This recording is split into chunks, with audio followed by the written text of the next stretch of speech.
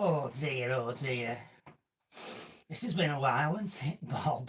Hey? Bloody hell. I thought I'd died, let alone you. Oof. Hold on a minute, Bob. Let's get our pyrotechnics together. You know I'm not tech savvy, viewers. And I've had a bit of time off, so I've forgotten the very little that I know. I mean, you could write that on the back at postage stamp. They aren't stamps expensive these days. Bloody hell. And I don't like the prospect of licking King Charles's face either. Right. Let's see if we're on live. Says so here. Let's just click on it. I think that's it. Ooh. Oh, I've got a bloody circle going round. That's never a good sign, is it? Oh, hello. Testing, testing. 1, 2, 4. Nope, I think we're on. I think we're on. Right.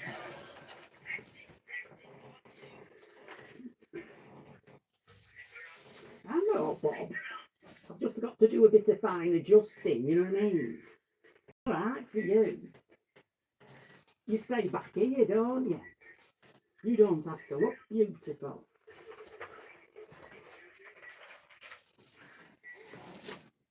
Oh dear. Hang about. Let's get me.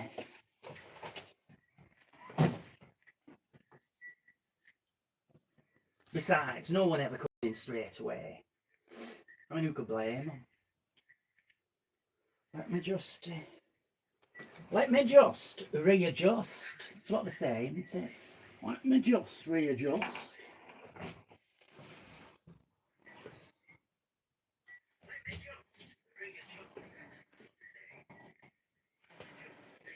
Tell you what, Bobby, you got the radiators up in here. Hey. Right. Well, I suppose it'll burn calories, won't it? Yeah. I got a new wig to show them later. That'll be a treat, won't it?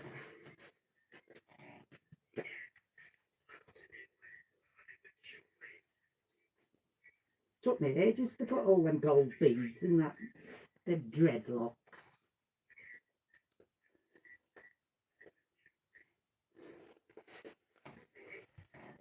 Anyway.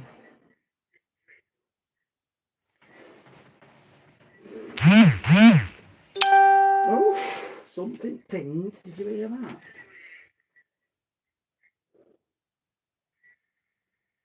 Oh, Arthur. Oh, did you hear that again? Got an echo. Making. Oh, yeah, Arthur. What are you doing there? I know Andy's like, you know, threatening to beat you up, but he's all mouth and no trousers. What the fuck? It keeps pinging. Let me just look at the pinger. It's like pinging. Oh shit. Do you know that? What keeps pinging here? Ollie Gordon says I'm Andy. Well, yeah, we got one in. Hello, Ollie. Tell you what,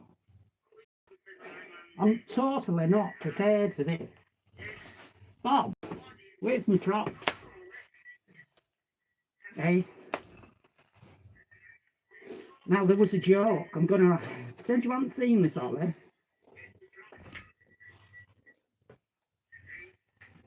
Blame you for this, Bob. Hey? I'll blame you for it. Oh, well. Ollie can entertain himself, I'm sure. I mean, it don't get much better than this anyway. Oh shit. It's going well, isn't it, Bob? Hey? I think that's Andy breaking in with his nonce mates. Coming to beat me up.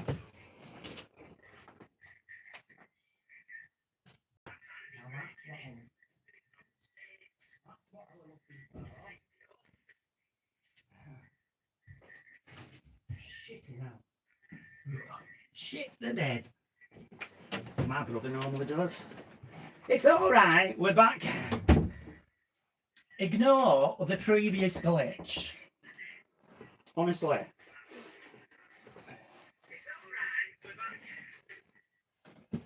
I've had to go get my crop. Bob, I blame you for that. There's no kebab for you now. I'm telling you.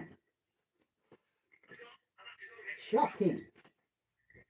Absolutely bloody shocking.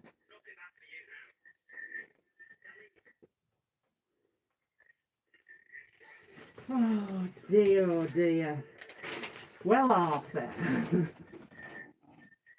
Hey, you see, welcome to Madhouse, Arthur. We've got cousin Arthur with us. He's staying over from Sheffield for a few days, you know. But he's a bit nervous because my brother Andrew's threatened him. Do you know what I mean? But you know, the truth without, at the end of the day, his dad needs to know the truth, doesn't he?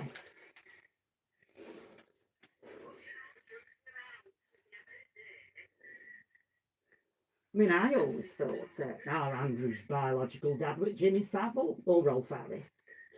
You know, a boatload of sailors that come into Huddersfield one night. But no, apparently not. Yeah, Arthur's got a lot of dirt on Andy. Yeah, we can't wait to divulge. Anyway, let us not delay. We've got people bored out their heads here. And they're going to get you in more bored. Happy pretty. What's up pretty? Happy pretty. Yeah, well. Okay, come on then. Live from Huddersfield. Yeah, that's right. Half live anyway. Shit, something's dropped off me. Don't know what it is. Shit, Bob. Are you taking piss, Bob? Yeah. I'm gonna have to do everything here. I can see that tonight. Now, I know Ducky and Cat, if they ain't off to watch this back, they'll know that I wasn't really best prepared for this. You know. Oh, I've suffered. Ollie, keep your mouth shut. I have suffered. Have you fucking suffered? Hey? Don't you ever see people hobbling out of doctors like this? And as soon as they get to Wetherspoons, they're like, let's leave that and go up to the bar. We'll go up to the bog. Hey? Not that in my case. I've fucking suffered, me. Quite good on the air crutch. You know, it's like the air guitar. Only without amps. Anyway, seat. Where's my fucking seat? Bob, where's my seat? I've gone blind as well. Oh, that's good. Right, bloody hell, you're a long way off. We had a table behind there, but we had a birthday in the house. Not saying who, but anyway, it's not my brother Andrew, I can tell you that. Yeah, so we had a table there, but we took it away to put like a tablecloth on it. And, took another cake on and that indoor fireworks, you know what I'm like. I like a bit of bang. Hey, silly bang. I'll drink out, me. But I don't look, I mean, I'm this far back, look. How the living the fuck am I going to read what's on there, Bob? Hey, I can see y'all. I'll read you in a minute. But look, collective hi to everyone. If you've got any trolls in, you're wasting your time because normally my eyeballs are shite anyway. It's just something's dropped off. Normally my eyeballs are shit anyway. But yeah, I'm this far away. I need fucking binoculars. That's how you are. Don't you smell nice, cousin Arthur? Hey. You see, you ain't got smell vision. When you wouldn't want it when my brother Andrew was here. Told you about that. Smelly twat. But what's that you got on, Bob? Hey, you got TCP on? What's that cousin Arthur got? Dettol? Dettol? Well, you know, at least you smell better than my brother. You know, I don't judge much. Yeah, my brother, he has that splash on counsellor, doesn't he? Hey, splash it on all over. Oh dear, I've had such a week. Do you know, I feel like Long John Silver's sexy sister with this fucker. Hey, look at it. NHS finest, silver plated, this, you know. I'm going to get some sequins for it, though. Diamond encrusted, you know, because it's to suit my personality like, isn't it? Shine bright like a diamond. Yeah, there you go. Well, I remember 70s with power cuts, you know. What about shining like a bright diamond? It all wax candles, wasn't it, on saucers? Do you remember that, Bob? Hey? You're the same age as me, Bob. Shut your fucking mouth. Anyway, yeah, didn't really expect to be here tonight. I mean, a Sunday's not really my day, do you know what I mean? Usually go for like a Monday or something like that. Because like I work hard on Saturday. Do you know my mask is slipping? Oh, that's going to get some excitement going. Mind you, you all know who I am, don't you? So it won't be a surprise. I mean, how many pole walkers are there in the world? Well, I mean, how many pole walkers are there in Huddersfield? Yeah, you tell me. I mean, my brother seems certain, doesn't he? Yeah, I feel like Long John Silver's sister, sexy one, you know, with this, hobbling about, you know. But, oh shit, see what happens? I'm not used to it, you see. You see, I oil myself up too much, that's what it is. Shut your mouth off. Yeah, you see, pieces of 8. Pieces of 8, pieces of 8. That's what they have, isn't it? Parrot on shoulder saying, pieces of 8. It's annoying, isn't it? I bet every fucking pirate's deaf in one ear. Either that or they just, you know, adopt the parrot out, I don't know. I'd have a stuffed one, mate. Yeah, just like with a tape recorder with Celine Dion in it, to press the button, and it just says near far or something like that, you know. And why not? I'm going to have to tighten my mask up. I'm slipping. So that's what happens to you when you get older, you know. It all slips southwards, you know. Oh dear. Yeah, pieces of 8 though. You see, I'm more of an after 8 girl. Do you want to know? Shut up, Bob. Yeah, I'm more of an after 8 girl, yeah. But you know, they're Moorish, aren't they? Like Maltesers then. Yeah, you actually can't eat shoveling handfuls then in my mouth. Well, if I can get them through my mask. It's funny, isn't it? After 8 minutes, you notice they come in like those, they come like a little paper sleeve, don't they? It must be like safe sex, do you know what I mean? So they don't breed. I think that's a good idea, don't you? You know, mind you, all the chocolate factories had shut down, wouldn't they? That's the thing. Don't have to talk a lot of bollocks. I've had my amaretto. Some of you will know that I'm not averse to moistening my lips with amaretto on occasion, and I've done a bit of that tonight. Well, you know, doctor's orders, I'm in pain here. You look at my leg, it's like swollen up. Yeah, after 8 minutes. But I mean, like, you know, after 8. Oh, yeah, after 8 how many bodies? You know, after 8 vodkas, that is. No, I'm only joking, Bob. Don't get excited. You can't afford vodka anyway. And my brother, he can only swing till like Foster's. That's that Australian piss water, isn't it? Carbonated piss water. Did you see him chugging back 2.5 pints? Took him about 2 hours, didn't it? Bloody hell, piss water that, you know. Australians won't drink it, I don't think, do they? I think they get all the kangaroos on the farm to like urinate in a big vat, and then they like fart in it, and then they can it up and send it to people like my brother. But you know, he's happy and happy as a pig in shite, cow shite in his face. How's everyone doing anyway? I am going to have to go in a minute to like readjust this. Do you know, I might just have a sneaky libation while I take the mask off. How about that?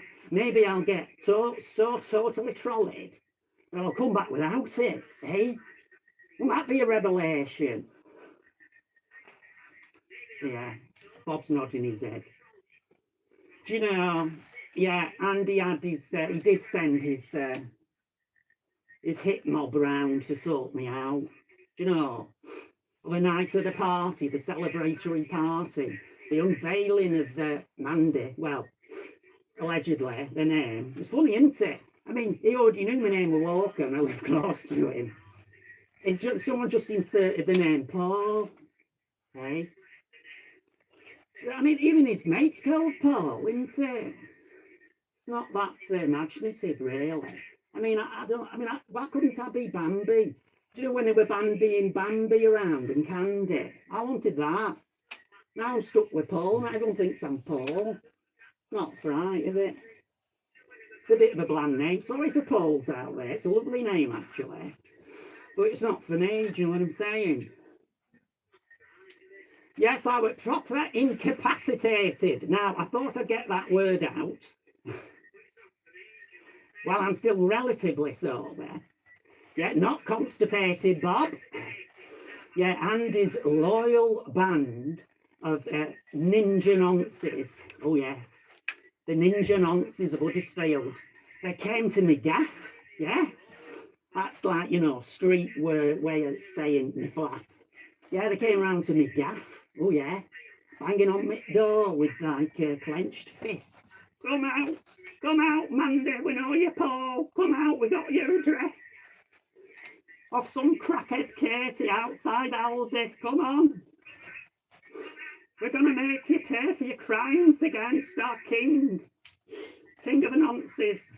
SGL pro gamer, if anyone's under any doubt. But, yeah. So they were banging it. They were like the hungry mob. It was a lynch mob, it were. Well, they didn't have any rope, do you know what I mean? I had a length on my tights, but I was wearing them at the time. Yeah, so, I mean, Bob weren't here, so I want my own. I mean, that's not right, is it? A woman on her own. A load of, like, angry men after her. Sounds like a Saturday night down at... Sounds like a Saturday night at the Cherry Tree Weatherspoons in Huddersfield, that. God, blimey, I suffer, you know. Yeah, anyway, do you know, so yeah, I mean, they didn't beat me up, actually. You'd think so, wouldn't you, looking at this? No, they didn't manage it. I mean, I thought it was going to happen. I mean, they're only small little fellas, as you know. Do you know, bleached white, because they don't get any sunshine. Because they're always dwelling in their little dungeons, you know. Or their mother's back room. And don't get any sun. And they've got, like, cheesy what's-it powder over the fingers and on the willies, you know, because too much of that. Watching, what was it, Lara Croft? Bloody hell. Anyway, so yeah, they were there all red-faced and sweaty, do you know what I mean? And I said, come on then, you little bastards. Come on, fucking have it. You know, ladylike, because I'm like that, you know. And, you see my face, listen. Two-faced bitch. Anyway, they just rushed me. They just fucking rushed me, trampled over me. Bob, I'm getting flashbacks. What the fuck with that? I'm getting flashbacks. right? All these little men trampling over me. You see, what it were, there was a stampede because they heard the school bell go. And all Andy's little ninja nonces were thought, oh, whoopee, let's get to the playground so we can see the schoolgirls on swing, do you know what I mean? When the wind goes up, they're scared. So they were having a good old time. They've forgotten all about me. Anyway. Right, I'm going to come back in a minute. Bob? I'm going to need a better shoelace for this, you know. It's not like Mrs. Doubtfire, you know. You know, Doubtfire. I will talk to you, even though I'm not on screen. Yeah, Mrs. Doubtfire, right? She, oof, hello. She had that proper prosthetic, fucking hell. Proper prosthetic. No, I still can't say it. Not with these teeth in. Here, Bob, give me your teeth. Yeah.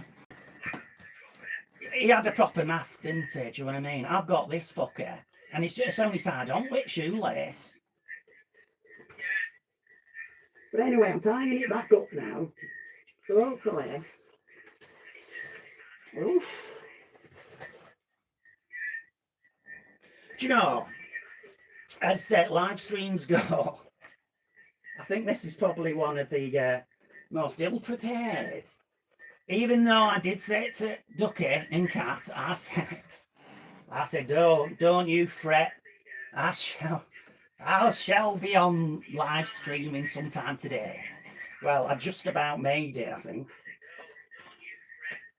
I did, didn't I, Bob? Hey. Yeah, besides, my brother, did you see? He went behind his shower curtain, didn't he, and had a shit. Cool, blimey, proper laying a log, wasn't he? I mean, I'm glad he's got that shower curtain, because you imagine what the splashback would have been of that. Oh, Jesus. Anyway, like I say, you see my voice changed now because I put the mask on. Yeah, so I got trampled in the stampede of all these little cow slurry lovers, these little samurais. Right. Oh, do you know, I've got to have a drink. Never mind. We'll leave that bit later. Delicately does it, Mandy. Right, oh yeah. We've got something here. Oh, where's my seat? Right. I have here in my hand.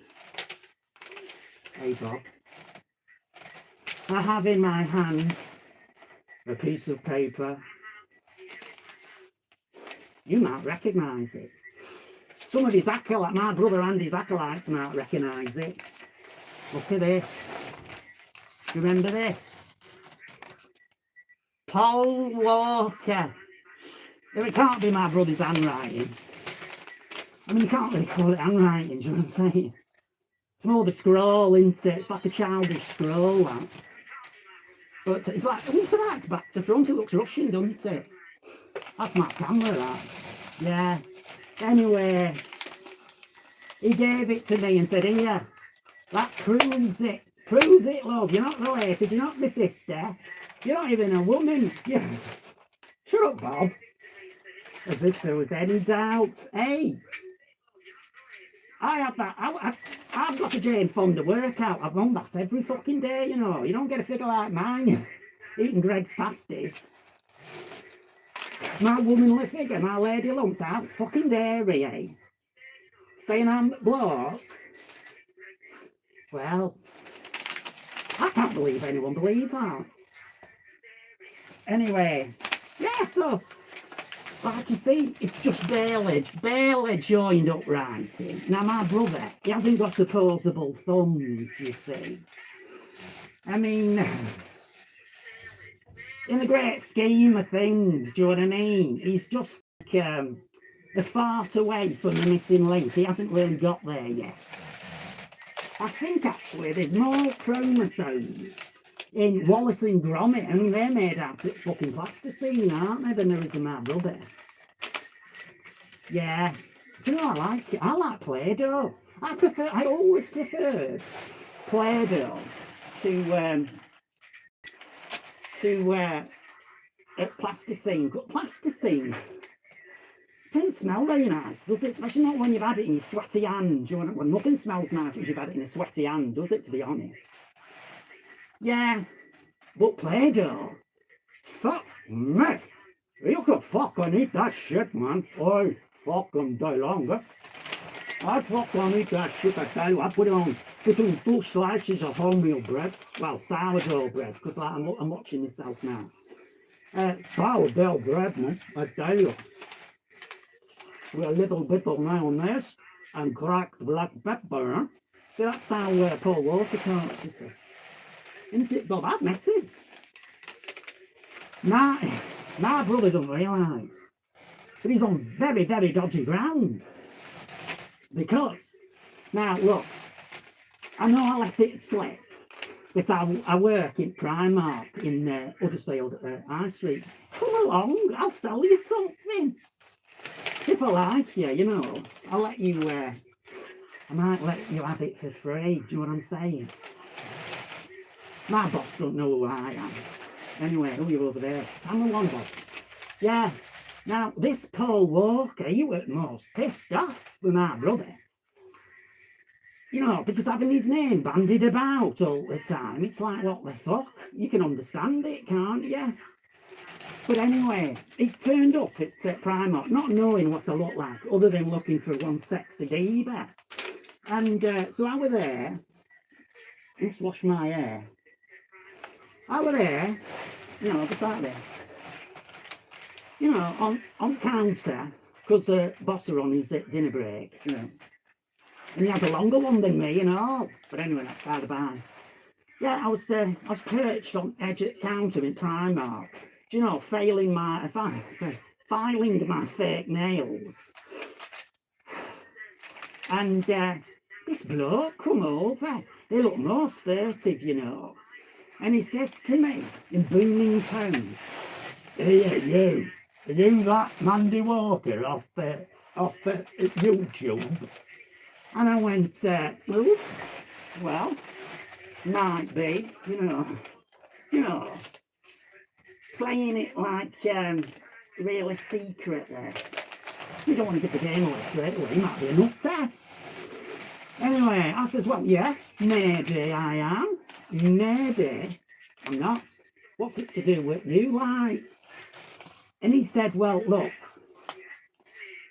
I thought that we might be related because," he said, "I thought we were related because your last name's Walker. And I'll be honest, I did some checking and you're not." I mean, I was quite relieved, I still am, because we're going on dates at the end of the week. Oh, Nando's later as well, eh? And he's got a Ford Anglia, you know, with a nice rust patch around the wheel arch. That's a selling feature, that, isn't it? The collectibles, them, you know, vintage.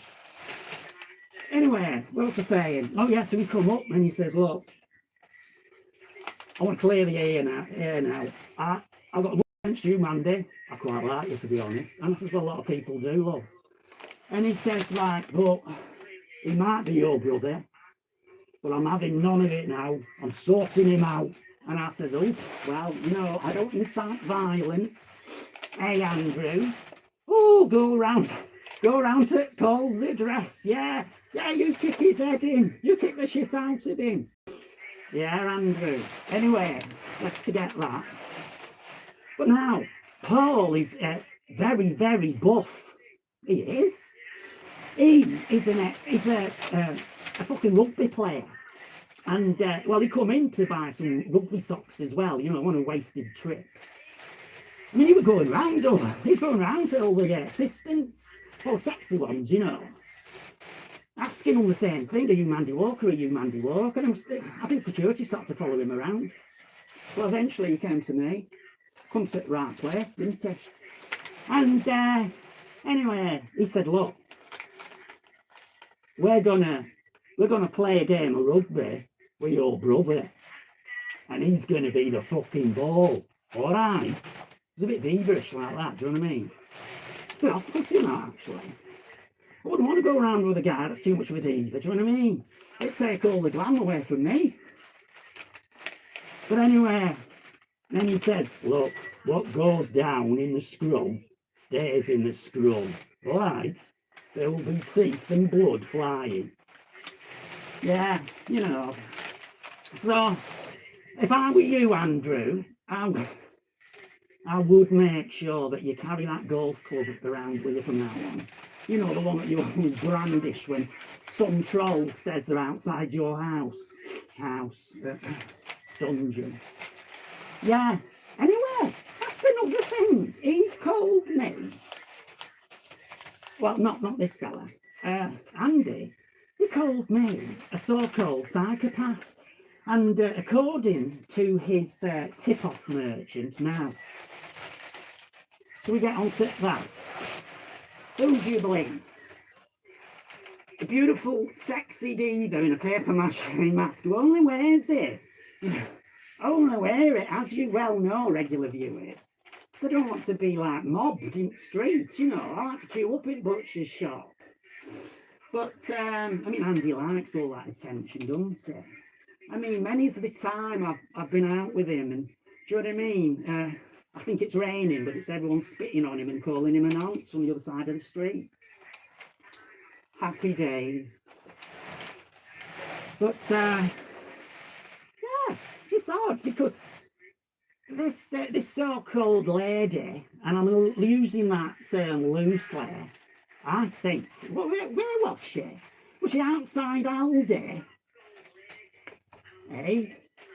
Anyway, apparently she approached him. I don't think he gets many ladies approaching him too. But anyway, allegedly he got some lady approach him and go, here, come here. Do you know your sister? I know.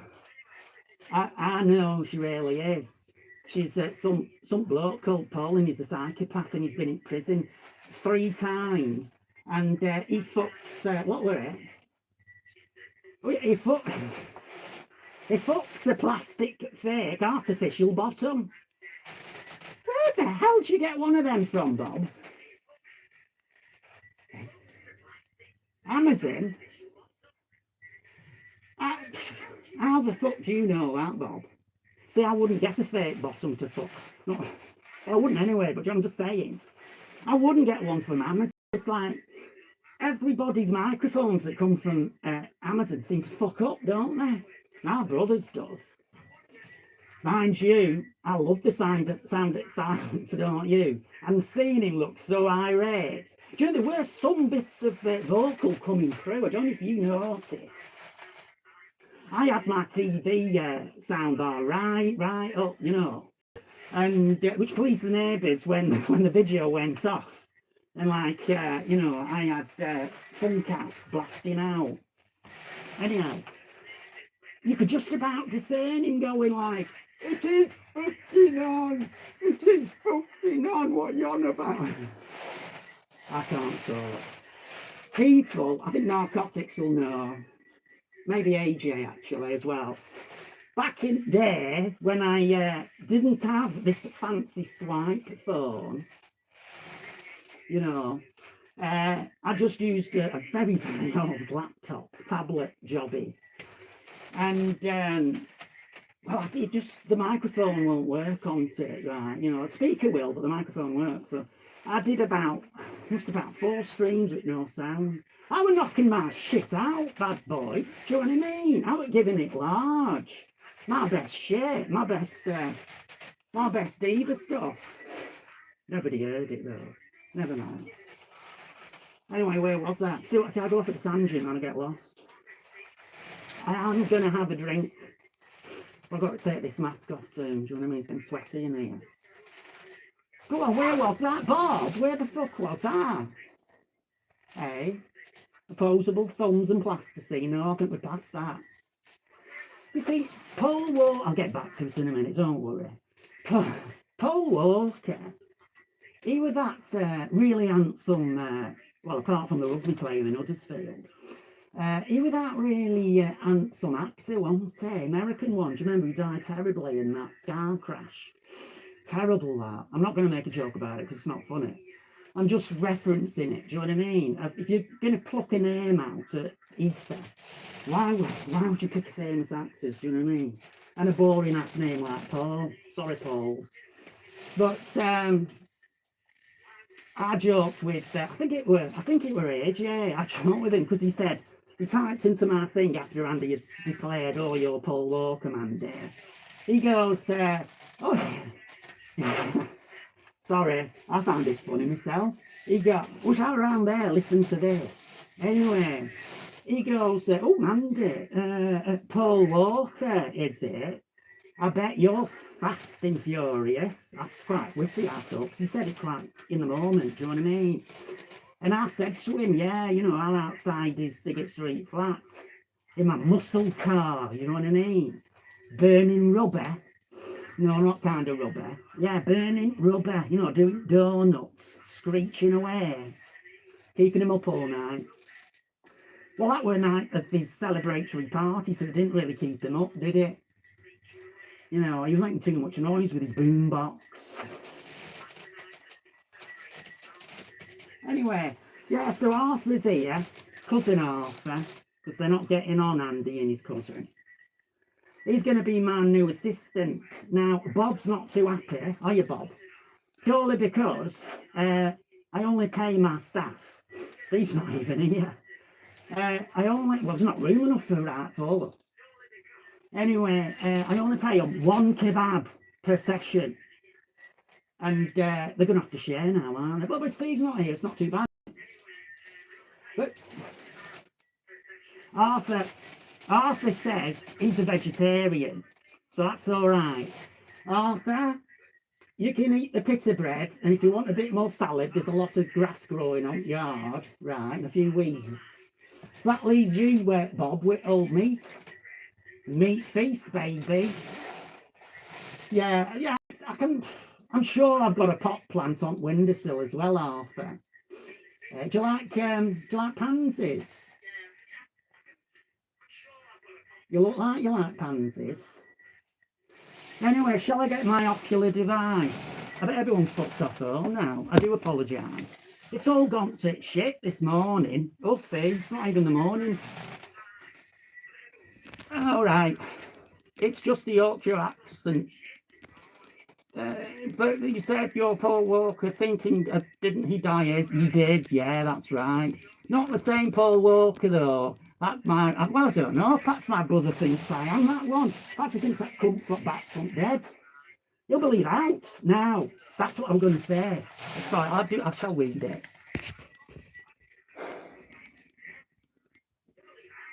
Of course, he's shouting because he isn't getting the response he expects. Yeah, that's true. I mean, he was expecting to get a lot more like nonce, wasn't he? But he didn't get it. You should come on my show. I'll shout it at him. Is his dad, Tony, still pissed off with him? Well, you better ask Arthur. Is he still pissed off? Won't talk to him, apparently. Well, you know, I don't get in the way of it. Anyhow, well, look what we've got. We've got our... I need a bigger one of these, don't I? Everyone knows that when I do this, I end up turning it. You see, I shouldn't tinker there, because whenever I tinker there, my phone flips forward. Anyway, sorry I haven't been reading. I bet it's pissed the bloody trolls off, isn't it? And my Andy Brown noses. Well, I ain't fucking saying it. You're not reading anything I put. I mean, I know it takes them a long time to type, you know, like A, B, you know, like that. But never mind. They need to get an Alexa, don't they? I'd love an Alexa, wouldn't you? Anyway, this informant who apparently knows me Well, I don't hang around with them. I don't hang around with the likes of women that would hang around with my brother. That's the fact. But, yeah, my best guess now, it is only a guess, right? But I suspect that the manners, pianos, I suspect that the informant is crackhead Katie. Now, I mentioned her before, you know, in a previous stream. She's well known in Huddersfield. You know her, don't you, Bob? He knows her well. Yeah, she'll do anything for a spliff and a packet of smoky bacon, you know. Yeah, she gives more misinformation than Donald Trump. She does that one. But there you go, you know. Do you remember All the President's Men? Hey, it's a movie. I don't mean like, you know, I don't mean Donald Trump's buddies, you know, the drinking buddies. And you know, like Epstein and all that. But no. Oh, you've got to be careful. YouTube will be listening.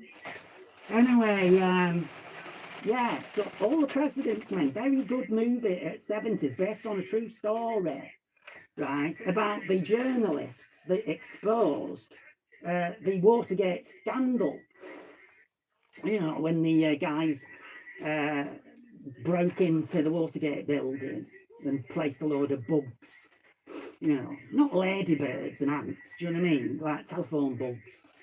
So they could record what were going on. The daft thing is, you know, and I'm not a fan of Richard Nixon, because he were definitely racist, wasn't he? You know, some of the things on them tapes that came out after, God blimey, he didn't hold back, and that's the fact. But anyway, that's by the by.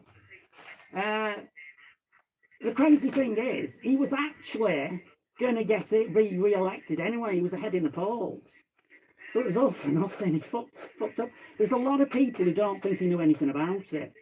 And that could well be the case, you know, but he definitely knew about the cover-up. He was a big, what was that? Well, we know whitewash at the White House.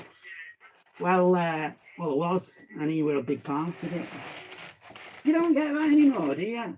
I mean, presidents get away with fucking everything, don't they? I mean, look, it's Clinton. You know, I did not have sex with that. Sounds more like Ron Reagan in this mask.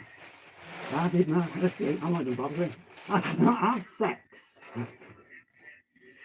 Careful, it's not kind of show. I did not have sex with that woman. And then, and this was from the Oval Office. I mean, it wasn't green screen or a shower curtain like my brother's. It went from Oval Office. And he said, I did not have sex with that woman. That's a better accent. And I did not have sex with that woman, that young lady that sucked my knob. Oh, shit. And in front of all the world, let alone America, from the capital city. Capital city. Yeah. And then later on, I think it was from the same office, behind the same desk, he goes, yeah, I fucking did it. Bloody hell, that were bad, wasn't it? Me, a married man and all, do you know what I mean? Wicked. But anyway, yeah, I mean, he got off, didn't he? I mean, I'm talking about impeachment, but come on. And, yeah, there you go. And like Trump, don't get me started on Trump. Bloody hell. How old's he got to live before all the shit comes out? Do you know what I mean? Hey? Whew. There must be a file. No, fuck a file. There must be a filing cabinet of 3 on him. I'm in for it now. Look, I've got my brother after me. I've got his nonce ninja army after me. And now I'm going to have Donald Trump in his kahoonies after me. Well, you know, live young, die young. That's what I say. Leave a beautiful corpse. So there you go. Yeah, but anyway, now, the only reason I went off at a tangent, it might seem, oh, Mandy's rambling again, but look, their informant, right, played by, actually, the actors were Robert Redford, and Dustin Hoffman, Robert Redford, Fuck me, man. That was one good-looking dude, eh? And I'm not even gay, man. I can see a good-looking dude and say, hey, man, you're a good-looking dude, eh? But there you go. I'm having one of my moments. Yeah, it was a absolutely brilliant film. Watch it if you can, honestly. And their informant, see, Mandy has not lost her thread entirely. Their informant was called Deep Throat. Did you know that? Hey? Did you know that there was an actual informant's name? Wasn't his given name, no, not his like Christian name or whatever you want to say. His undercover name, like, was Deep Throat. Yeah, I know. See? Bloody hell. Couldn't make it up, could you? Yeah, but crackhead Katie, no, see, she couldn't be Deep Throat because I know for a fact that she'll do a lot of things for a spliff and smoky bacon crisps, like I say, but she will not do oral, that's a fact. You know, I mean, I've never met her, but it's on all of the toilet walls, you know what I mean? And in the old phone boxes. So at good time, you know, if you want a ham shank, look that up at dictionary, or a thesaurus if you got one of them. If you want a ham shank, no, I'm not offering, I'm just reciting it. If you want a ham shank, call crackhead Katie on this number. You know, she's got her own number. She ain't got an answering machine, I don't think. But, yeah, but she always ends it with, I don't do anal. But she'll do it between the tits. See how the depths that this is plummeting now. I do apologise if people have a sensitive disposition, but you know, it's social commentary, this. You can go around sanitised thinking this shark of shite don't go down in Huddersfield, but it does. Yeah. Yeah, so he did have a proper party, my brother. Did you hear it, any of you? Perhaps some of you joined in. I don't know. But, yeah, wasn't it loud? Proper raucous, wasn't it, eh? He got his boombox on his bollocks like he always does. When I say it was a party, but let's face it was just him, wasn't it? Just my brother Andy. And 5 of his nonce friends. I mean, I think it was very charitable of the nonce prison in Huddersfield to allow his mates to go online. I think they shared one laptop, do you know what I mean? So each of them had a little bit. Oh, you're the best, you're the king. And he loved it, knocked himself out. But of course, if you want to go on my brother's channel, and please do, see for yourself.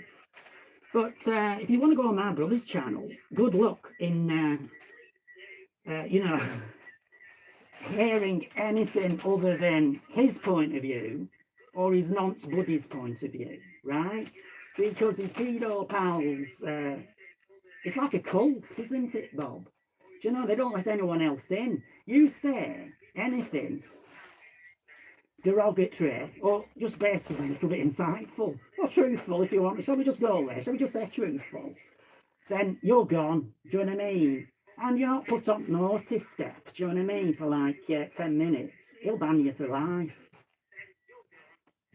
But I think if you've got a good valid point, you're pointing out evidence and stuff, then he should deal with it. He should like address it, you know, take ownership of it if he wants. Now, of course, his tact is just to deny it all, isn't it? It's what was it? He said it was fake news, didn't he? Can you imagine? Right. Let's hold back. I just can't. I can't even go there. It's so crazy.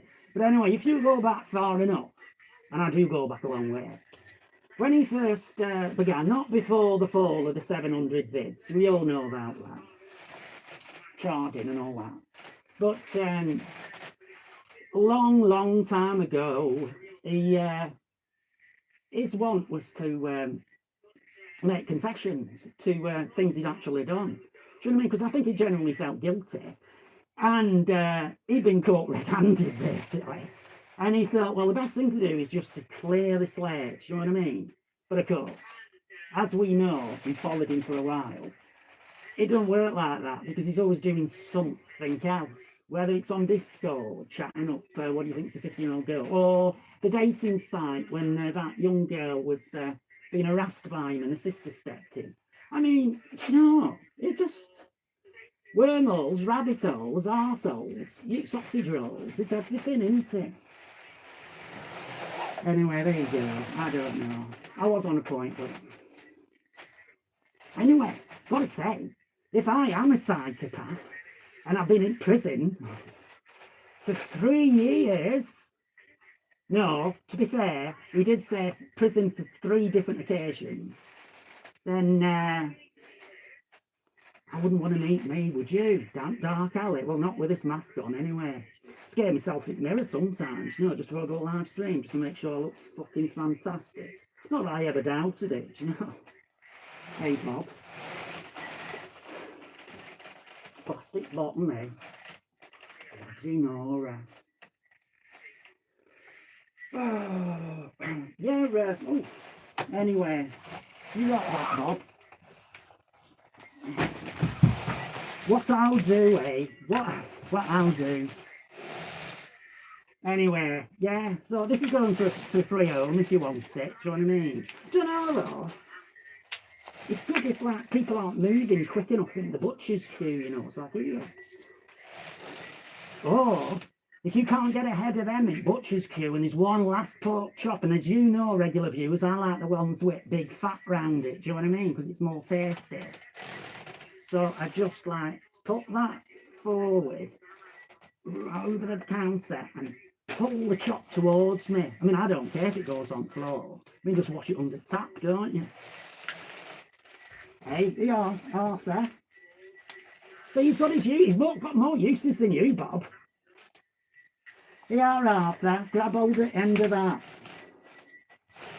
Hey, you know, he's got very small arms for a fella with very big hands.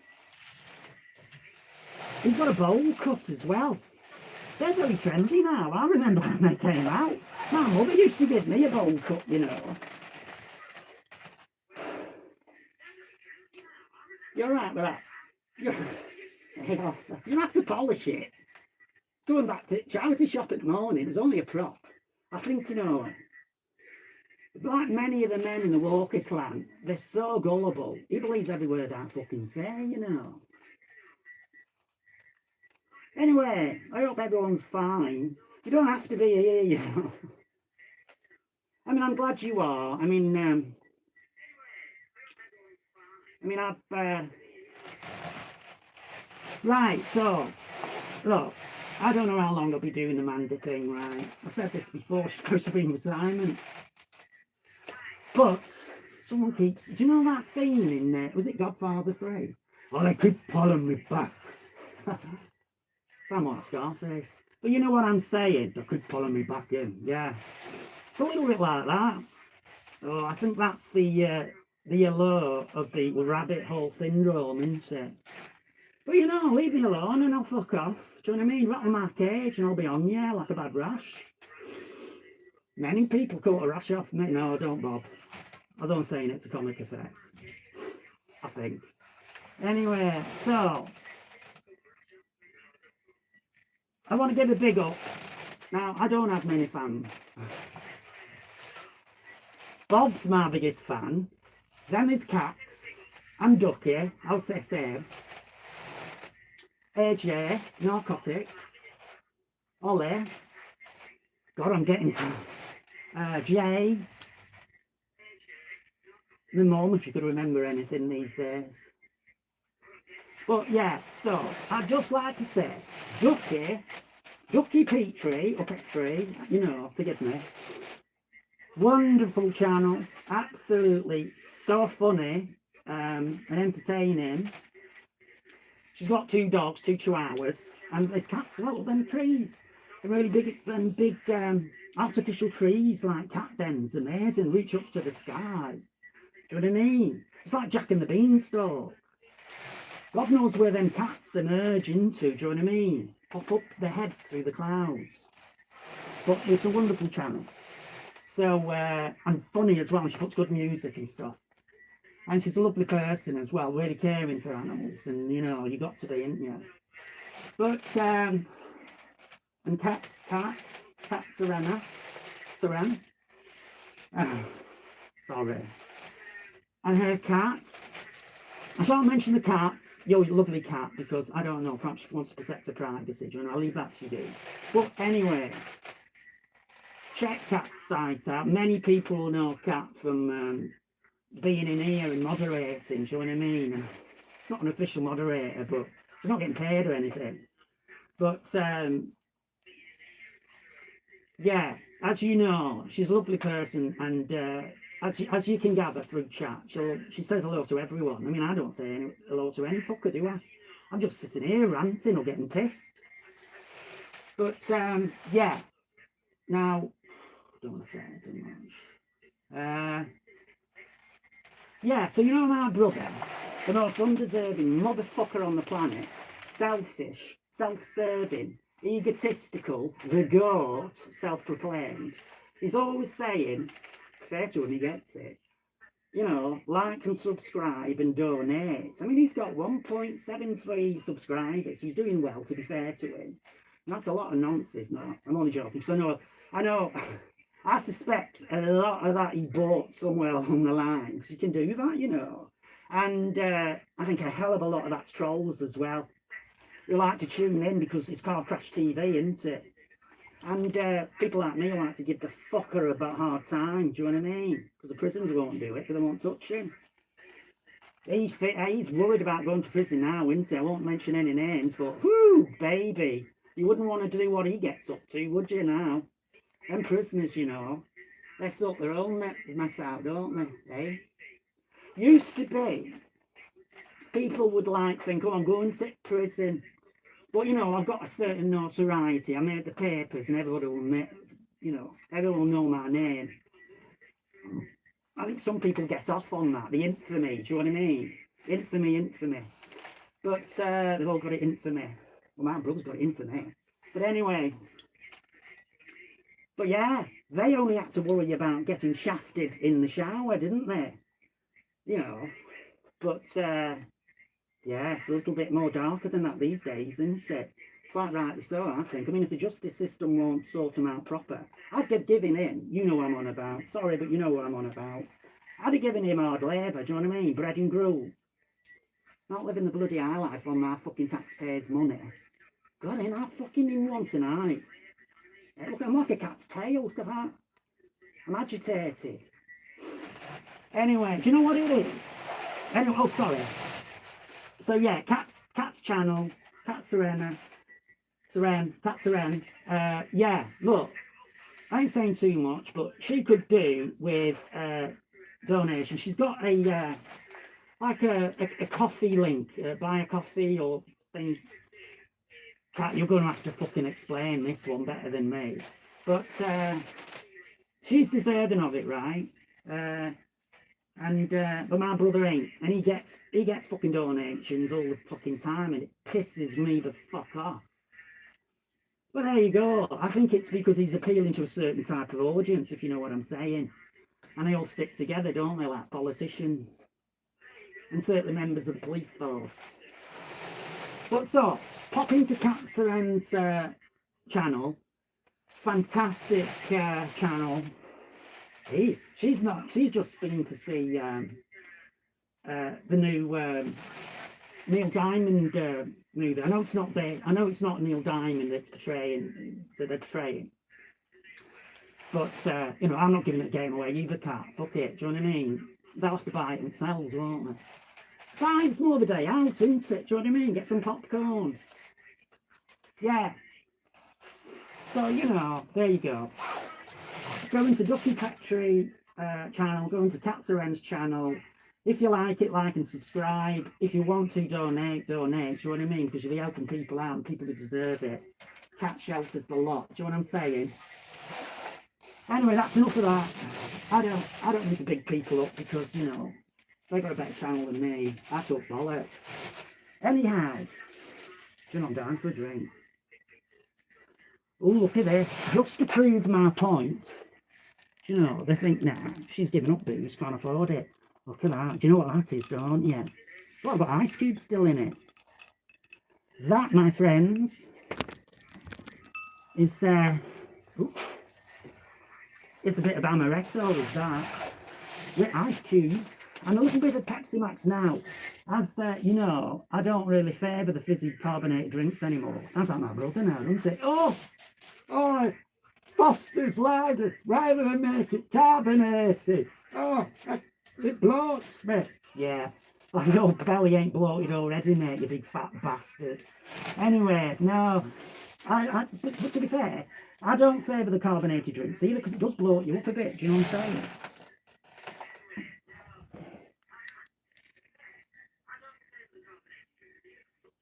Yeah, you're right, Jay. See, I'm relying on people like Jay to point it out. I mean, I don't know if Kat wants me to say, so I won't. You are, I can't fucking blabber now. Song blue. Song blue. Every garden that grows one. Yeah, exactly. Yeah, it's a great film. Now, look, see, Kat Seren said that herself. Mandy, you're a diamond. Oh, yeah. Shine bright like a diamond. Shine bright like a diamond. Yeah, I'm all cubic to corner though, aren't I? Do you know? From Ratners. Who am I kidding? Ratners. More like Huddersfield outdoor market. You get a lot of potatoes for hardly anything there, you know. Especially if they're all on floor, do you know what I mean? You just put them in your handbag.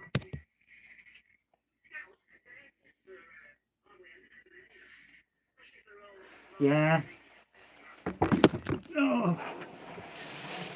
I don't know, Jay. Do you know, Jay don't even live in this country. He's tuning in. See, we're going global. So welcome, Jay. Anyway, what have I got over here? Have I got anything over here? Oh, this is... Now, I was going to read something. I will read something later on. And if you all go to sleep or fuck off home, and I can't blame you, because they don't get any better than this, as you know. I will read something later on, but... Now, some of you might have seen that. I know it's back to front. Do you know, I saw that. This dates me. Educating Rita with Michael Caine. With Michael Caine and the wonderful Julie Walters, eh? Wasn't she sexy in that, eh? Oof, we got an echo. Yeah, I saw Educating Rita at cinema. I saw it must have been at least 3 times. And oddly enough, down in stalls, do you know what I mean, with sawdust. But, yeah, in that film, if you observe it, which you will have, if you like that type of thing,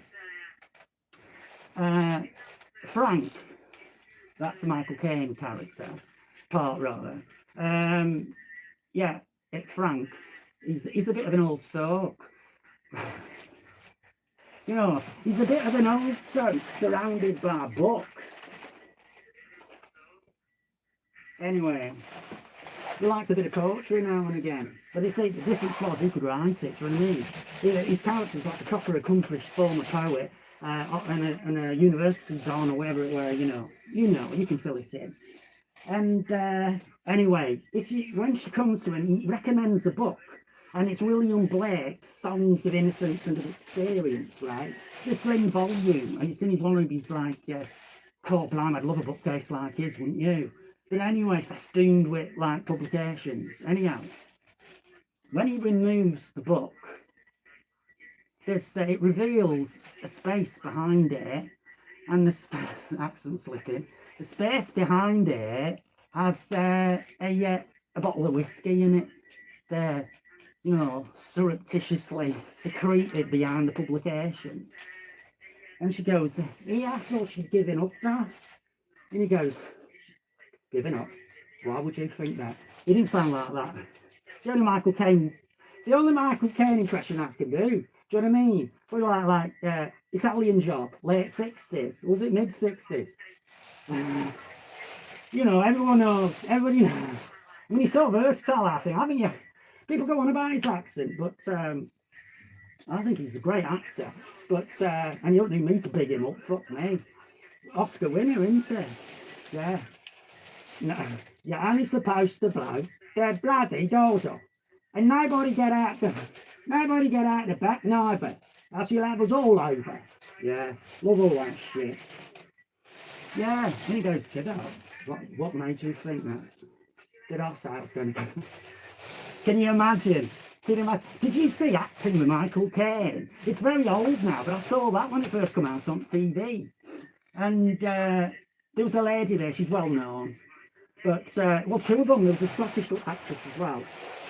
And they're doing scenes out of Death Trap. That's a good movie, that's a buster, that is. Where Christopher Reeve plays the young, aspiring playwright who visits the, like, you know, the aging playwright, if you will. And Diane Cannon's in it as well. That plays Michael Caine's wife in the film. And he's got this fantastic script or whatever. And Michael Caine's character's like, do you know what? I'm going to fucking steal that. I'm not going to collab with the bastard. I'm going to steal it because I've dried up. All my creativity's gone, you know. So I'm gonna steal it. And his wife is like, oh, you can't do that, you can't do that. And but you know, there's so many twists and turns in that movie. I'm not going to tell you the end because you know, I'm not a spoiler bitch. But there's a lot of twists and turns. So you think, you know, well, let's just say Christopher Reeve is playing along with Michael Caine a bit. Well, you know, you have to sort it out yourselves. Bloody hell, I'm not a fucking film reviewer. But anyway, I shall read a bit of William Blake. He'll be turning over in his dusty grave, won't he? But look, he's got pictures on that. Look at that. Do you know, just seriously now, I first saw this movie back in the day, like I say, a few times, because the cinema seats were cheaper then, and I had more, you know, income, and disposable income, as they say. And I really got into that movie, thought it was brilliant, and I thought, do you know what? I can't go to university. I know some people have. A star, keywords. Woo! Anyway, you know you are. That's amazing, isn't it? I can just... Anyway, so I thought, do you know what? I really fancy doing something because I got inspired a little bit. I thought, well, if I'm not going to university, like, you know, as if they'd say, oh, look, Mandy's turned up. Shall we give her a space? God, I'd be worse than Julie Walters' character when she first came in. Do you know what I mean? You're right. I want to talk proper like what they do. I want to read books like what they do, you know. Yeah. Do you know, I'm all for like Sean Connery, you know. He said that when he was starting out, he kind of self-educated himself because he had to work from a young age, hard upbringing. And he just went to libraries. We've got fucking libraries, eh? Starman will fucking shut them bastards down, won't they? Need a credit card to swipe to get in soon. But anyway, yeah, he just took all these books, and half of them he didn't understand, do you know what I mean? But like Pacino says in Looking for Richard, you know, Richard III, and he was interviewing people on the show. I've said this before, God, I'll keep myself, don't I? But he said, look, it doesn't matter that you don't get it. You know, the musicality of the speech, you'll get some of it, and that's the main thing. And if that sparks your interest, all the power to you. But anyway, so I thought, you know, I fancy doing something, but I didn't know what. My limited intellect. Yeah, I put on a good show of noise, but, you know, I'm thick as shit, mate. But, you know, I try. That's the main thing, isn't it? That's what I mean, all the people like, well, you know, people out there. And I truly mean that, no. I don't just say it for effect, you know what I mean? But anyway, so I thought, well, what can I do? Do you know what I mean? And there was a local drama group, amateur players. Do you know what I mean? Not the Prince of players, but yeah. And it was in a pub, so that's a good start, isn't it? Upstairs in the pub, it had an old piano. Smelt of woodbines and soggy beer mats. Do you know what I mean? But yeah, I just turned up out of the blue one night, and they were all there. And they were like, who the fuck is this? You know what I mean? You're coming to the wrong room, mates. Because I must have thought I was some kind of punter trying to look for bogs. But anyway, I said, look, I've got no experience. Hey, I made up for that since. Shut up, Bob. But, do you know what I mean? I can do out, you know. And that's how I started. So I was pulling the fucking rope. You know, not down at the church with a bell rope, but, you know, for the curtains. Because they were only like church hall stages and stuff like that, do you know what I mean? Small audience. And prop man, woman, you know what I'm saying? And yeah, it was just great to be in and amongst people like that, do you know what I mean? And you get to see it all behind the scenes. You were present at the rehearsals, do you know what I mean? When they're all cobbling it together and trying to find their way in the role, do you know what I mean? So they don't just read it, do you know what I mean? Think, right, I'm going to go out now and do it. There were no method acting though. They didn't take it that far. But yeah, and then, you know, I read some of the stuff with them. And they thought, well, you know, he ain't half bad. But I think they were desperate, to be honest. Do you know what I mean? It's numbers, isn't it? It's like, well, he can be like... he can be the policeman that just like knocks the door, and then the protagonist opens it and says like, "Oh, can I help you, officer?" And he says like, "We've had reports of a disturbance," and that's basically all. And it's like, "Oh, there's nothing wrong here." You see that? You see now that would sound like a guilty man, wouldn't it? No, there's nothing wrong here. So, yeah, but you know what I'm saying. So yeah, it was great. It opened up my world a little bit. So this is what I'm saying. You know, don't be afraid of doing new things, because yeah, you're not gonna like shake the world and set it on fire necessarily. Some people do, but you know, you make friends, acquaintances, and maybe you even find skills you never knew you possessed. I may be the world's best glockenspiel player. That's an in-joke. Don't think that's ever going to happen. But yeah, everybody knows I can do a mean talking up. Hey, see? We joked that was Andy's old toy toys, but we wouldn't do that. We wouldn't bring a toy toys on. I had a toy toys years ago. Sad story, but it always is. Cat nose and ducky nose. You know, and all animal lovers know that there comes a time when you have to part company. And you just hope it's as far away in the future as possible. You just got to love them while they're here, ain't you? Anyway, I love educating Rita. See, I'm not sure if we can read it then. Educating Rita. Now, I suggest you get a better copy than mine. Maybe Blu-ray, do you know what I'm saying? I got this free. I didn't, you know when they used to do these in the newspapers? You get it free with like News of the World or something.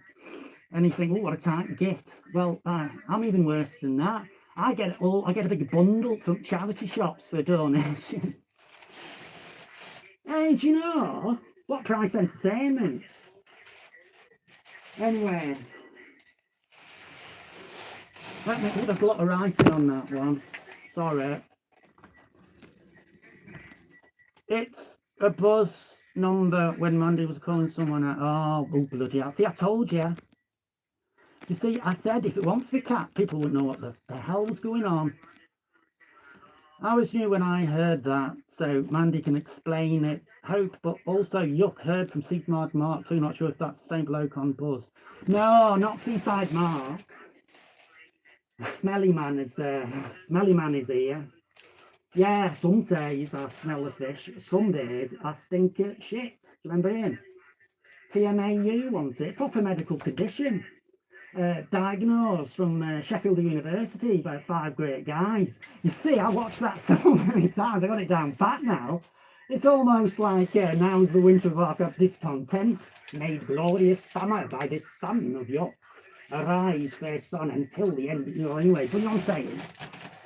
Yeah, never get too far down a wormhole. All right.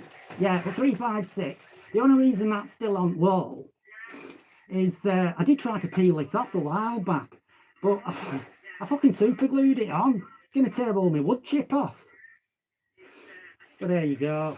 Yeah, 356 Buzz, man. Now, 356 Buzz. I'll only go over it quick because obviously someone don't know. My brother Andrew had an altercation with him. And it wasn't this guy's fault. He was minding his own fucking business, you know. And this guy, he just saw my brother at front of the bus and saw his face in the dark reflection because it was at night, chuntering on his phone like this. And I'm like, what the fuck is he looking at? Blah, blah, blah, blah, blah, blah. If he looks at me again, I'll smash his face in. Do you know what I mean? Sounding off Billy Big Balls. So anyway, this guy, he had his stop. He got up, and as he passed my brother, he goes, you need to learn to shut the fuck up, pal. And that's all, do you know what I mean? Because he knew that my brother was having a go at him, but I ain't got the balls to fucking confront him. So he thought he'd step in and say, look, let's clear the air, friend. Now, if my brother had got any big balls, he would have got off at the stop and done a little bit of an investigation, maybe, I don't know. But he didn't. He waited till he stopped. Then he got off. And then when he passed this woman on doorstep, he goes, oh, yeah, I'm an undercover officer, and I've got a body cam. And this guy was giving it large. You don't know who he's messing with, you know, fantasist again. But anyway, he thought that 356 Buzzman was me. Now, this is the thing about the Paul Walker thing, tip-off. He thought, first of all, he says, I know who you are. I've waited years to, you know, I ain't been on here for years, but I've waited weeks to find out your ident. And now you've given it to me. You're the 356 Buzzman. You're the man on the 356 Buzz, you little bastard. But, do you know, I feel sorry for that guy. Because, well, he doesn't believe it anymore. But he must get the 356 Buzz a lot. And he had my brother glaring at him, thinking that's Mandy Walker. Well, he did do. But now he doesn't think I'm a 356 Buzzman. What else has he thought? He's thought of a lot of things, do you know what I mean? He's gone through all these different permutations of who I am. And now he's settled on Paul Walker. What an original name that is, eh? And how many Paul Walkers, apart from the rugby player one, how many Paul Walkers are in Huddersfield? How come? How come is, let's ask his nonce millions this, right? Or his minions, who's millions of minions. Ask them this.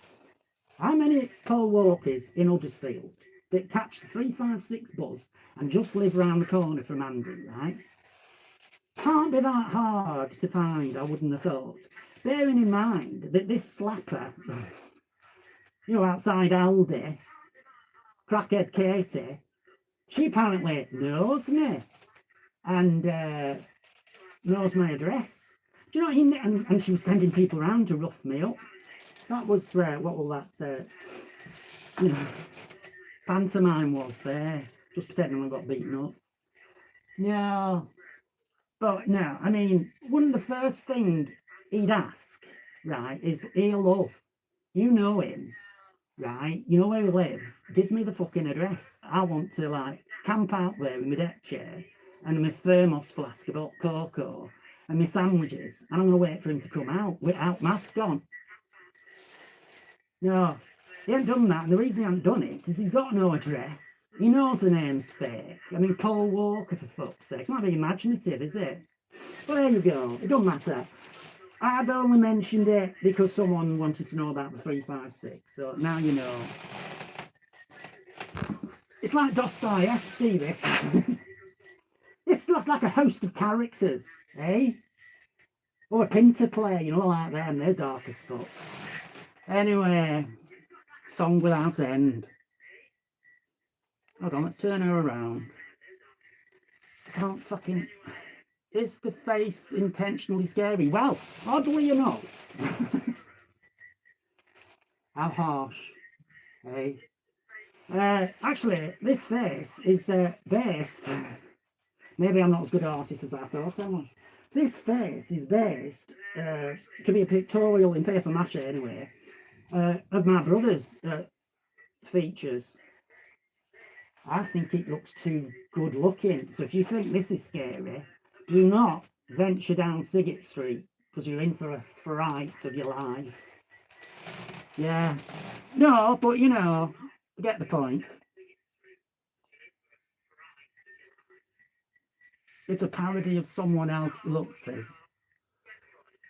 Brandy Walker, Shandy, Cat Serenity, laugh out loud. Anyway, there you go. We're only here to fucking educate, aren't we? And entertain. I use that loosely. God, I'm doing all this sober. I only had a bit to moisten the lips. Anyway, hold on, let me stretch my legs. Ooh. I was reading a book not that long ago, and it's, I was going to bring my little boat in. It's not a euphemism. Yeah, I went to the car boot, Huddersfield car boot, because we have got a little, you know, a little grass patch of land, you know, in the car, put car boots on. Yeah, hold on, let me get it. Let me get the book. Well, it's in the other room. See how elegant I am. You don't get this on any of the other channels, you know. They're all professional and laid back and sophisticated. Told you I was common as fuck. Anyhow. So, don't worry, it's not poetry yet. Saving that for later. Yeah, so, have you ever heard, you see, I saw this boat, it's like, now, I'm not very good at woodwork, I know some people are. You know, do you make a desk or something? God, hey. Who makes a desk? That's incredible. But anyway, I tried to make, the only thing I could make, right, was in woodwork. They wanted us to make, you know, one of them game peg things that you use to like, or bridge counters or something like that, with a little holes and you put a matchstick in. Am I the only one who knows what I'm talking about? But anyway, it's a piece of wood that long, do you know what I mean? Tapered at one end, and it's got little holes all the way up it, and you can put like little pegs in it to keep score. That's basically what I'm saying.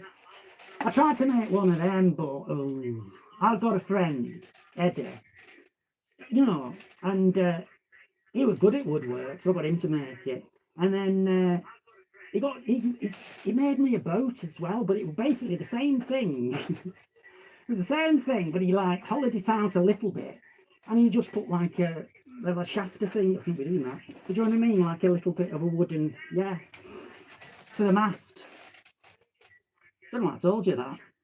I haven't even got it anymore. Probably put it on fire. Well, my mum did.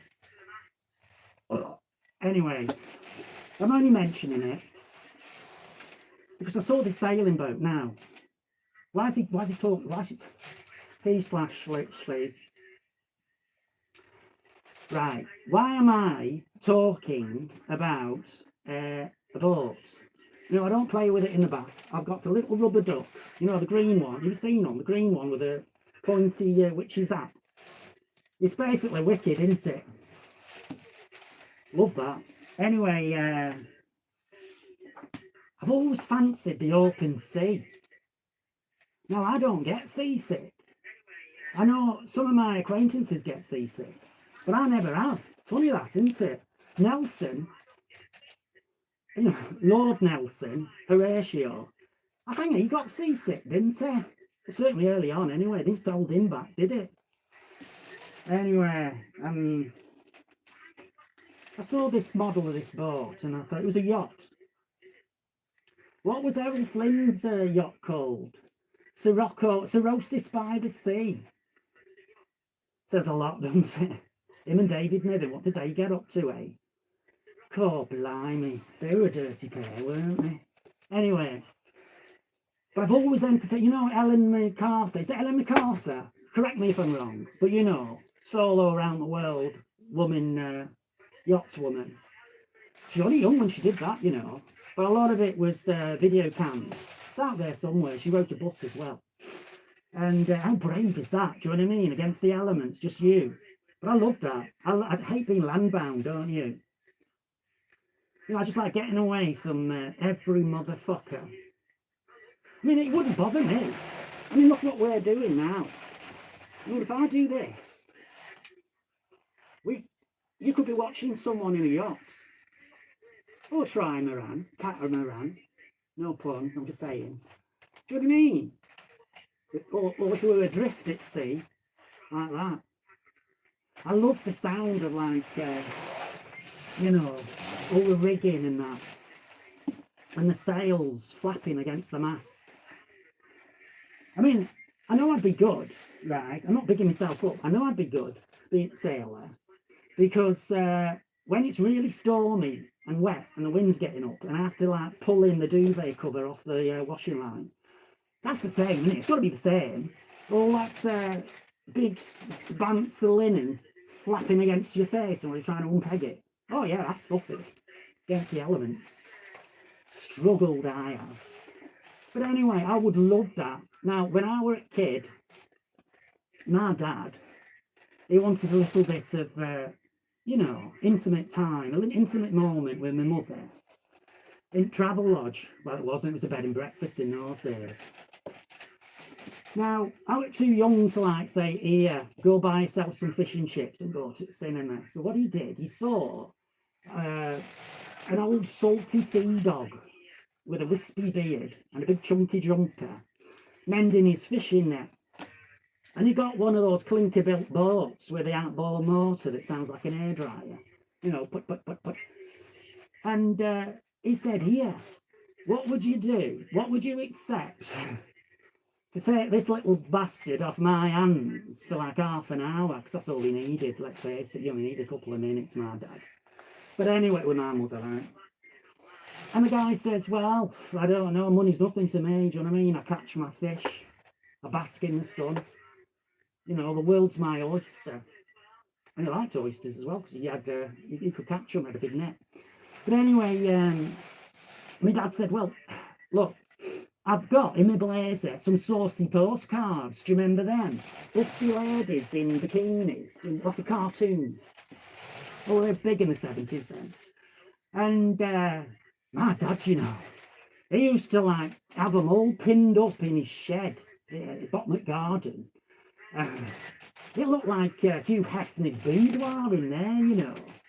And but he was a bit concerned that my mother might catch him in there enjoying himself too much. Do you know what I mean? So but she's scared. She's actually got arachnophobia, amongst other things. She actually got agoraphobia. Well, she did have. Do you know what I mean? But yeah, she got arachnophobia. So you'd get plastic spiders. And he would super glue them on the doors and stuff. Do you know what I mean? Get that fake spider web stuff. So there's no way she was going to venture near. But anyway, back to the story. It's all true, this, you know, it's from the heart. Don't be laughing, Bob. It's autobiographical, this. But anyway, so he brandished these postcards. And this guy's eyes lit up, do you know what I mean? And, well, they say a sailor's got a lady in every port, eh?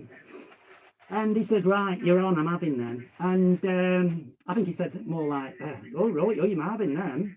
And he strapped me, he gaffer taped me to the front of the clinker-built boat, you know, like a ship's mascot. I felt like Kate Winslet with a spray and blowing back my hair. Well, I got a woolly hat on, but you get the point. And, yeah, and we, like, rode the bucking waves, the seven seas. Well, do you know what I mean? We just went round Whitby Bay, yeah, just in his little put. But it was an experience, do you know what I'm saying? God, don't I go off on one. Anyway, so Donald Crowhurst. I'm only mentioning it because I really love that idea, do you know what I mean? Because I'm a bit of a solitary as an oyster, as Charles Dickens would say, but there you go. The Strange Voyage of Donald Crowhurst. Now, some of you may know this story. He was a bit of an inventor and family man, lovely house. I say lovely house because, you know what I mean? I live in a flat, so every house is lovely. But, you know, it was one of those with the big fir trees and a rolling lawn, highly manicured, with lovely little drive, like that. And imagine trying to drive around that. But anyway, he decided, because he'd got this desire to, you know, just set out and make a name for himself, because he basically designed this catamaran. And he got back in, and he put a lot of money, he basically mortgaged the house and all his business and everything, savings, the lot. But the drawback was, if he pulled out or failed in the attempt, then he'd lose everything. He'd lose the house, and you know what I mean? His kids would be homeless. He'd have to start from scratch. But anyway, he thought, look, I'm getting on. I want to seize the nettle and go for it. Carpe diem and all that. But anyway, trouble was, this catamaran, it wasn't up to snuff. And even if it could have been, he didn't have enough time, right? Because he was doing around the world, non-stop, sorry, because many have done it around the world. This was non-stop. You weren't allowed to like call into a port or on a beach or anything to get supplies or repairs. If you did that, you were out. Simple as. Forfeit. Anyway, his boat leaked. I mean, the Titanic, and that's got a bad reputation, the Titanic. But even that didn't leak. Not when it left Southampton, do you know what I mean? You know, if it wasn't for that brief embrace with that large iceberg in the Titanic, in the Atlantic, it would have been all right. Close all watertight doors! Yeah, lovely ship that, wasn't it? The ship of dreams, eh? Anyway, so after a few, he had one false start, trying to get out the harbour, and the waves were too choppy, and he was swamping him, and he had to come back, and then he went off again. Straight away, people were thinking, I'm not sure this guy is fully prepared, do you know what I mean? But he was an amateur sailor. Something I'd do that. But anyway, eventually he went off, but it became apparent to him that he was never gonna survive it, do you know what I mean? He'd end up at the bottom of the sea, at the bottom of the briny, round Cape Horn and the Roaring Forties, wherever it was. But he stopped. I think he got down to like Argentina, Falklands, or somewhere like that, and he stopped. But he was giving fake radio accounts. And like people were going like, and then at some point he pretended that his radio wasn't working. And he had two logbooks, one accurate and one the Donald Crowhurst fantasy, right? Of where he was and everything. Now, it would have been all right. It would have been perfectly all right. Had it not been for happenstance, serendipity, right? Now, we all love that to lay in our laps if you won the lottery or something. But let's face it, for the average Joe and Josephine, you know, shit tends to like land in your lap, doesn't it? Well, bird shits on your ass. And people were dropping out of that race through one thing or the other, bad weather or whatever. And he was getting further and further up. So he was like in the top three. And people were really taking notice, and he didn't expect that. He thought, look, I'll get back. No great shakes. I'll make the papers. People shake my hand. Local mayor will give me a gong. And it'll be good publicity for my business, and my backers will love it. But he realised that now that he was like third, and I think he ended up being second, Oh, anyway, I think the French guy was in the lead, wasn't he? I mean, he was an accomplished sailor. But anyway, he realised that his erroneous logbooks, they weren't going to be sufficient, really.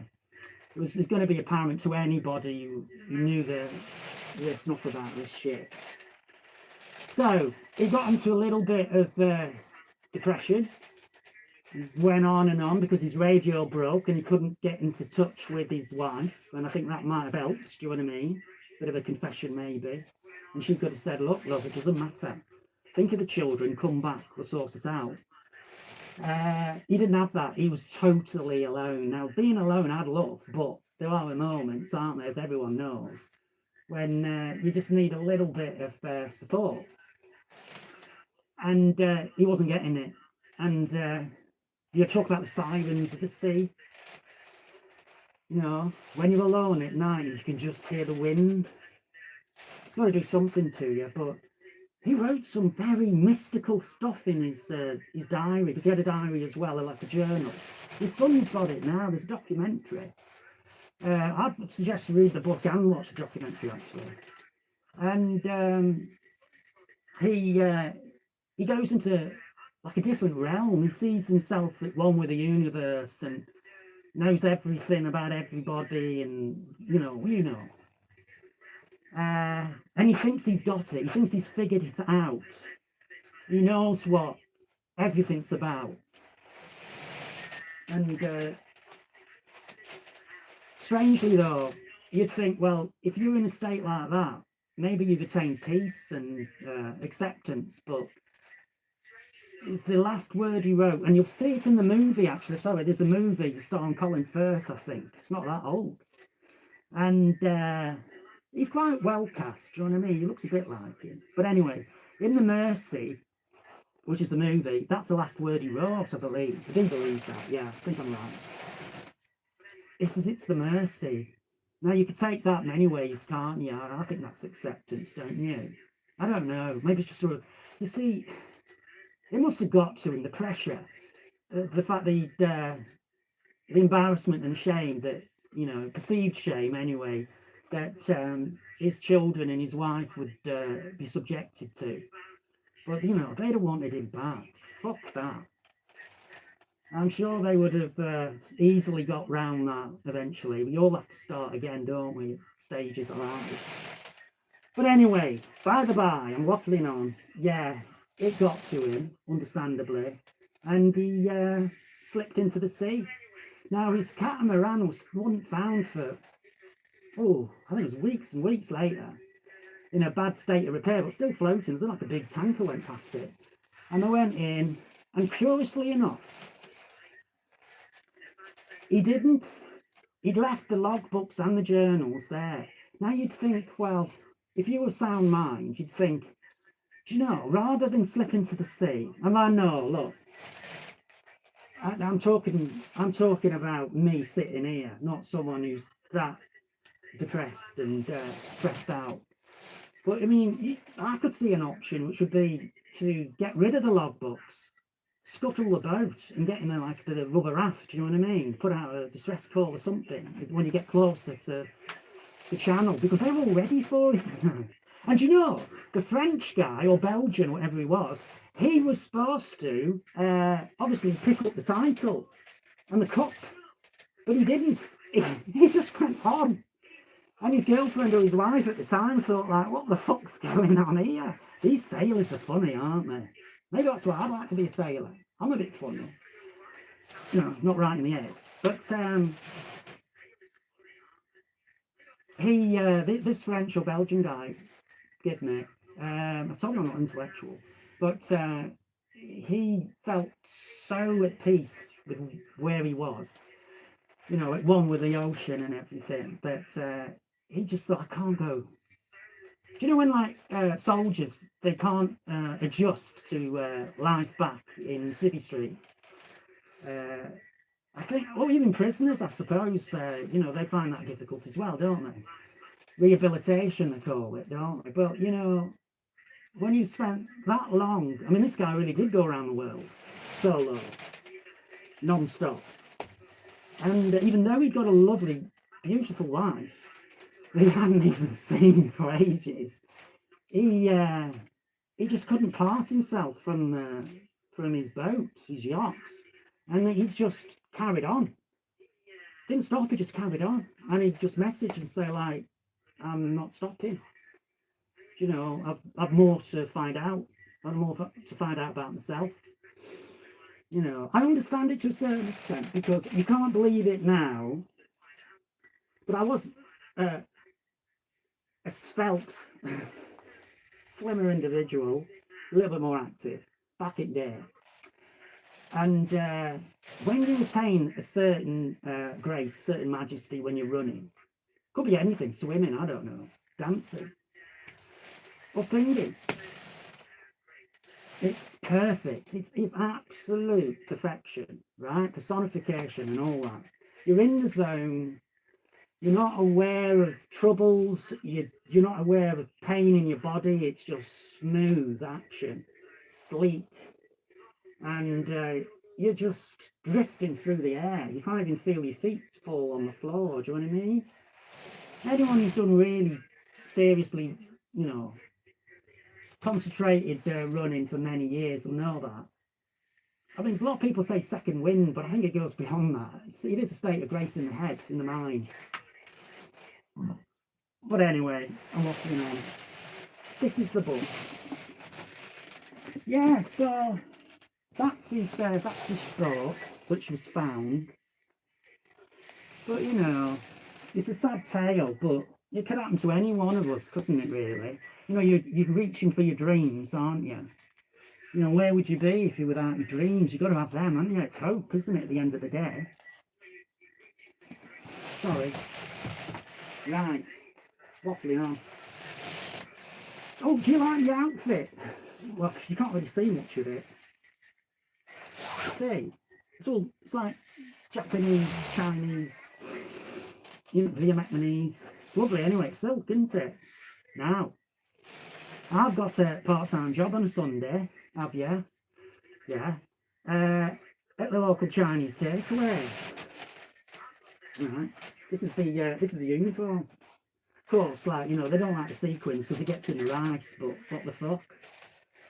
And yeah, do you know? They pay me a paltry amount, but I do get complimentary what's it? Beef in black bean sauce with green peppers. You ever tried that? Cool, that's nice, that is, if you like that type of thing. And I do. I went to the all-you-can-eat buffet, Oriental buffet. Ooh, tell you what, I've never seen such variety. I never realised. Before when I've been, I've just had like, you know, they're like egg foo young and like a little spare rib and some noodles.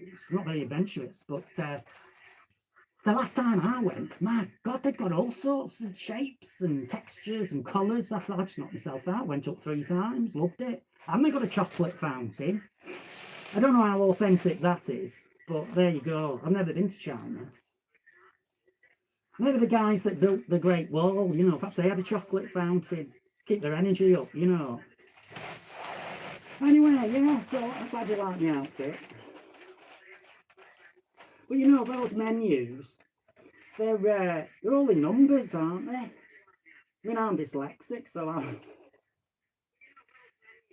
God knows what people got, do you know what I mean? I just slopped any old bollocks in. I like that though, it's a nice surprise, isn't it? Do you know what I mean? Life shouldn't be predictable, should it? Anyway, I know people want to go to sleep, and I need a drink.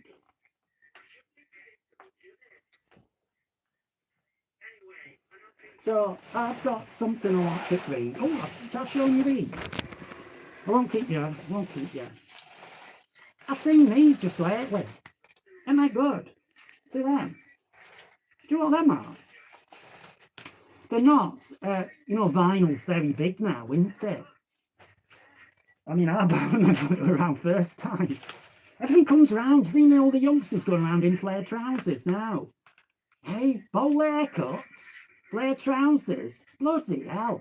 I had to get the photographs of me out, do you know what I mean, from photo album from years ago. All the I'd look so fucking on trend, wouldn't I? People say, bloody hell, aren't you a fashionable twat? And I say, yeah, that was back in the day, me, trendsetter. It all just comes around, doesn't it? The great circle of life. Look at that, aren't they clever? It's a vinyl coaster, right? You get quite a few of them. Don't know how many. Oh, six vinyl coasters, look. I mean, if you've got a hamster, or, you know, guinea pig, that could, like, proper be a DJ with that. Scratch some fucking tunes. Sneak doggy dog.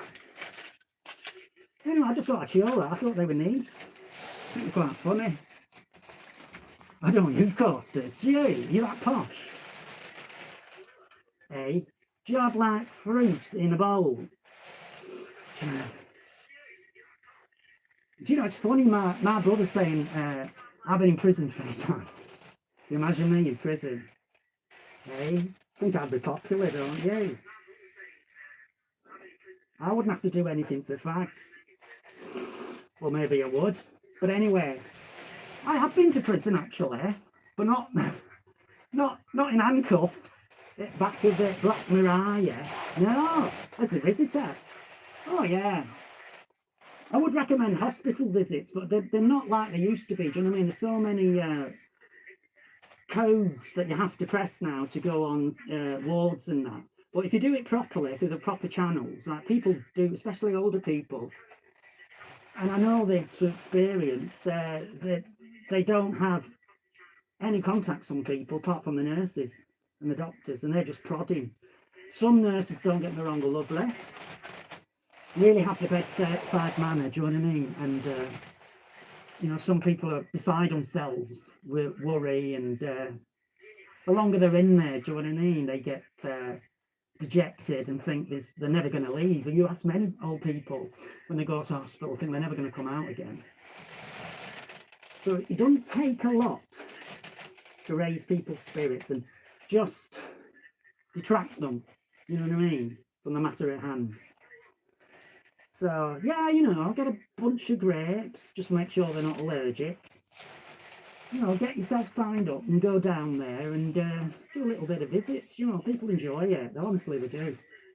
People just need you to listen. Do you know what I mean?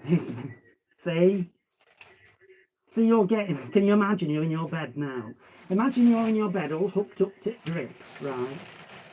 And I come and sit down beside you like this, Barry. How you doing? I mean, what thing to say? You're looking well. You know, that's another one scratched off the list.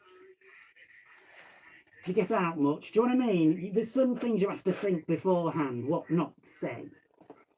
But you see me here, and you know, I'm always smiling. Do you know what I mean? But they like someone to listen. Fancy that coming from me. But I am a good listener. Honestly, people don't talk to me. People don't like to talk to me, though. Do you know what I'm saying? That's not true. If I've got a captive audience, do you know what I mean? Like, I'd say now, but you lot can fuck off. I wouldn't know. I'm so far away from the screen. Oh, you're over there on camera too. I'm so far away. But in a bus queue, you know what it's like. Well, many of you don't. I know everyone's got a car these days, ain't they? Not me. Shanks's pony or get on bus. But you meet some really interesting people in bush. I've said this before. I'm trying to encourage people. Don't bother if you've got a car. Just park the car around the corner. Get down to the bus stop, the shelter, and just have a good chin wag. Do you know what I mean? You'll meet some really good. There's always a bit. There's always some grumpy person, a grumpy old bugger. But you know, once they've fucked off, there's some really lovely people, and you find out so much. People tell you everything, you know. It's a gossip monger's dream, honestly. But Charles Dickens would love it. If you were around now, he'd definitely hang around in bus shelters, you know. You know, not seedily like, but like with his little notepad and pen, his quill in his case. And when he used to do that, he used to eavesdrop, do you know what I mean, in pubs and taverns and inns, hostelries and stuff.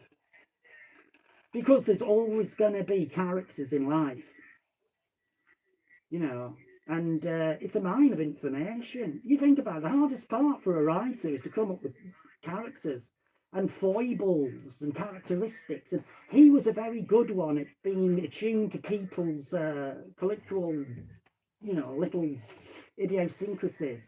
He's very good at that. If you read a lot of his stuff, you think, wow, you know, you have to reread it sometimes and think, wow, people really speak like that, like that. Oh, no clue. Anyway, I've got something.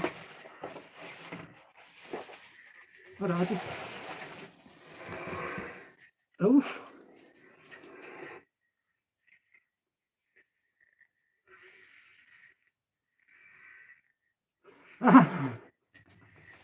Jay says, yeah, I've been nicked a good few times. Wow, do you see? I would have, I'd have entertained the inmates. I don't think Jay would have wanted me in there though. That'd be bad for his reputation. But you know what I'm saying?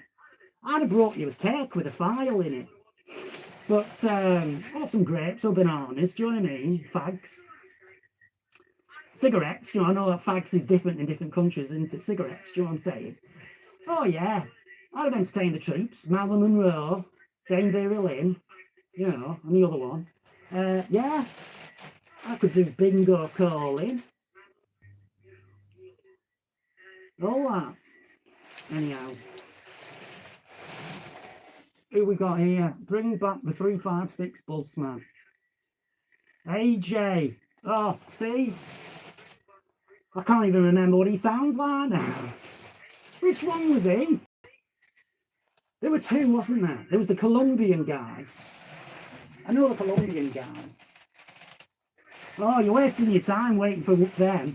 Them characters are gone, I think. But I know what you mean. You'll just have to go back and watch them. Oh, what was he called? Mandy, that's it. Yeah, go on then. Mandy, she don't deserve to be treated so bad. She's a lovely lady. Now, I hope there ain't no trolls out there, because I'm keeping my eye on y'all, my beady eye on every single one of you. That's the name, that's it. You just laugh out loud, that's it. Man, you're a cheeky bastard, ain't you? If I didn't like you, I'd take you out and bury you up to the fucking neck in the fucking desert, you fucking prick. See, you see what I mean? He's so aggressive compared to me, isn't he? I wouldn't want to meet him in a dark alley, would you? No, but the other guy, the Colombian guy, he likes his talcum powder. Remember him? Oh, he's dropped. Oh, look. Someone scalped him. Hey? Do you remember his hair? I need that. I need to give that a saucer at milk. Look at that. Quite good, that. A bit Tina Turner, isn't it? You're my private dancer for money. She's got good legs, Tina Turner. Well, she did that. Oh, and Golden Hour. I love a James Bond song, don't you? Hey? There's some belters, isn't there? Golden Hour. It's the morning. Anyway, remember him? Hey, what you fucking done, huh? Eh? Coming into Mandy's channel, eh? Spatting your fucking shit. You can't fucking afford me, man. I say, it's not very method acting, this, is it? Should be more like that. Yeah.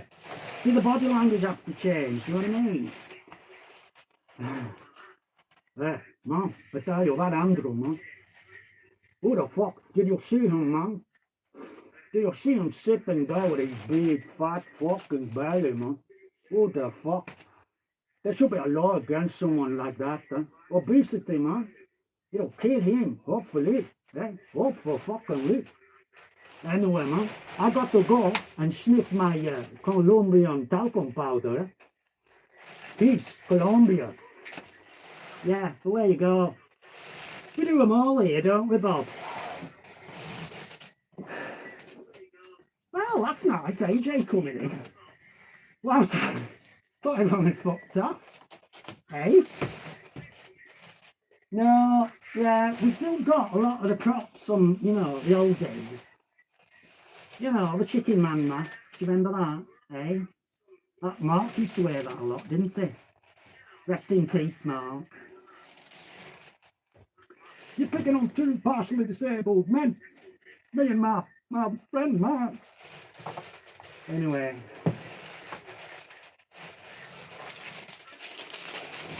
Somewhere over at Rainbow.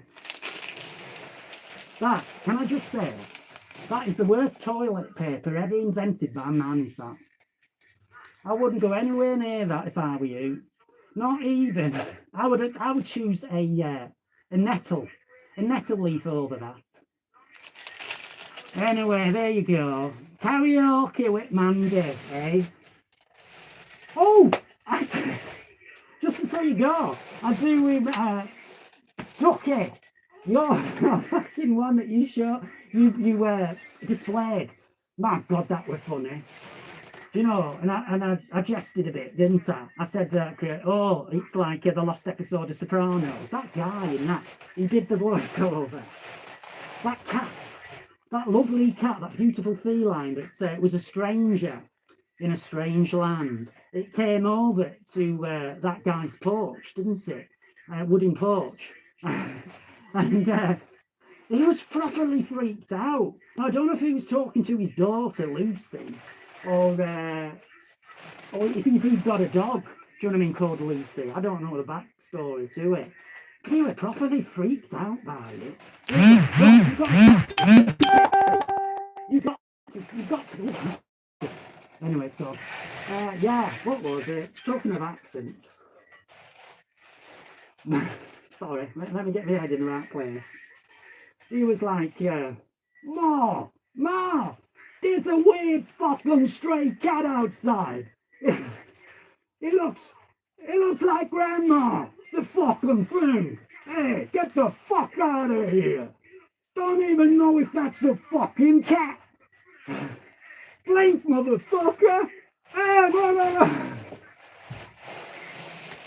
Look, that's lost on anyone who ain't seen it, but believe you me, that guy's a scream. He was so intimidated, freaked out by that cat. I don't know why. It was a beautiful thing, but he didn't blink, to be fair. He had really wide open eyes, you know what I mean? You could lose your soul in those eyes. Gorgeous. But anyway, yeah. Ma! There's a weird fucking stray cat. It looks like Grandma. I mean, no, seriously. Did that cat look like his grandma? Was he just exaggerating? That's a funny family, that, isn't it? Anyway, there you go. I love that. Check that out, Ducky Petrie. I'm saying it wrong, but you know what I mean. Check that channel out.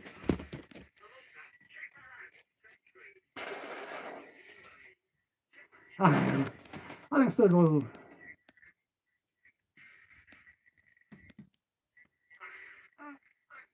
anyway, yeah, I don't know if my brother watches my shit, you know. I think he should.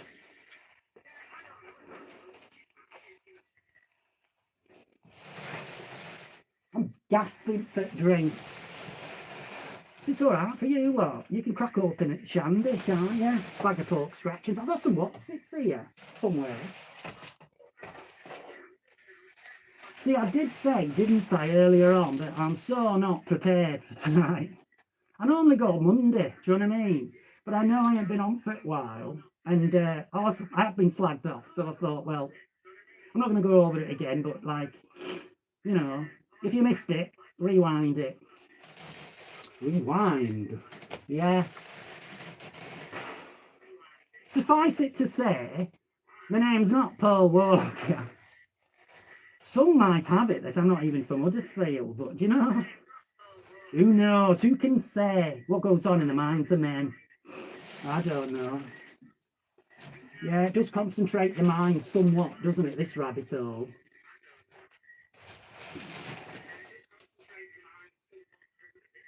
I'm calling it a night. Chaps and chaps, that have a good one, yeah. So glad you came on, man. Yeah, came on, Mandy. Oof, that doesn't happen often. I think it's a new. I think it's a lost soul that's latched onto this rabbit hole. I hope you can find your way out again. Bob will help you find. He's got a compass.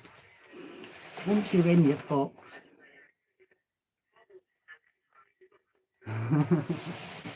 Anyway, yes.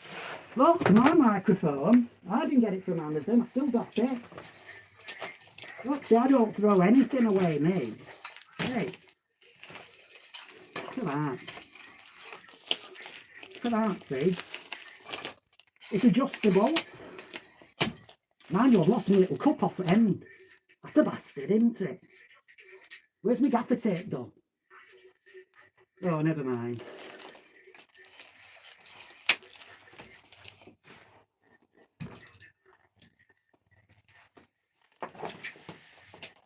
Oh, let's put that there. Right, I tell you what we're going to do. You know, yeah, West Side Story. Now, I'm not that familiar with the songs like, you know, that I would be able to sing it. You know what I'm like, anyway. I'm like most people.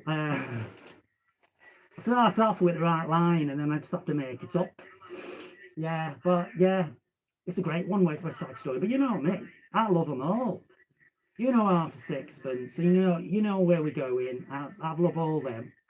My mother used to have them on all the time. You know what I mean? In the afternoon, like from school. Oh, I hope the truant officer ain't watching. He often said, my teacher said to me, you'll never. Mandy, you'll never amount to much in this life if you don't apply yourself in your academic career. Do you know, you were fucking right and all. I mean, look where I am now. A one-bedroom flat. Fuck me. Oh, well. I'm happy, though. That's the difference. Do you know what I mean? My brother isn't really. You can tell. He's dead behind the eyes. And you're talking about that cat. I don't blink either, you noticed? I ought to update it. Like little flaps that go over it like that. Isn't it? Well, blink, you motherfucker! Hey! Hey, do you remember him? Telly Savalas. Kojak, do you remember him? He was the most successful Greek slaphead ever. He wasn't actually a slaphead, you know.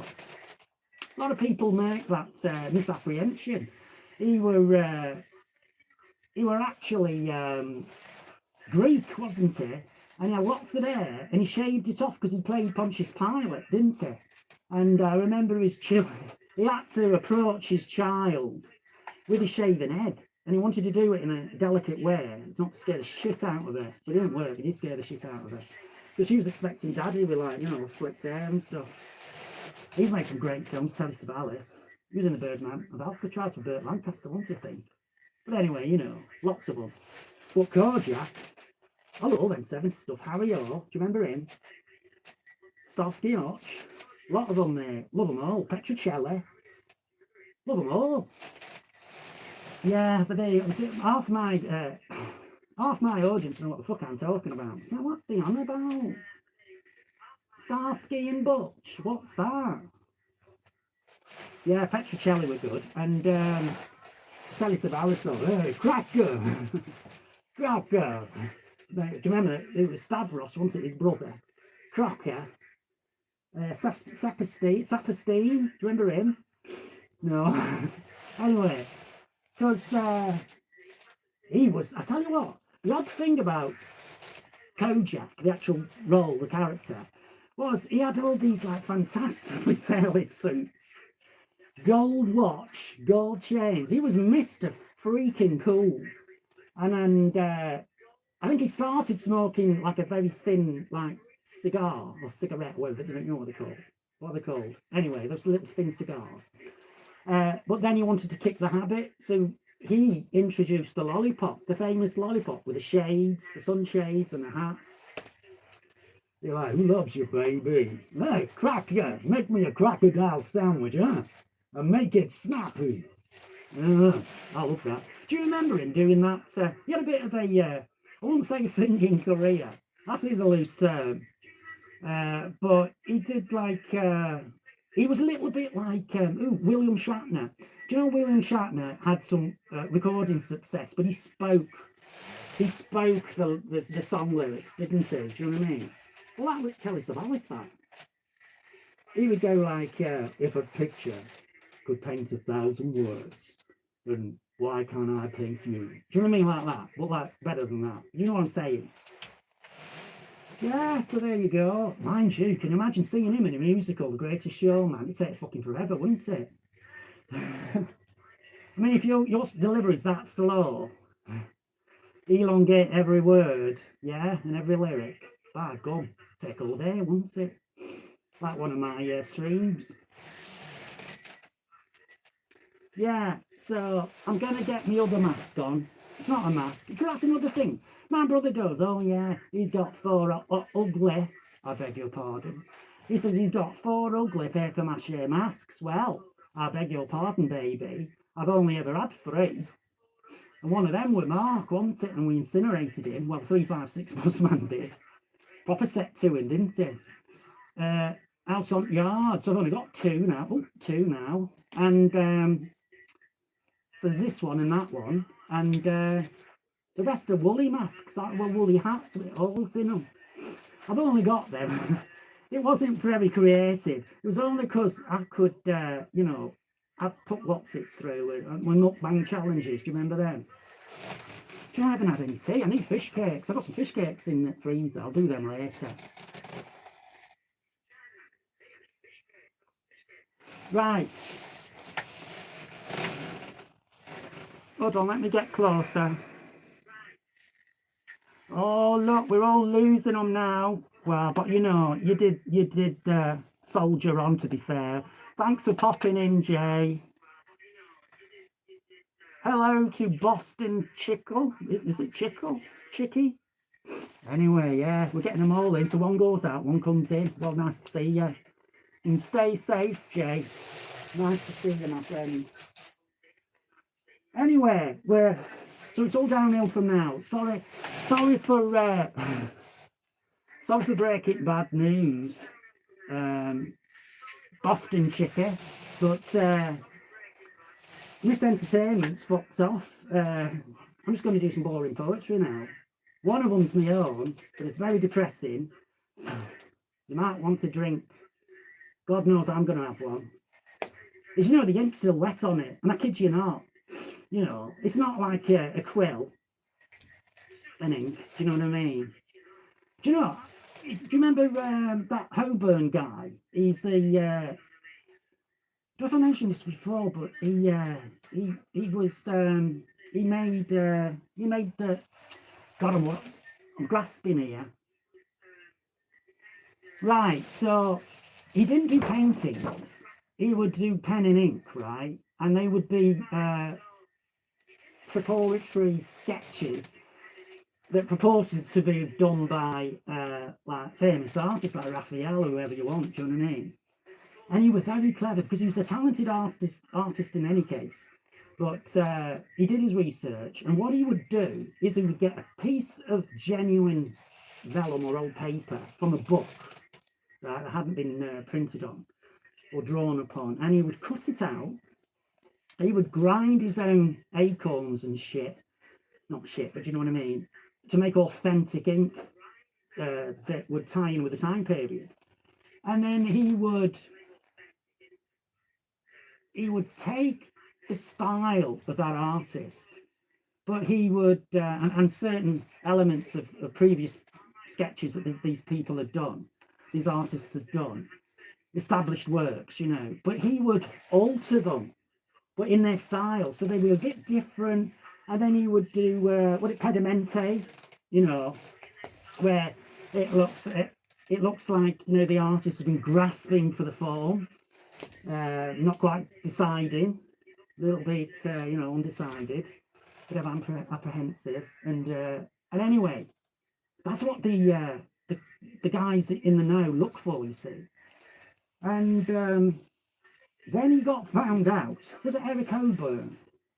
Anyway, look it up. He did get caught eventually, but not before.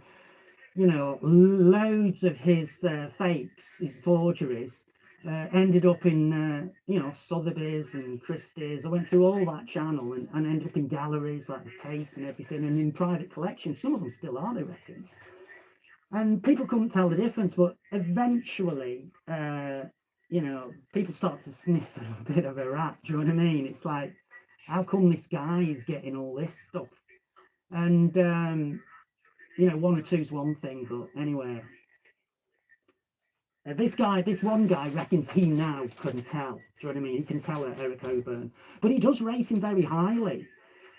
He does state that he would rank some of the compositions, at least, that he's done up there with the actual accomplished artists. That's crazy, isn't it? But he's dead now. He got murdered. Now, we don't know whether it's by some disgruntled art collector, do you know what I mean? Who basically felt he was ripped off. But he was found in the street, bludgeoned to death, I think. But he was a great guy. I mean, I've watched a documentary and interviews with him, with a beard, and so funny. But, he's thinking, his standpoint was, look, if you're not discerning enough to figure out that this isn't what you suspect it to be, then who am I to shatter your dreams? You know what I mean? Enjoy it for what it is.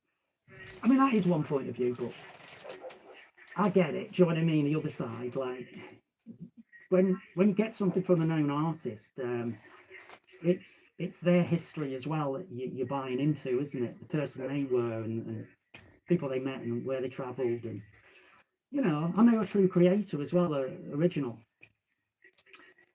But anyway, by the by, I don't know why I even mentioned that.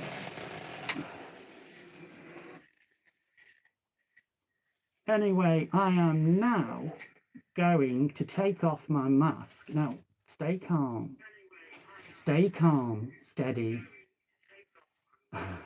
Ease down. No, I'm just going to put the woolly one on, do you know what I mean? It gets boring from now on in. All my Andy content's done for today, all right? I just thought I'd pre-warn you. And we'll go along the boring the fucking shite out with people who don't like listening to poetry route, do you know what I mean? But hey, if you want to stay around, you never know, you might enjoy it. Right, I'll not be long. I'm just going to take this beautiful... Not like that, what that person said earlier on. Why is it so ugly? Is it meant to be ugly? Is it intentionally ugly? I know they were nice, really. They were just asking, weren't they? Do you know, I could get a lot of money at Pennyford Guy, couldn't I? I have to remember that. When I'm waiting in the bus stop, just hold my hand out, do you know what I mean? Get the bus fare. Right, where are we? There's my drink. We'll have some of that in a minute. Oh, I did mean to show you something. Now this is a bit premature, right? But St. Patrick's Day. Now I can do this. Now I know, when they say, well, you shouldn't really do that because it's perceived racism. But sorry, you know what I'm like with my props. I've got a bag of props from charity shop, but I thought, St. Patrick's Day, do you know what I mean? It always comes round, doesn't it? Now, you've seen one of these, I'm sure. The promotional Guinness hats. A bit like that. It needs a bit of padding, really. You see, it needs to be a bit more erect. And we could all do with an erection, couldn't we, Bob? You see what I'm saying? Once that's done, once that's stuffed to perfection, so I mean, you can have it jauntily, do you know what I mean, like that. Nothing wrong with that. Rock it the way you want, baby. But anyway, I have got some other shit. But you know what I'm like? If I find it, I'll show you it. So I'm going to get this mask off, alright? Hey up, you're right, Arthur. Oh, your fucking cousin, ain't you? Hey, cousin Arthur. Oh, sorry, I didn't mean to tread on you. That's it. Oh, bloody hell. Oh, yeah. Are we going to put this on? This is my new wig. It's like, oh, look at that's a bit of Mandy go flying. Do you see that? Or was it a dead bird? Anyway, here we go. I've done, you know, I think Kat mentioned that the Mandy mask had got like Egyptian eyes, you know, like princess's eyes. And, do you know, I think she's right. Wasn't intentional though. But anyhow, oh, I don't need that mask, do I? I'm having that one now. Do you know, when I'm leaning over like that, I never know whether you lot can see me. That's why I always say, ignore that person in the corner, you know, like at Wizard of Oz. Ignore that person in the corner. Oh, I must have been eating something really nice when I was wearing this last. It's really sweet smelling. Ooh, like chocolate, you know. I think I had a curly whirly, didn't I? One of my mukbangs. Anyway, it's alright. It's not dead air, honestly. It's not dead air if I'm talking to you. Just imagine it's radio you're tuning into, you know. I'd love to, you know, Kat says she's got a face for radio. I mean, come on. Anyone who thinks Kat knows that's a load of shit. Very glamorous lady. But anyway, so we've got that. We've got that. Where's my other hat? I wouldn't say it's my drinking hat, but, you know, I do drink when I'm wearing it, so by definition. What do they say about a government, right? No, I'm not being controversial. Don't they say a government, or was it politics? It's like division by definition. Well, I don't know. I'm not sure there's much division anymore. It's like Starmer says, right, we're going to do this, and like everyone does it. It's like you're not even in the loop. Do you remember when they used to put things to vote? Do you remember them days? Yes. Anyway, I've got a book here with tigers in it. Hey. I've got me. Sorry, I'll blind myself with this. Now look, I've got my drink, so you know I mean business. Trouble with these, you know, they're great when you're like that, and you can flick them like that. But when you lean forward, it's like, you know, it's like you're looking through. It's like you're looking through curtains. Do you know what I mean? It reminds me when I was in the amateur dramatics and I was backstage, and you just peep through and you see all the people there in expectation. Do you know what I mean? With bated breath, thinking, oh, what glories are going to grace the stage. Do you know what I mean? And I turn up like, oh fuck. Anyway, at least I didn't have idiot cards, do you know what I mean? A lot of actors have them, don't they? Hey, shut up, Bob. I've got Bob, see? He's my prompt. Anyway. Right. Oh. God, my drink nearly went then. Now, here you go. I don't know if we've got anyone in chat, but look. Look at that book. You might be familiar, acquainted with this artist already, right? Now this book, it's got the paintings of Pollyanna Pickering. You couldn't make that name up, could you? That's a lovely name, isn't it? Pollyanna Pickering. And the text and photographs are by her daughter, Anne Louise. But anyway, look at them. Aren't they stunning? You can almost touch the fur, couldn't you? Love that. Anyway, I've only mentioned this. Oh, this is a good thing. Didn't know this, you know. I got this from Car Boot. Like everything. Got this from Car Boot, but look. See, it's got a card in it. Say like a greetings card. And it's got her brand on back, Pollyanna Pickering. Now this isn't my real name. This will be dedicated to someone else, because like I say, it's second hand. But look, see that? Best wishes, Pollyanna Pickering. It's nice that, isn't it? To Anne. Well, that'll get me brother guessing, won't it? He'll think, oh, it's not Mandy, it's not Paul, it's not Brandy or Shandy or Candy or Randy, it's Anne. Yeah, proof. Anyway, I'm using it as a bookmark because I found it in book. It's nice, isn't it? Look at this majestic painting. Okay, look at that, isn't that beautiful? That's stunning. Now the lady doesn't just work off, she doesn't work off photographs alone. She goes actually into India, and there's whole books about that. She's toured it, lived there. Do you know what I mean? Look, you'd think that was a photograph, wouldn't you? How atmospheric is that? Splashing through the water. I only show. I mean, there's so many. So many pictures. I mean, look at this. There's white tigers. It's called the Princeling, this one, and you'll see why. I think it's got the tiger cub. Aren't they beautiful? Stunning. Awesome. Anyway, I'll just show you this one. Look her up anyway. I mean, you don't have to buy a book. You can always, I dare say, on internet, pictures will be there. Pollyanna Pickering. The book's called The Eye of the Tiger, though. It's the Eye of the Tiger. No. That would have been a funny film, wouldn't it? Can you imagine Rocky coming out with pictures of the tigers?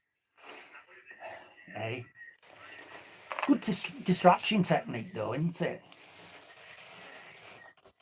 The reason I've got that is because it does tie in with oh blimey, it does tie. So I'm trying to get my eyeballs out. That's it. I've got hair everywhere. Anyway, it does tie in with what I'm going to read. He says, but I probably can't see anything. I'm too. Anyway, here we go. I told you I wasn't prepared, didn't I? It's not my fault. It's on my desk. Now, I've got a few things to read. Not loads, not like I normally do, because I know it's late.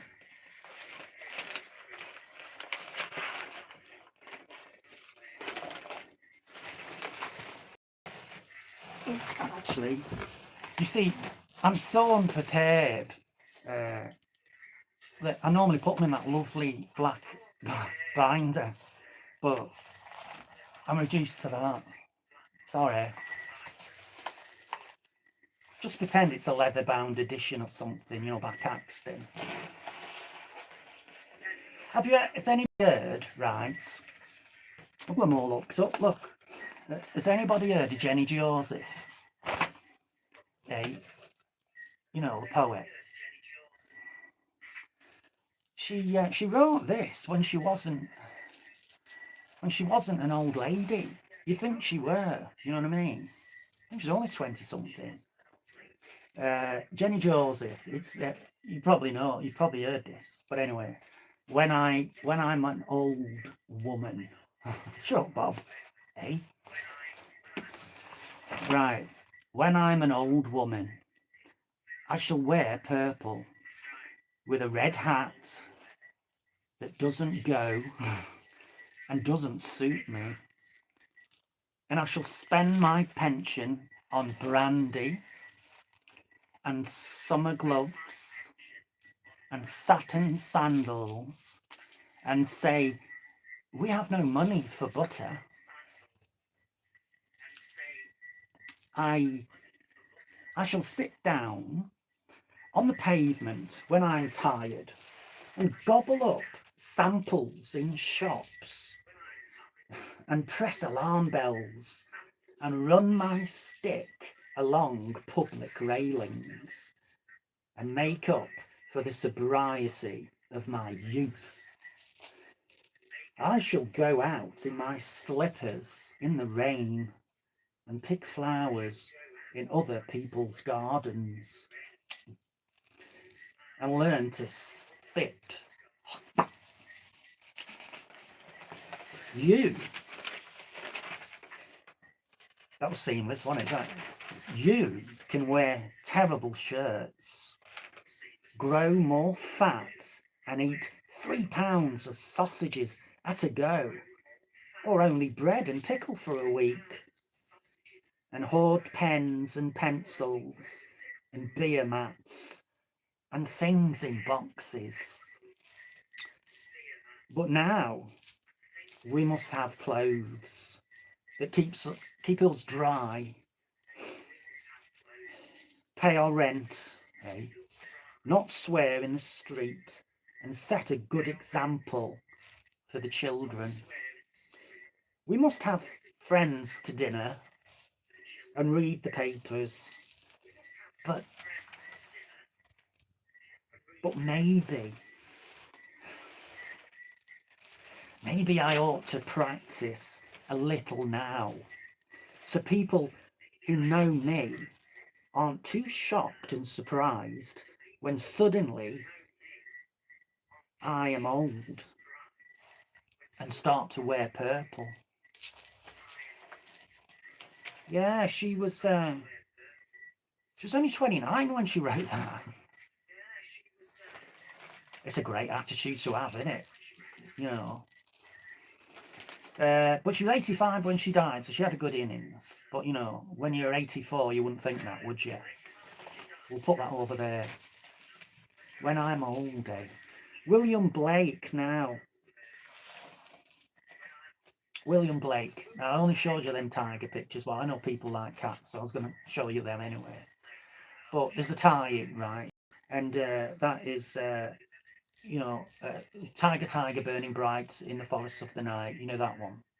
Oddly enough, you know, by William Blake, he spelt it with a Y, not an I. It's odd, that, isn't it? Quirkiness. But anyway, the poet and visionary artist. Got to make sure I don't rattle these too much because you'll not hear out. The poet and visionary artist William Blake. Well, he was born in London in 1757 and belonged to like the Romantic movement. But this is arguably one of his better known poems. But I mean, we were talking about educating Rita. Do you know, when Michael Caine gets that poetry book to recommend to Rita to read, you know, Songs of Innocence and an Experience. Well, this is in that. But so yeah,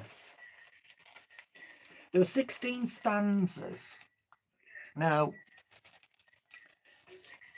although the poem outwardly concerns the tiger, it's also sorry, I've got something in my eye.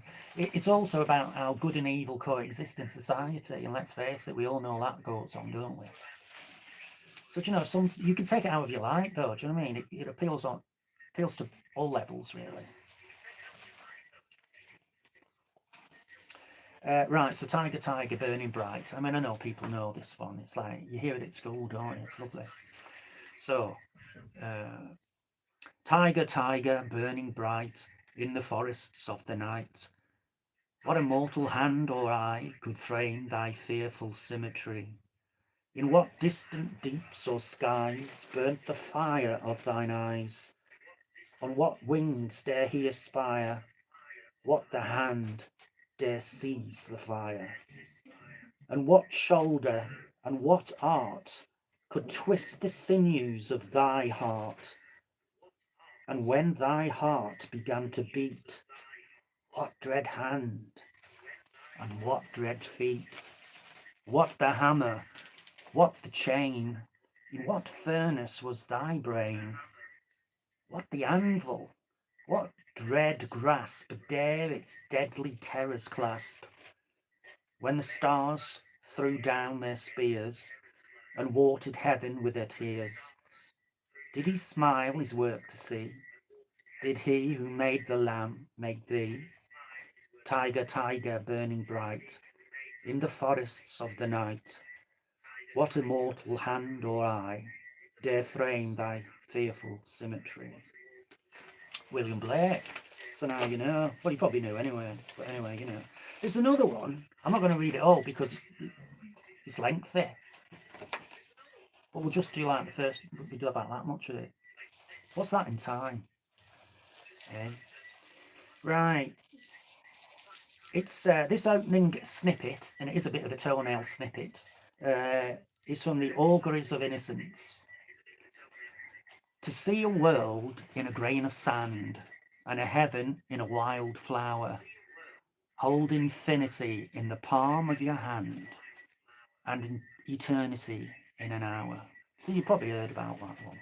Goes on, you know, Robin Redbreast in a cage, you know, put all heaven in a rage, blah, blah, blah, blah. But fancy saying that about William Blake, blah, blah, blah, blah, blah. I'm not, just ain't got time. I've got to think it neighbours. I'll have my guts at Garters. I say Mandy's at it again. I'm worse than my brother. Well, not that way. I am a bit of a night owl.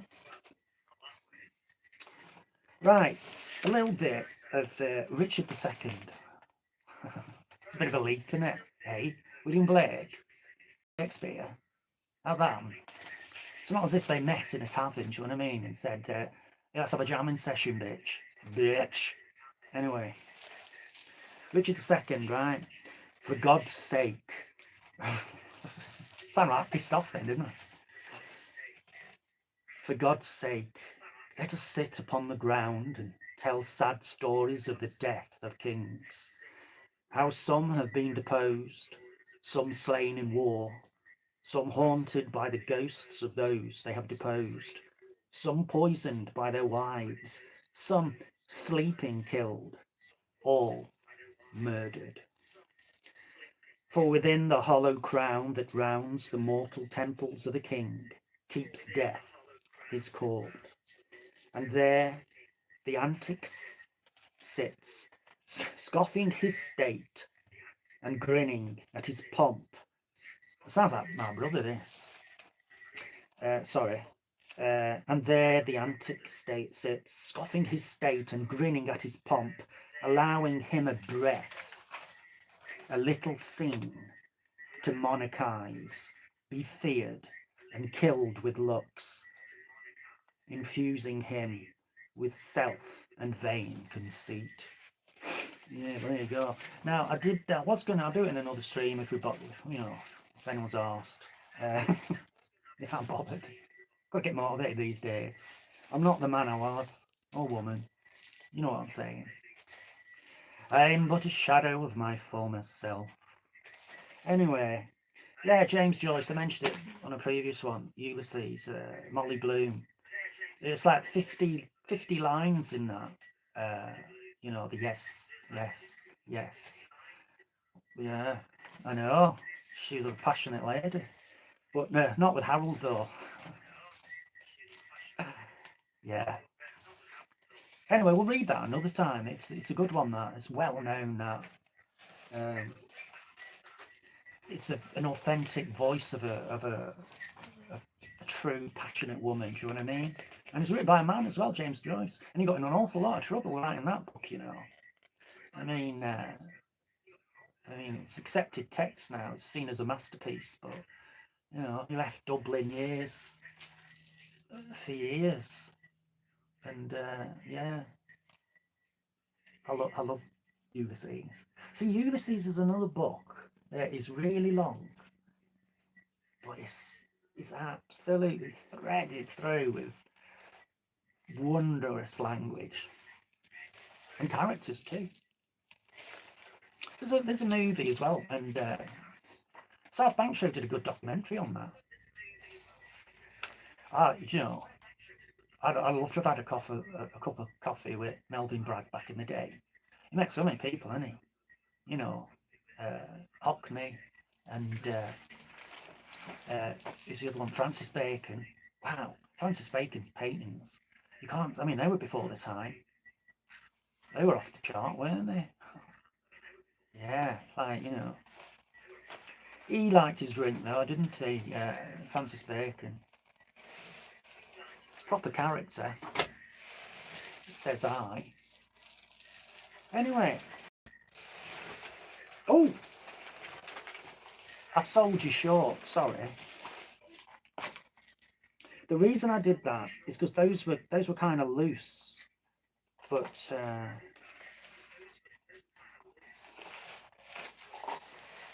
there is some more, he says. Oh, it's shocking if I left that somewhere. Oh no, here it is. Do you know? Did you sense the agitation in the room then? Oh, dreadlock holiday, yeah. Hey, I like my dreads. Do you know what? It took me ages to do this, you know. I was in the bush shelter threading these bad boys. Yeah, I feel like Cleopatra with this. Probably look like Cleopatra does now, do you know what I mean? Half mummified. I must hydrate. Anyway, the ink's still wet on this, and I'm going to have a bit of a drink because it's a bit raw, this one. Hey, a book before bedtime. Cheers.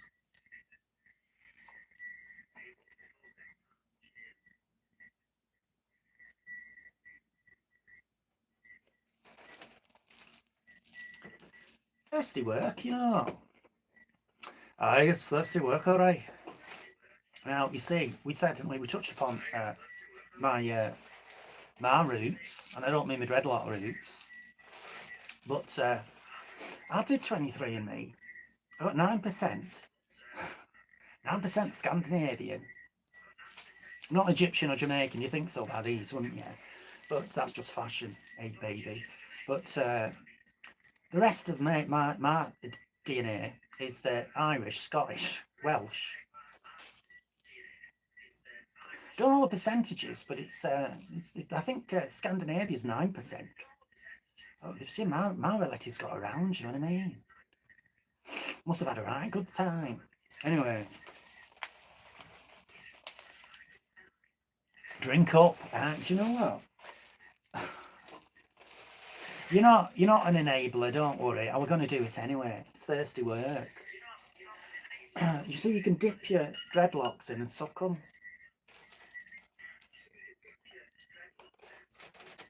And if you've got a lot of friends, you know, who are drunken or on the floor at the bar, all you have to do is dip these in pints of beer or whatever it takes a fancy and let it drip dry, do you know what I mean? Into their open mouths when they're on the floor. How about that? I mean, you've got Bob Geldof, haven't you? You know, feed the world and all that. Well, I could quench the thirst of many inebriates in Huddersfield or in other places. Oh shit! See, they don't show you that in the movies, do they? Do you know what I mean? People getting the rings caught in the dreadlocks. Nearly scalped myself. Anyway, this isn't funny, right? Apologies now. I mean, it's ink's still wet. Honestly, I was still working on it before I come on. That's why I was so late. And I thought, well, shall I do it? Because it's depressing. But, you know, they all say, right from the heart. Do you know what I mean? And it's a true story. So there you go. And I ain't no poet, you know that. It's like, it mingles between prose, drunken slurring, fantasy, and reality. So, you know, look at that. Hey, I've got some movement going on, isn't there? Do you remember I said if I were a sailor? What lady sailors called? They're just sailors. Politically correct, isn't it? Say sailor person. No, just sailors, isn't it? And look, We're on the high seas now. Brace!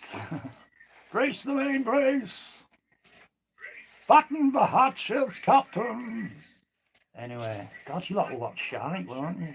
It's like windscreen wipers, isn't it? See, I'm cleaning my screen. I've got all fucking fingerprints on there, you know. Anyway, hold on. There's too much movement going on here. Right, so here you go. This is what last poem at night, right? Thank God, Bob says. It's called When Did You Lose You? Good that, isn't it? Elton John would have liked to have had that lyric. Because he can't write lyrics, can he? He's a brilliant, you know, musician and composer. But is that Bernie Terrapin? Bernie Tarpaulin. He writes all this shit, a lot of it, doesn't he? Brilliant lyrics. Anyway, when did you lose you?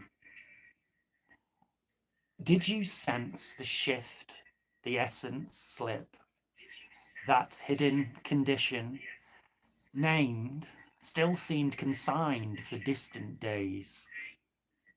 Did you comprehend all we said, or had confusion spread insidious roots within your head?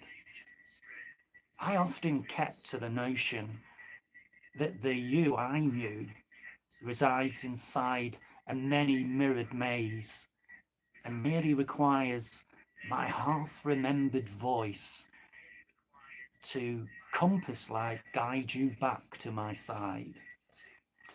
My hand, once so small, has outgrown your palm. Before, I could conjure up such infectious laughter. Always my humour would create a smile to dance across your face. No trace of joy-born lines about your eyes. Now, only the distant echo of fading laughter remains. This house and each room within was truly our domain. Free from reality, we'd sing along to musicals and put Doris Day to shame. You always performed for an adoring audience of one. But it was as if you were vaudeville born. I mean, you can insert Broadway West End if you want. And no manner of discourse. Oh no. Hold on, let me just, I think we skipped a page. See, I get distracted.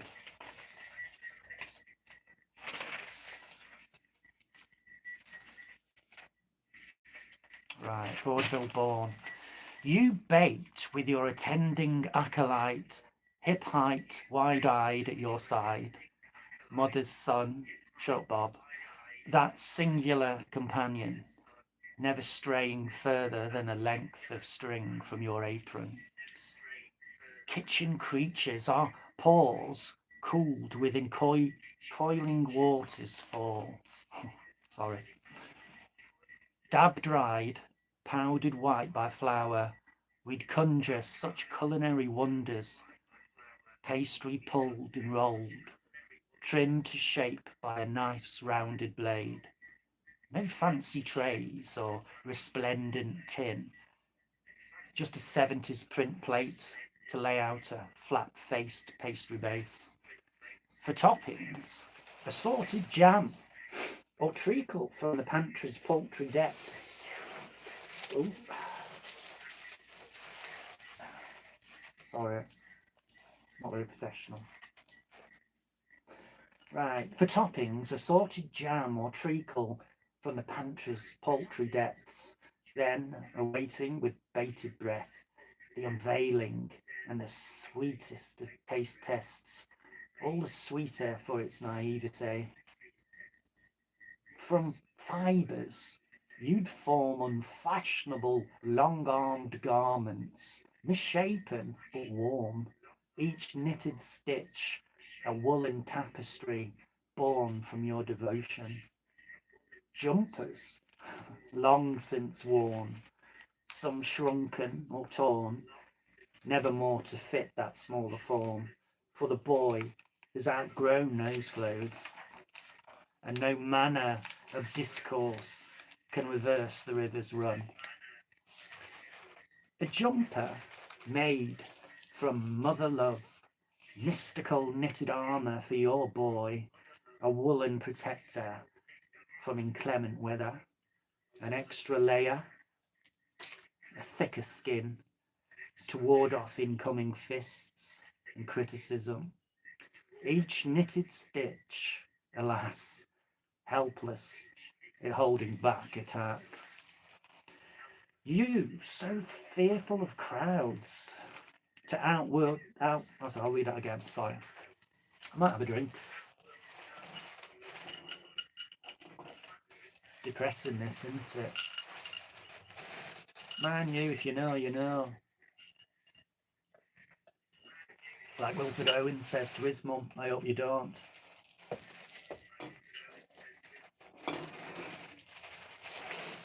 Okay, baby. Now we resume, eh?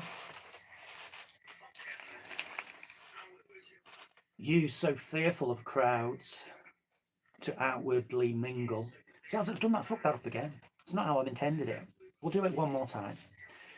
You so fearful of crowds to outwardly mingle, taking medicines too numerous to be calm, each rounded disciple fighting the other to claim ownership of your brain.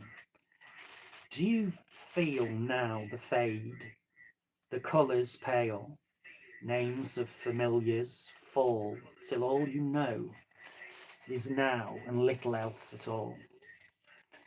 How you'd hate this fate, no singing at the sink, bed-bound, an achievement just a drink, solid food, pure aid, no foreign cruise or loving hugs to those you love. Your present has long lain within the past. The severed cord falls to dust. Not ended yet. Almost. Told you, I was in one when I wrote this. The insidious rust of disease and age, perfidious dissolving of accumulated tales, undo the torn tapestry of your days. Your furtive gaze traces all save my face, but by happenstance it settles there. I see your fear of a stranger in an unfamiliar land. I offer my hand to reassure, but you recoil and withdraw like an uncertain deer afraid of the dark. Sorry. Like an uncertain deer afraid of the dark bark behind the door. I, the stranger, sheltering from the weather, a brief, meaningless encounter until the rain fails to fall. I hear you still, though, on the end of a phone, or calling me down for school, or just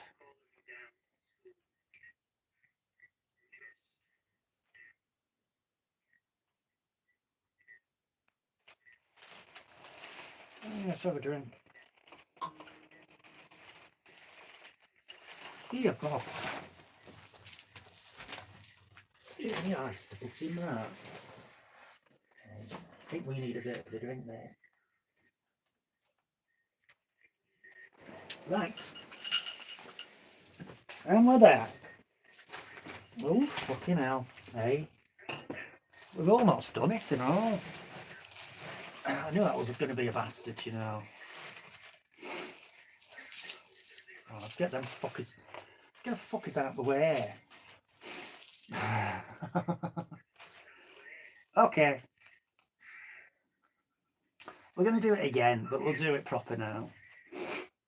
I hear you still, though, on the end of a phone call, or calling me down for school, or just, well, the past is less than dust, less tangible to touch. But you do still reside within me, more than mere memory. I swear, I do sense you. We chat and laugh. We do.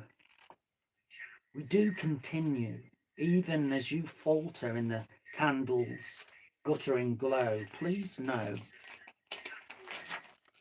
I hold on to all that once we were. This my oath. Every moment I shall recall and remember for us both. That is a bastard to read. There you go. Woo! Fucking hell.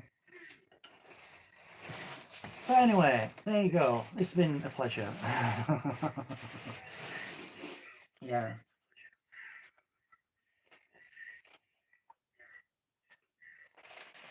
Well, unless anyone's got else to say, I think we'll leave anything else for the next one, shall we? Hey, Bob.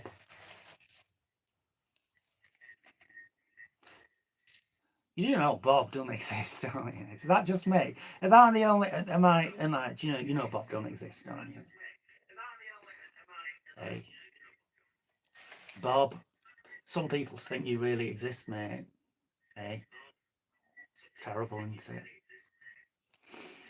Yeah, he's not much substance to Bob. Keeps me company though. So cheers to that. Hey, Bob. And he's very cheap.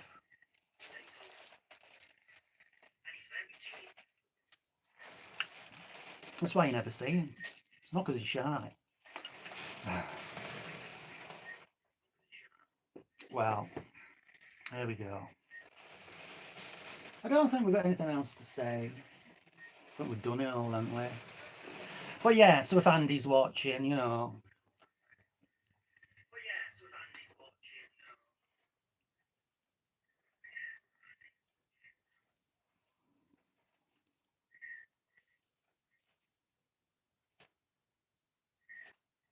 Right. I bid you adieu.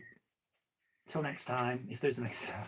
But anyway, it's been fun. I've liked this, you know, all this like, you know, live stuff. Because it's different, isn't it? You know, you're typing. I remember when I went Cats one the other day, and God knows how. I mean, really, because I just made my tuna sandwich, and you know, I forgot it. I tin foil packaged it up lovingly by my own hand and placed it within the confines of the refrigerator and went to work without it. I ended up getting off the hot counter like chicken strips, right? And now the first time I've done that, because like I like to save money, you know, I'm very frugal. And anyway, one of my work chums, she, I said, you know, I wish, because it was like, some of it was southern fried, a bit spicy, you know, and I said, I wish they had some mayonnaise with this. And she says, well, yeah, there is some mayonnaise. It's down on like a little runner thing at the back, tiny little ones. And I said, how much are they? And she said, oh, they're free. I always get some. And then I noticed this little SDL, it said 50p. So she'd been taking like an handful of them every time she has fucking. Hey, that's bad, isn't it? Just while I don't do any names. Anyway, so yeah, I, you know, I wasn't ravenous all day, just so you know. I managed to like dunk it in mayonnaise. I was going to say something. Oh yeah, about cat strain. Now you see how I go off at the tangent even now. But as late as it is, in the midnight hour. Yeah. So I kind of literally, just as is my want, because I've got this lovely swipe phone, as you can see there. I just happened to look at it, happenstance, do you know what I mean? And I thought, oh, bloody hell, Cat's gone live. And I'm not sure they've even been in your live, ever. And correct me if I'm wrong, but I don't think I have. Anyway, I'm not that fortunate, do you know what I mean? I'm always doing something. usually on Buzz or something. And I was typing away. I don't know if you read any of it. I'm not even sure it come up, but I'm a slow typer. I was having a go at the trolls, on mine. But I'm a fucking slow typer. I am a one finger typer. I typist, I'm like that. Well, maybe two. Do you know what I mean? I'm not very accomplished. But it was nice to be in chat anyway, do you know what I mean? Because Kat's chat, she she comes out with such wonderful autobiographical stuff. I'm not going to mention any of it because it's not my place. But let's just say, and I said this to her, it's like she's the protagonist of some fucking novel. Really is. I mean, what? Canada. Oh, sorry, and fucking plays all these instruments and God knows what. Yeah. But I think it's absolutely divine to find someone like that, isn't it? Do you know what I mean? Someone's channel like that. Because just when you think you've heard everything, she'll come out with something else, do you know what I mean? And you think, no way. And yeah, but there you go, do you know what I mean? I think people underestimate their influence, do you know what I mean? Everything that I think you go through, if you can impart it some way, can help someone out. And you may not know it, but I don't know, it can help people out in some form. Even if it's just for a moment, do you know what I mean? A moment can be precious sometimes. Do you remember Bon Jovi going up to that woman on that bridge? And I don't think it was just because he was Bon Jovi. Do you know what I mean? It's as simple as that. And other people just got the phones out and filming it. Do you know what I mean? Or they thought, well, we'll stand back, we'll hold hard, we'll hold back, and someone else will contact the services and someone will talk her down. But by then it could have been too late. Do you know what I mean? And he thought, no, this is a human being, obviously troubled. And sometimes it only takes that. Do you know what I mean? It takes that to do it, and it takes that to not do it. And I think if you can put something there, whether it's a distraction or encouragement or whatever it is, sometimes that fraction of time is enough to make up a world of a difference. And who knows where that person, what that person will do. They can go on to great and good things. It does make you think. I mean, Stephen Fry, he had the black dog, if you know what I mean. I'm not being racist, do you know what I mean? Dark dog then. Of depression, didn't he?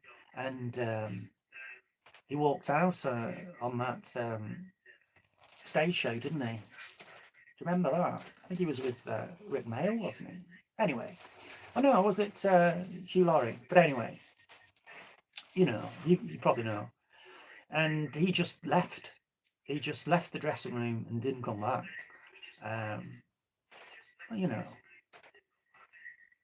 God love him. He's such a clever guy, isn't he? It's Stephen Fry. Sounds like a poem, that, doesn't it? Stephen Fry, clever guy.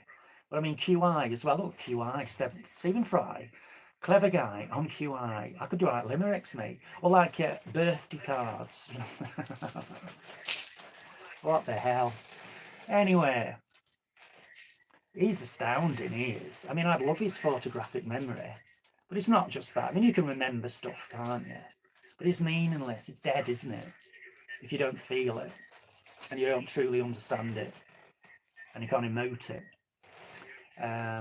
But yeah, do you know, I'm going to watch Educating Rita again. I love that film. It's funny about age, isn't it? That poem touches on that. When people are vital and you don't think they're ever going to change. Well, as a child, you never think your parents are going to change. Your grandparents are never going to die. They're always going to stay that age. The world's going to stay as you know it. Well, the cars, the fashions. You're going to inhabit that, do you know what I mean? You're going to inherit it from your parents. You're going to be an adult in that. But you don't. By the time you get to that stage, you traverse time and your things are changed and altered.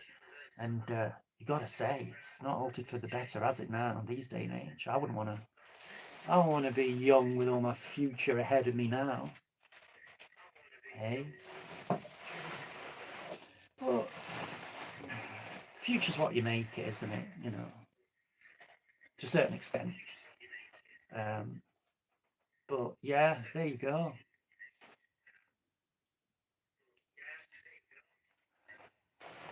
Well, it's nice to speak to you.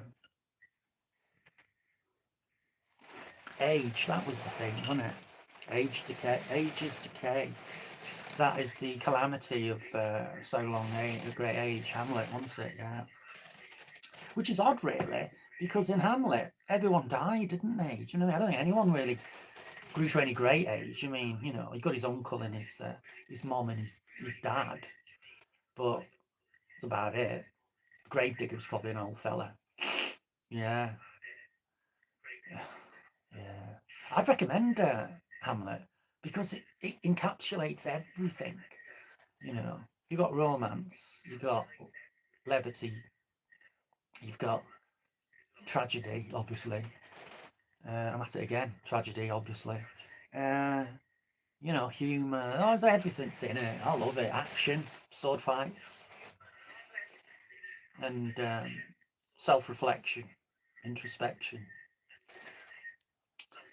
I love the fact that he could have killed the king, you know, his uncle, quite easily when he was praying. He got his back to him, but he thought, no, I don't want to do it now. Not that moment. You know, when he's trying to like come to terms with his guilt. He didn't want that. I don't know. You probably read it. Yeah. Hey, Carl Jung. Wow.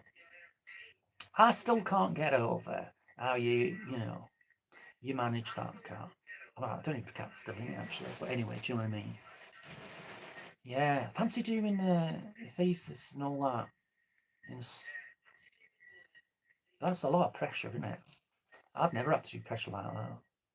CSEs, remember them? CSEs and all levels. Hey, by gum, that's going back, isn't it? I mean, it's all changed. It's constantly in a state of flux, isn't it? Each day, I mean, each year, sorry, the exams either get, people say they're harder, they're easier, you know, there's different criteria. I don't know. If I went now for a job, and I'd probably be interviewed by an 18-year-old. And he would go like, oh, what you got? CSC's all levels. What the living fucker then? I'd get out my birth certificate. It'd be like the Magna Carta, do you know what I mean? An ancient scroll, the Dead Sea Scrolls or something. You'd be like, oh, what's this piece of parchment there? It's actually got handwriting on it. What's that all about? Yeah. I don't care, do you know what I mean? I enjoyed the time period I grew up in. I think it was freer. You know, we had fun. We weren't. We didn't feel confined to the house or see the world through a screen. You know what I mean? Constantly. Funny me saying that now, looking at this. There's no one there. It's just like a bit of plastic, isn't it? I don't know there's people watching, but you know what I'm saying. You learn to converse and communicate properly, didn't you? Have a proper conversation. And it didn't matter if you didn't, do you know what I mean? There was no such thing as dead air with friends. It was like, I mean, that's the true distinction of friendship, I think. Do you know what I mean? Let's say people joke about marriages, don't they? And they say like, oh, you know, they're just sitting there, the ones reading the paper, the ones watching EastEnders, but they're missing the point really. It's the fact that they're at ease with each other. They don't have to put on a performance. They don't have to entertain. I mean, I love their moments. Do you know what I mean? I think one great bit of advice I heard could have been from Michael Palin or anyone, but you know, travel. Always seek new experiences. Never stay. Don't go stagnant. Do you know what I mean? Always be on the move. Always be active for new things. Anyway, what's that say? Sorry. Mandy, I can't even fucking read it. Sorry, I've lost my ocular device. Probably saying you need to go to bed, and I don't blame you. Hold on, let me have a look. Mandy trolls probably, but he gets people giving money too. Very strange. Yeah, that's true. He was playing Monopoly or Moaning Not a Nonsopoly, I always say, online, and I can do that in stream. Haha. I have a Nintendo Switch. Exactly. Do you know what I mean? You could easily tap into that. But now it's all numbers instead of a. He went up 500 subs in an hour. Do you know what I mean? It's crazy, isn't it? I don't get it. I really don't. I mean, I'm assuming it's trolls. It doesn't bother me. I'm not in it for trolls. I mean, quite literally, I could end this tomorrow. I mean, I'd miss the people, but I'd stay in anyway, chat. Do you know what I mean? But I don't get it, Jim. Who'd want to tap into Andy? I mean, really? Is that true? 500? I don't believe that. Sorry, but I don't believe that. I mean, I'll check it out later. Just out of curiosity. But I mean, 500 in an hour, it's not likely, is it? Do you remember when he had those likes in was it the last one or the one before? And he was so excited, he's like a little kid in a sweet shop, wasn't he? And they said, oh, I think he got up to 30 odd likes, 30 something likes. He was beside himself, he really was. And I checked into it later on, and he'd only garnered 7. So I think people were playing a bit of a mindfuck game with him. Do you know what I mean? Getting him excited and taking it all away. That's life, isn't it? But, you know, I do hope that people...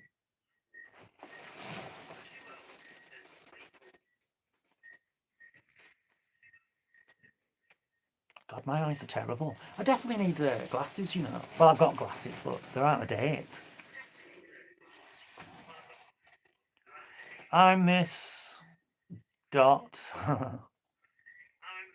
Wolfman and Slippery, yeah. It's funny, isn't it, how they're all fallen by the wayside? But I think it's the natural progression, you know. Because those were the glory days. I mean, we're talking about, you know, remembrance of things past, but those were the glory days, to be sure. With Andy, with his meltdowns and that. And he got played like a fiddle. Well, he still is, if he really, truly does believe my name's Paul Walker. But I don't care. I mean, he's happy, isn't he? I think trolls had a better, were more creative back in the day. Oh, I'm not criticising, I'm just saying they played the long game and they really knew how to push his buttons. But now I think they shoot the arrow a little bit too sudden and soon. And he catches on to it, do you know what I mean? And his acolytes, I mean, I'm being generous there. I mean, they're fucking nonsense, aren't they? I mean, come on. If you were parlayed to all that information, which is very apparent and can be backed up and verified. I mean, he forgets, I mean, I've said this before, but he forgets that we were there from the start. We've seen it in real time. We saw his live streams when he said these things. Anyhow, I'm not going down that rabbit hole again. But, you know, he definitely is surrounded by, like, I think he's got a core of supporters, hasn't he? Now, considering he's got 1.73k, it beggars belief, doesn't it? Because he only really has 5 hardcore supporters. The chief amongst those being the illustrious Frank, who always donates, even if it's 99p. God, he loves SGL, doesn't he? Hey, bloody hell. I've never figured out the Frank Raiderette. He came into mine once, well, a couple of times. You know, we tried to reason with him and let him see the lights, do you know what I mean? But no, wasn't happening. He was dyed in the wool SGL supporter. I don't know, you get that in cults though, don't you? He, for whatever reason, I mean, I joke, you know, he's a nonce, fellow nonce. I mean, I've got no evidence of that, but I've got evidence that SGL's that way inclined, and he's made, you know, decisive moves towards that. I mean, he says, you know, saying not doing all, you know, but it just makes you think. His acolytes, his little ninja nonces, his paedophile army. I mean, they've got to be supporters of that way of life and mindset, haven't they? Do you know? Even if they're not that way inclined, they see they've got to be that way inclined, though. I mean, how can you support it and not be? See what I'm saying? But I don't know. I don't know him, but I do question why you would give someone such wholehearted support. Don't make sense, does it? There you go. Fancy having a hero like that. Do you know what I'm saying? Why would you worship? And I do say worship because they call him their king. My king, they say. Why would you? I mean, I wouldn't say that to anybody on earth. At all. Not even Charles. Do you know what I'm saying? And he is a king. By birthright, anyway.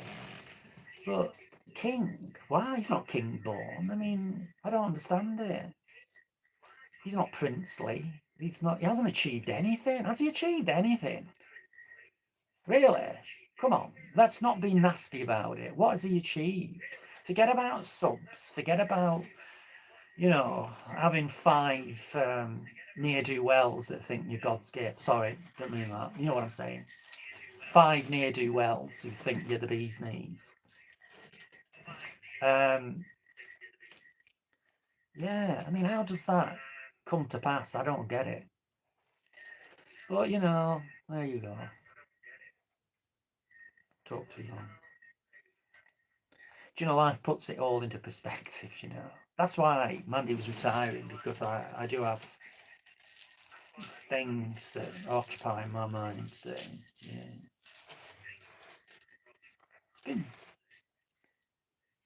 It's been fun getting under his skin. And I mean, I said this to Kat and other people, you know, that this channel has only ever been created. Its genesis is in the very, its evolution, such as it is, has been born from trying to protect people. It's not hate born. Andy would have you think that. And it's definitely obsessive. I'll give you that. I mean, who else would do this? Eh?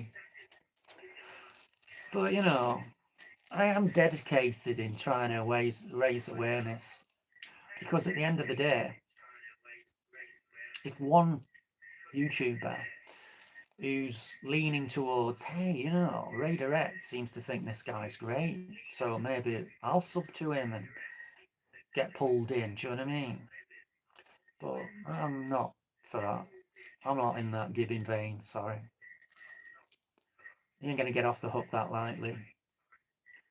He needs to answer for his past misdemeanors. If only to dissuade him from doing anything again, do you know what I mean? If he stayed in his little sex dungeon with his supping his tea bag, his tea bag wine, and mouthing into that absolute piece of shite fucking microphone, you know, absolutely doesn't work. I mean, isn't that, what do they call it, when you're supposed to slice into fruit and it makes a certain sound, and or you whisper? I mean, people make a living on YouTube like that, don't they? Do you know, under the deck goes all estates, Princess Praelins and Port Estates, Baithridge, Wall of Aldergrave, Timor. Do you know what? I think it's freaky, but do you know what I'm saying? People love that, don't they? What's it called? S something, isn't it? SMR, I don't know. You know what I'm saying? He don't need that, though. He just shouts all the time, doesn't he? Or burps. Did you hear him having a shit? Just lower the tone. Did you hear him having a fucking shit? In that last one, laying a log. What the hell was that all about? Do you know, what has YouTube come to when some guy gets subs and donations for defecating behind a green shower curtain? It beggars belief. It Is that entertainment? Is it really? Well, that is the right. That's something I'm not going to do. I can assure you that. Oh no, I do have this. Do you remember this? Hey. Do you remember? Do you remember? Do you remember that? Hey. Do you remember that? My little poo. That was part of my mukbang challenge, wasn't it? It's not a real poo. It's only a stretchy poo. Oh, it's got eyes. Look. When was the last time you saw poo with eyes? Come on. Yeah, I put that in my drink, didn't I? Do you know, I've done some fucking weird shit on this show. Hey, there you go. The sands of time have definitely, decidedly run out, but I'm going to have one last drink. What do you think? Oh, do you remember this little fella? Hey, do you remember him? Because my brother likes to say he's the GOAT, the greatest of all time in all things. All things that do concern this earth. Do you remember Beckett? Hey, remember the film? I'm not talking about Samuel Beckett. You know, the playwright. Although I would recommend Samuel Beckett, by the way. Waiting for Godot and all that. Yeah. You don't get references like that on my brother's show, do you? Anyway, do you remember this? My little goat. My little goat award to my brother Andrew. Hey, so I don't want to speak like this. Not even Yorkshire, sorry. Here we go. Look at that. Hey, that is a goat being sodomised. I've got an echo here. That's a goat being sodomised by my brother. Funny. I got that from a bookshop, would you know? You'd think it would be some joke shop, wouldn't you? It was actually, is it Waterstones? Yeah, you'd have credited that. Do you know what I mean? I think it was an internet sensation, wasn't it? The screaming goat. Do you remember? But yeah, so I got it from there. I'll buy anything, mate. Anything, as long as it's cheap and silly. I told you I'm not an intellectual, haven't I? I've mentioned that before. Yeah, but I'm a cheap date. Do you know what I mean? Last of amaretto, I go what's it, and I'm really annoyed that I can't find my what's it. I did bring them somewhere in this room, and it is a room, not a flat. I'm only saying this because, you know, we'll probably not be doing many more of these. So let's go for exclusive. This is a room, it's not a flat. Bob doesn't exist. Neither does Bob. Sorry, Bob. Steve, do you remember Steve? Hey. Do you remember me lighting man, Steve? And my cameraman, Bob. Cameraman. Bob. Hey, come on now. Hey. So, where's my glass? Yeah, Les Meze. I know you mentioned that. Raise a glass up the master's arse. Da da da da da da da da. Da da da da da da da da. I hope there's no recovering alcoholics out there. I know some people like the red wine. I know Jay's staying off it, but he's gone, so I don't have to feel guilty. But hey, it's funny you drinking Merlot out of that lovely cup with cat on front. I sell a lot of drink, you know, in my line of work. Merlot, Cabernet Sauvignon, Cote Saron, you know, Pinot Grigio, Chardonnay, Cote Blimey, you name it. And the blends, Cabernet, Shiraz, you know, Cabernet Merlot, Shiraz, all of them. There's so many wines in there. I remember when it were like, basically, blimey, basically France, wasn't it? French wine, you know, like the Champagne region, and the Champagne, Champagne, yeah? Yo, comment allez-vous, eh? Yeah, but, yeah, I've sold a bit of wine in my time. Why not? Do you know, it's a living. I don't really drink much wine though. More into spirits these days. Do you know what I mean? I like my amaretto because it tastes of oh, pan. I've said this before, but you can keep your mango homebrew that my brother likes, and his tea bag wine, his tea bagging wine. You know, just dropped his bollocks into his vat of wine, and it's tea bag wine. You can keep all that shite. Yeah, I prefer amaretto because I've got a very sweet tooth, mate. I love cake. I adore cake. Wedding cake. You know, with icing and marzipan. Oh, Christmas cake is wedding cake, isn't it, essentially? I could eat a whole one, you know. I could eat a whole one. How do you stay so slim, Mandy? I told you I work out, do you know what I mean? I've got an exercise ball, me. Dumbbells. The lot. And because I'm not in a flat, I'm in a house, I run up and down the stairs. And I don't have a fictitious Bob to fetch and carry for me. See, I'm an independent woman. Shut Bob. See what I mean? Force of habit.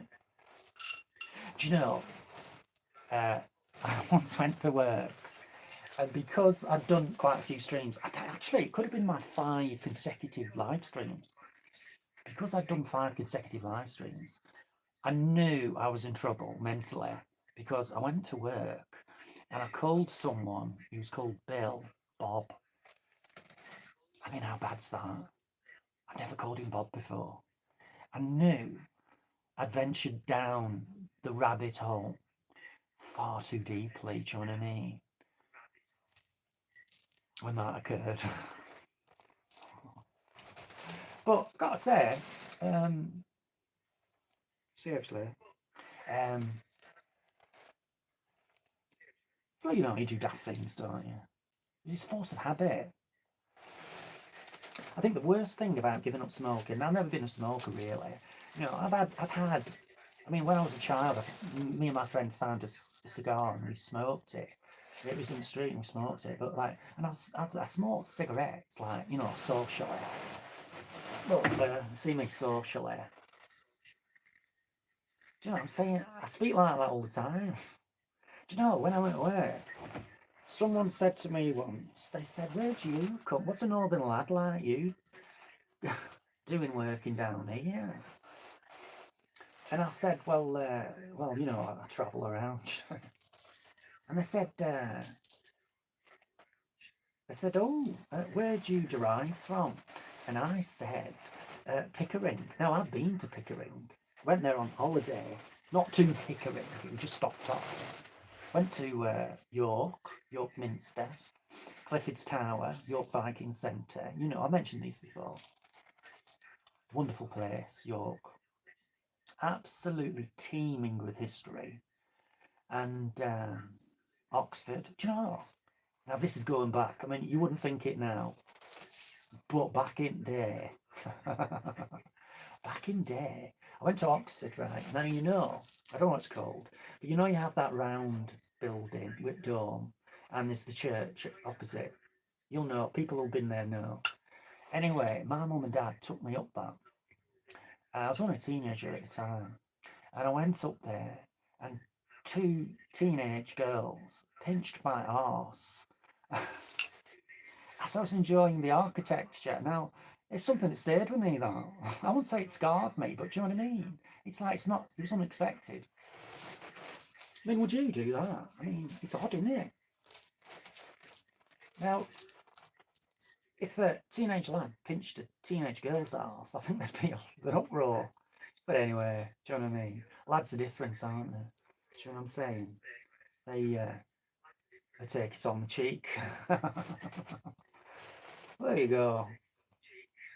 Happy times, though. You know, our memory's good. I hope that if I do get some form of dementia, that dementia, uh, I hope if I get some form of dementia that it is sudden and I don't feel it, eroding. I hate that. Becoming less than who you are. It's got to be scary, isn't it? Do you remember Sean Connery? I mean, such a big guy, wasn't he? I mean, you see him in Untouchables, such a powerhouse. What's that? I love that scene in Robin and Marion. I mean, it's not. I remember Sean Connery being interviewed, and he said it wasn't the movie that he wanted. He wanted it to be, about Robin and the sheriff, basically. Robert Shaw, brilliant actor, died far too young, heart attack at the side of the road. What that's all about. He was only 50, wasn't he? Was he less than that?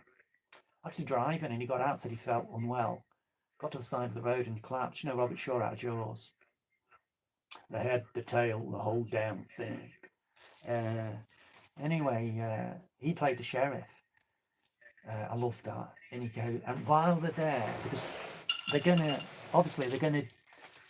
things have come to a head. You know the story, Robin Hood. And the sheriff of Nottingham is there with his army, and Robin Hood is in the Sherwood Forest. And basically, there's no way, right? There's no way that the sheriff is going to be able to achieve anything. You know what guerrilla warfare is like. Vietnam and that. There's no way they're going to achieve what they need to by going into those dense woods, and they were dense in those days. They would be slaughtered. When it picks off. Oof, hello. See that movement then? You can always tell a cheap wig when it moves across your face. Anyway, but so they decided, which bizarrely, they decided to settle it on a one-to-one combat. Have you seen the film? Anyway, it's got Audrey Hepburn in, so it's worth it for that. Do you know what I'm saying? It's not a guy movie totally. It's not a chick movie either, but it's romantic, And the music, now, anyone who knows me knows that I'm a fan of John Barry. John Barry. Don't speak like that. I can't shake it off, sorry. Out of Africa. A lot of the Bond themes as well. Used violins superbly. Anyway, he orchestrated that movie, and you can tell it's absolutely stunning. Anyway, the two guys, Robert Shaw and Sean Connery, are there. And Nicole Williamson, do you remember him? Nicole Williamson. What a fucking astounding actor he was. So underrated, He should be much better, well remembered than he is. I mean, people in the acting community know him, but, Joe public don't really. There's a DVD. I might have it here. No, it's downstairs. I've got a few here. King Lear. King John, Hamlet. All sorts, right? I look at Shakespeare. But anyway, Nicole Williamson did a Macbeth, and it was filmed. It's on video, so and it's on YouTube. See it. It's absolutely, it's breathtaking, his performance in that. I'm not going to say the consummate, definitive performance, because that's up to the individual. But it's my favourite performance. And anyhow, he plays Little John, who's a big guy, so why not? And he breaks in at the end because Marion's poisoned Robin, but only because he can't let go. Can't let go with the concept of youth. He thinks he's the man he always was. What was it? I'm twice the man I ever was, which it obviously isn't. And she saw him climbing up. I mean, she was a nun at that point.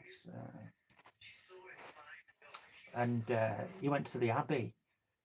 And he said, Marion, Marion, I've come home to you. Do after years in the Crusades.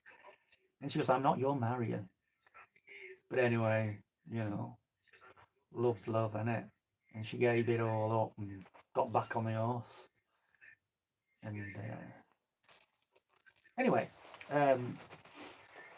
she poisons him, but because he's becoming less and less the Robin that she knew, and he was, you know, he was all, that's age, isn't it? We all know that. And she poisoned him, but it was a lovely poison. So, you know, it's one of those homeopathic jobs that was in wine, I think. She gave it to him. And he was there on the bed, you know, he's got a severe wound that the sheriff had, you know, proper, with a broadsword, a proper cut into his side, even though he's wearing like some form of armour. And whether he'd have died or not, I mean, he probably would, you know, infection and stuff. But he was there, he goes, oh, it was a great day. He goes, that the sheriff went down well. Just a great day. I'll never have a day like this again. And yet, do you know what I mean? Just in the language, it's like he hasn't come to reality. Those days are over. You can't be doing that. Each day, you're less and less the Robin. You know, you were. And it will catch up with you. But, and she couldn't put up with the pain of it, do you know what I mean? She couldn't put up with seeing him suffer. So she gave him this libation. Don't worry, it's only amaretto. And she just slumped down a little bit in the corner on the wall. And he goes, my legs are numb. He goes, my legs are cold. And then he goes, they're numb. And he looks over to her and she goes, I know. That's the moment he realizes that something's occurred. Do you know what I mean? And he goes, why? For God's sake, marry him. Why? Bad acting, I know, but you know what I'm saying. And she goes, because I loved you with fields I've planted with my hands and all this type of stuff. You have to see it. You might have seen it. And the last line was, I love you more than God. Now, I know I might offend somebody, but you know what I'm saying. And he comes to terms with it. He realizes, you know, that it's over. And this is the best way of going out. You know, he'd won the battle. And those golden times would never come again. And the love he had with Marion, you know, it was going to be brief now. It was in the autumn of its years. And they just reached out their hands like this. It goes like that. And she goes like that. And then the door bursts open. And Nicole Williamson comes in. Because it's his lifelong friend. He's known him since a boy friends, you know. They've been on the Crusades together. And he goes, he sees Robin lying there. And he goes, no. And Sean Connery goes, it's all right. It's all right. Because, you know, it's good that it's this way. I'm happy that it's this way. And he says to him, which is true to the legend, you know, it's probably a myth, but the Robin Hood thing. But he goes, bring me my bow. And he pulls back the arrow and he releases it. And you have the score of John Barry, like, as it goes up into the heavens, right? Landing, we know not where. And he says, where it lies, gather us up and bury us there. Okay? I mean, that's crazy, isn't it? That's to be honest, that's the way I'd want to go. It's funny, isn't it? But yeah, he says to Robert Shaw before they have the battle to liven things up a bit. He goes, of all men, terrible, Annoy, of all men, for you alone, you know, type of thing. And yeah, you know, they have the swords, you know, those big broadswords which formed a cross, because obviously they took these with them on the Crusades, the Holy Wars and stuff. And they were there, they crossed themselves, and then they would go into battle. And Sean Connery, Robin, won, but only just. It was so by slim, fine whisker, you know. And there wasn't anything in it. I mean, they were both spent forces at the end. And but anyway, it's a brilliant movie on so many levels. It's not a boys' own thing. People think it's a boys' own, Robin and Marion, or some people think it's soppy. Do you know what I mean? But it's more than that. I think, and at the end, it has fruit in the window that's ripe, and then you see it transpose into like withered fruit, and that is basically the concept of the whole movie. Do you know what I mean? Oh, Richard Harris, you know, Camelot. Oh yeah. Sorry, I'm keeping you lot up. Sorry, I'll probably remember that. And let it not be let it not be forgot that once there was a spot for one brief shining moment that was known as Camelot. It's true, it's true. The crown hath made it clear. The climate must be perfect all the year. Yeah, so no, I'm not singing that for no reason. It's Richard Harris was in that, as you probably know. Obviously, you know. Wasn't Vanessa Redgrave an absolute beauty? Ooh, stunning, so elegant. And Michael Redgrave, her father, acting family. You know, long lineage. Anyway, Camelot. Yeah, Camelot. Exactly. Yeah, Richard Harris is in it. He plays King John. And I often wonder, you know, I entertain the notion that, oh yeah, that SGL will be a bit like this when I go, you know. I shuffle off my Mandy coil. Oh, that sounds rude, doesn't it? I don't mean coil like that. You know what I mean, mortal coil.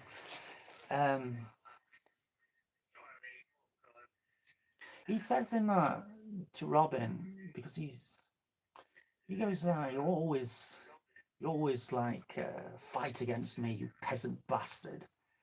And but he's dying. He gets an arrow, and he's dying. He locks Robin and little John up, but you know he lets them go because he's like, look, you know, he loved them really. But Robin. I mean, you've probably seen the film. Sorry, but King John, same old first name to him. King John wanted Robin to go into the castle to look for this gold, which was just a stone in a ploughed field, as it happens, and kill every man and woman and child for, you know, defying him, basically. And the one guy with any kahunas got an arrow and he, you know, hit King John with it. And anyway, he goes to Robin because Robin says, "Look, no, there's no stone." So I can't do Sean Connery, but you know, he goes, "There's no stone, there's no treasure. There's just a blind man and a piece of gold that never was." And Richard Harris goes like, "Well, what's that to me?" He says, and Richard Byrne, you know me. I wish he was in that. Anyway, Sean Connery goes like, he goes, yeah. So Richard Harris says, "What is that to me?" And Sean Connery says like, "Well, it should mean something." And he goes, "You know, you questioning me, Robin? Questioning a king?" Anyway, that's why he locks him up. But like I say, he don't kill him. He loves him too much. Bromance. Anyway, he goes to him when he's before the fire, Because you know, Richard III was like, didn't really speak English, it was French, wasn't he? Latin and French. And anyway, he goes, where they're planting me in France. They're planting me in France with my father. Oh dear. And he said, like, about England, just that I was never really there. But he says, this is the key thing. He goes, what will you do now, Robin, brave Robin, without me? You know, what will you do, Robin, now that I'm dead? And I think that's the older like, he'll miss me, you know. I may be a thorn in his side, but you know, why does he mention me so much? Do you know what I mean? I were gone off air for about 14 days. Always mentions me. My name always crops up. Oh, bit of flesh then. Did you see that? Oh, I did mention. I was going to show you something. I love movies. And good movies, do you know what I mean? Not just any old tap. I grew up with movies, or four-eyed. I'd love nothing more than to be stuck in front of the TV watching old movies. Musicals. You know, even black and white. I mean, people underrate black and white movies. Waterloo Bridge, Vivian Leigh. We know Vivian Leigh. Hey. Robert Taylor. All of them. You know. Um, Alan Ladd. So many, innit? So many actors and actresses, you know. They're overlooked now. Lost to time, really. I mean, it used to be that you'd see them on reruns, but I don't think that happens much now. You know, people are such a throwaway society, aren't they? It's always the next thing. Got to be the, you know, Love Island or something. I don't know. And I'm not slagging it off. I'm too old for that. You know, I'm not. I'm not of the temperament to be to find that appealing. There's nothing for me. It's like if I was a hungry man, it wouldn't give me any sustenance. That it wouldn't even be like eating a wafer. But Camelot, yeah. I mean, Alan J. Lerner. Was it Alan J. Lerner? Yeah, it's a special edition. This one. I was going to show you my my get-up, but you know me. People who watch me know me that I'm the most disorganised YouTuber ever to grace the screen. I love Camelot though because I mean, was it Franco Nero played Lancelot? Oh, I tell you what. If anyone likes Anthony Hopkins, now I can't do anyone. You know I can't do anyone. But I do. I like Audrey Rose. Do you remember Audrey Rose? Do you remember that horror film? Do you remember Audrey Rose? Audrey Rose. Anthony Hopkins in that, where it was his daughter who died in a car crash, and he believed that she'd come back. He's so versatile, Anthony Hopkins. Absolutely incredible actor. But he had such demons in his life, and the fear of the stage as well. I mean, how can you do towering performances and command a stage and be so fearful of it? I mean, I know every actor I've ever come across or seen in interviews have always said that you need that, you know, nervousness, a little bit of friction, you know, deep within your chest to create a great performance. And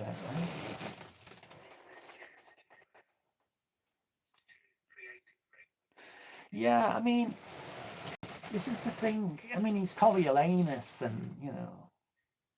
Oh, did you see him in the dresser? That was a good one, too.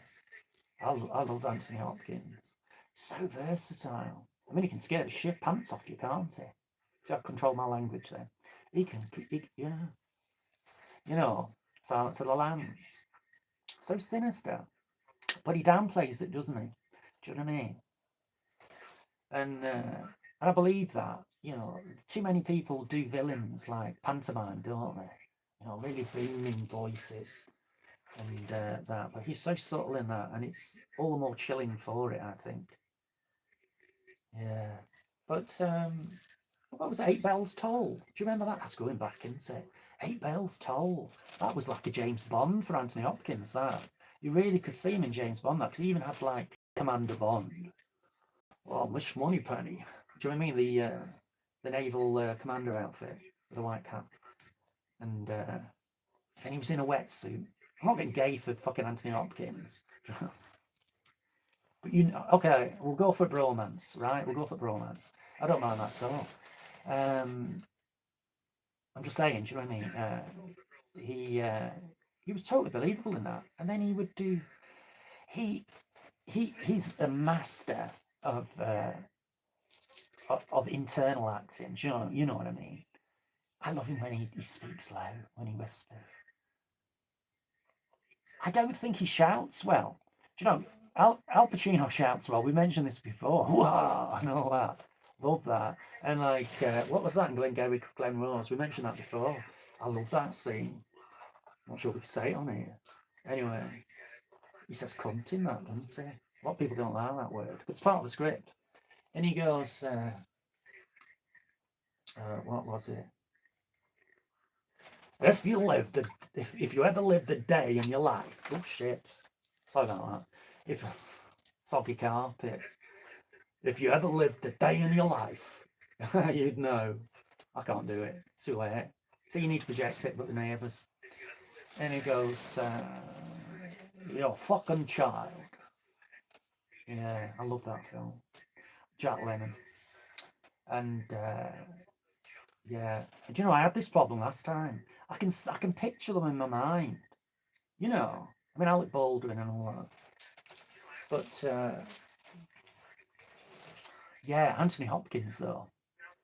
Now, I know it's late, but just so you know, and you probably do, the line in Winter, Catherine Hepburn, eh? You know, on Golden Pond and all that.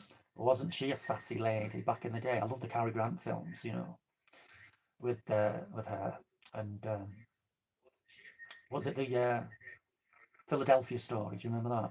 Is it black and white movies again? James Stewart, Catherine Hepburn.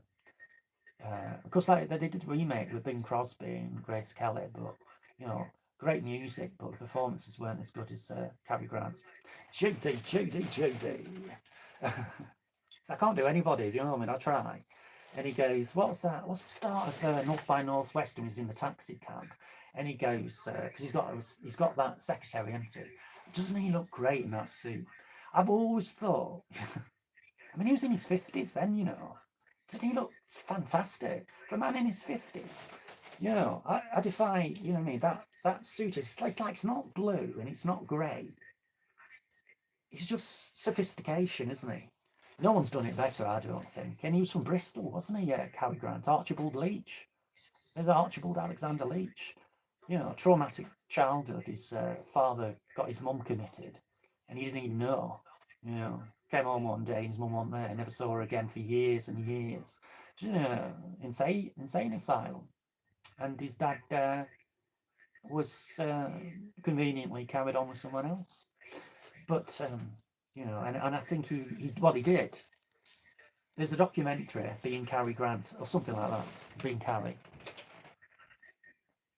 and he sought for that therapy, LSD and stuff, and you know, he come to terms with it, and he met up with her later on in life. And they formed a bond, you know what I mean? But oh, I love Cary Grant, so sophisticated, and it's screwball comedy as well. She's another guy. And people always say, oh, well, Cary Grant, you're always going to get the sophisticated rom-coms, do you know what I mean? But you check out, I mean, it's not true. I mean, you did do other films as well, you know, war films. And when they paired him up with Tony Curtis in that submarine one, some other great guys, Tony Curtis. I mean, you know, not necessarily a great guy, but like, I loved him on the screen. But yeah, Cary Grant, yeah, that in that scene, North by Northwest, and check it out because like Mandy does not lie. He goes in the yellow taxi cab in that beautiful suit, he goes, something, because he's telling his secretary to write a card and put it with some flowers, because he's a bit of a player, to be fair, a bit of a playboy, do you know what I mean? And, but he gets his comeuppance, he meets that lady on the train, doesn't he? You know, he falls madly in love, risks his life for her. And anyway, he goes, something for your sweet tooth, baby, and all your other sweet parts. And that sums up a playboy, doesn't it? Yeah. I'm on Mount Rushmore as well. That's epic, isn't it? Clinging, clinging to the president's chiselled faces. With James Mason. Well, there's another guy. Wouldn't you love to have James Mason's voice, eh? Check out every movie James Mason's done. I'm telling you that. That's a top tip. Especially Star is Born. Love him in that. I'd love that. And we did other movies, you know, Stuart Granger. I see I go back a long way. I've seen them all, you know. Me and my mum, we used to watch them all, you know. After Pebble Mill at 1 and Farmhouse Kitchen. Do you remember Mavis as well? She used to interview everyone. She had everyone on her show, you know. Do you know,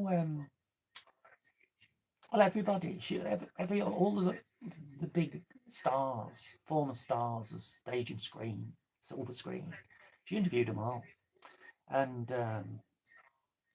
yeah, but then yeah, after Pebble Mill at 1 and all that. Some people will remember that, probably only me. But yeah, so we watched all these movies, you know, and black and white ones.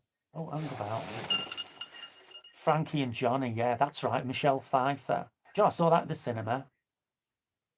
Yeah, I saw that at the cinema. I love that. That's another one I got on DVD. You know, you shouldn't do this to me. I'm going to end up having a fucking a session. I really am. I'll have them all piled up. Do you know what I mean? Backside at telly. Sit backside at telly. What do I really sound like? Because that, do you know? I don't sound like this. You know? I'm not. I'm not being derogatory or taking the piss of anyone. But when I'm at work, because I kind of said, didn't I? I got off at one. That people came in, customers came in, and they would say, "Oh, are you from here? Are you from there?" Do you know what I mean? And I would just go along with it because I'd be doing it so long. Scottish people would come in, Irish people would come in. Do you know? And I'd say, "Well, you're from Dublin." Right, so but you've got to know a little bit of backstory. You've got to do a little bit of research, otherwise they find you out. Because this guy, he said, and his wife, they'd been to Pickering and they knew it well. Now, I'd only spent one night there. I mean, I love Scarborough. And we did like a little bit of a tour, you know. I love Yorkshire. As we were saying, do you know what I mean? I love all the rolling hills, dry stone walls. You know, you get it all, don't you, in All Creatures Great and Small. You know, there's another great actor. And why do I mention that? Because there's a connection to Richard Burton. Yeah, Richard Burton's great chum in that. He played Siegfried Farman. Yeah. Anyway, you know, I read all the James Herriot books, you know. Um, and it wasn't necessarily because I was an animal lover as such. It was, I love Yorkshire and it just, you know, the Peak District. And anyway, like that.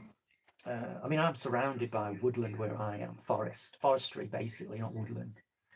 And it's, but anyway, yeah, but yeah, his books were semi-autobiographical. You know, I think there was a lot added to them because at the end of the day, you know, you're not going to say every day was an eventful day. You know what I'm saying? You pick the choicest moments, don't you? You know, the pearls, and you can elaborate. Why not? But let's face it, you know, and he invented Darby. That doesn't exist. You know, and the characters' names don't exist. But the characters behind, the people behind them, the true people he met and interacted with, and the stories. I mean, it's funny because he was Scottish, wasn't he? He came from Edinburgh. Yet he had such a love for Yorkshire. You know, and I don't think it's just adapting. I think sometimes you feel it, don't you? You know you're home even when you're not from there. And I know someone who said that you know, they were born and bred in one place, like a sheep, but the place that they live now has taken them to their hearts, and he's so grateful for it. I won't mention who it is, but you know, celebrity. And yeah, like I say, sorry. Um, Cary Grant, though, like I say, Bristol born, came over. You know, he's so brave. He's only a young guy. He came over with some troubadours, didn't he? You know, because he was quite gymnastic, you know, quite athletic. He was bow-legged, though. You don't really see that in the suits, do you? But in some scenes you do. He's got a bit of bow-legged thing going on. But who gives the fuck? I mean, this is before plastic surgery. I mean, I know some stars had, like Madeline Annoy had a little bit of plastic surgery. She had an extra toe, didn't she? I'm not pissed. Look it up. Cary Grant, though, he had the dimple in the chin, the absolute sharp, fantastic profile. And I remember one of his early directors said, because he used to part his hair the other way, and the director was canny enough to say, no, no, no, no, your best side is this side. And if you look, he's got a beautifully smooth, chiseled side, and the other side's a little bit lumpy. Robert Redford had that as well. Check it out. And he said, well, the camera absolutely worships you, adores you that side. Part your hair that way. And Cary Grant always had it, that beautifully black hair all slicked back. And he kept it that way. He was a great one for realising that he can learn from people. You know, they've been around longer than him. He's just this boy from Bristol, you know, with a lot of insecurities, abandoned by his mother and stuff. And but how brave is that? I mean, I said this about Cat, right? How brave is it to like just take that plunge and just go, I'm going to join these troubadours. I'm going to go to America. No, he had no contacts over there. Only, I mean, this troubadour group could have dropped him. You know, these things happen. But he went over there, you know, and he got himself bit parts in movies. You'll see them; they're not very good. He could sing, you know, Cary Grant. He played Carl Porter, didn't he? Is it Carl Porter? See me look over there to Bob. See, that's what I'm saying about, you know, affectation. Bob, what's it? Shall I do it? Hey, you're supposed to have it. Was it? Was it? Hey, Bob. Oh, Bob, it's gone now. It's lost its believability now. We've brought in that dimension, haven't we? But you know, I'm fessing up, do you know what I'm saying? Let's fuck it. Let's just go for it. Anyway, so he goes to America and he does these few movies. Yeah, I think it is Cole Porter. Yes, Bob, it was Cole Porter. And he got a fair singing voice. He played the piano, do you know what I mean? And that was a colour film, by the way. Early colour film. But he was a great a friend of Douglas Fairbanks Jr., I believe, yeah. Because Douglas Fairbanks Sr. was silent movies, wasn't it? And Tony Curtis does a great impersonation, takeoff, as we used to call him, of Cary Grant. Because he used to watch all of the Cary Grant movies when he was in the Navy, and they would basically do the roles. So he would do the Cary Grant role because he could do the Cary Grant voice. He'd be like, hey, Kaminsky, take the pebble out of my shoe. Do you know what I mean? Like that. And they thought, hey, he's good at that. And then, of course, in Some Like It Hot with Marilyn Monroe and Jack Lemmon, he doesn't actually do, to be fair, he doesn't, I mean, he stated this, he doesn't actually do Cary Grant. It's more like a homage to Cary Grant. It's influenced by him. He has little round glasses now. Those glasses, you'll see them in, is it Bringing Up Baby, where they've got the, is it a leopard? you know, Catherine Hepburn, slapstick. Anyway, he does that, and he's on the beach with the blazer and stuff. He's brilliant at it, I think. Uh, Check it out. Do you know what I mean? He does say it's his party piece, basically. I mean, you'll see him in most interviews. The best of which I think is the early Michael Parkinson ones, and he does it there. Yeah, I love characters like that. I mean, I know the Troubled Souls, Oliver Reed, all of them, but do you know Oliver Reed sober?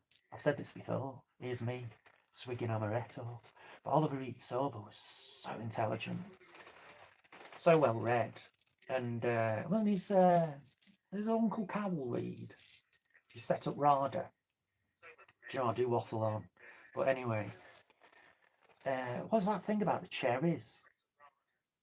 Check that out. It's all on YouTube, you know. I tell you one great fan of Oliver Reed when he was sober was, you know, uh, Citizen Kane. What's his name? Come on, help me out. All the Worlds. The name escapes me. Beard, portly gentleman. Did a great King Lear on film, grainy black and white. Orson Welles. Thanks, Bob. See, Bob fed it to me. Orson Welles, yeah. Oh, hello. He said that, you know, that Oliver Reed has such a great presence. And he does. I mean, he whispers. I love actors that whisper and command the screen through doing it. Do you know what I mean? They don't need the big trumpets blaring. I mean, I love that as well.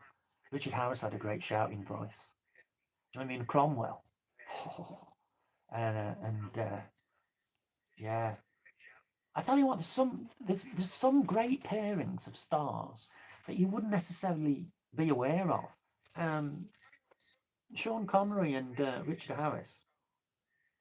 The Molly Maguires. I've got it here on DVD. That's a brilliant film. Check that out, the Molly Maguires. And he's basically an informant, but he gets accepted into the mining community, and they're obviously being abused and downtrodden by authority. Hey, baby, doesn't that sound familiar? But Sean Connery, they don't trust him, they mistrust him, and basically beat him up in the pub when they first see him because they're not sure, you know. And but they do end up trusting him and accepting him into the fold. And I mean, come on, Richard Harris and Sean Connery firing on all four cylinders. Whoa, love it. Isn't film good? Isn't recording good? Do you know what I mean? Where would you be without movies now? These people have gone. These people have disappeared. Whatever your faith, whatever you believe, for where we're concerned, they're gone. Do you know what I mean? We'll never see another movie Bible, new movie, another new interpretation Bible. Do you know, you have a lot of people who emulate singers, do you know what I mean? And they're very good at it. You know, George Michael has a lot of people who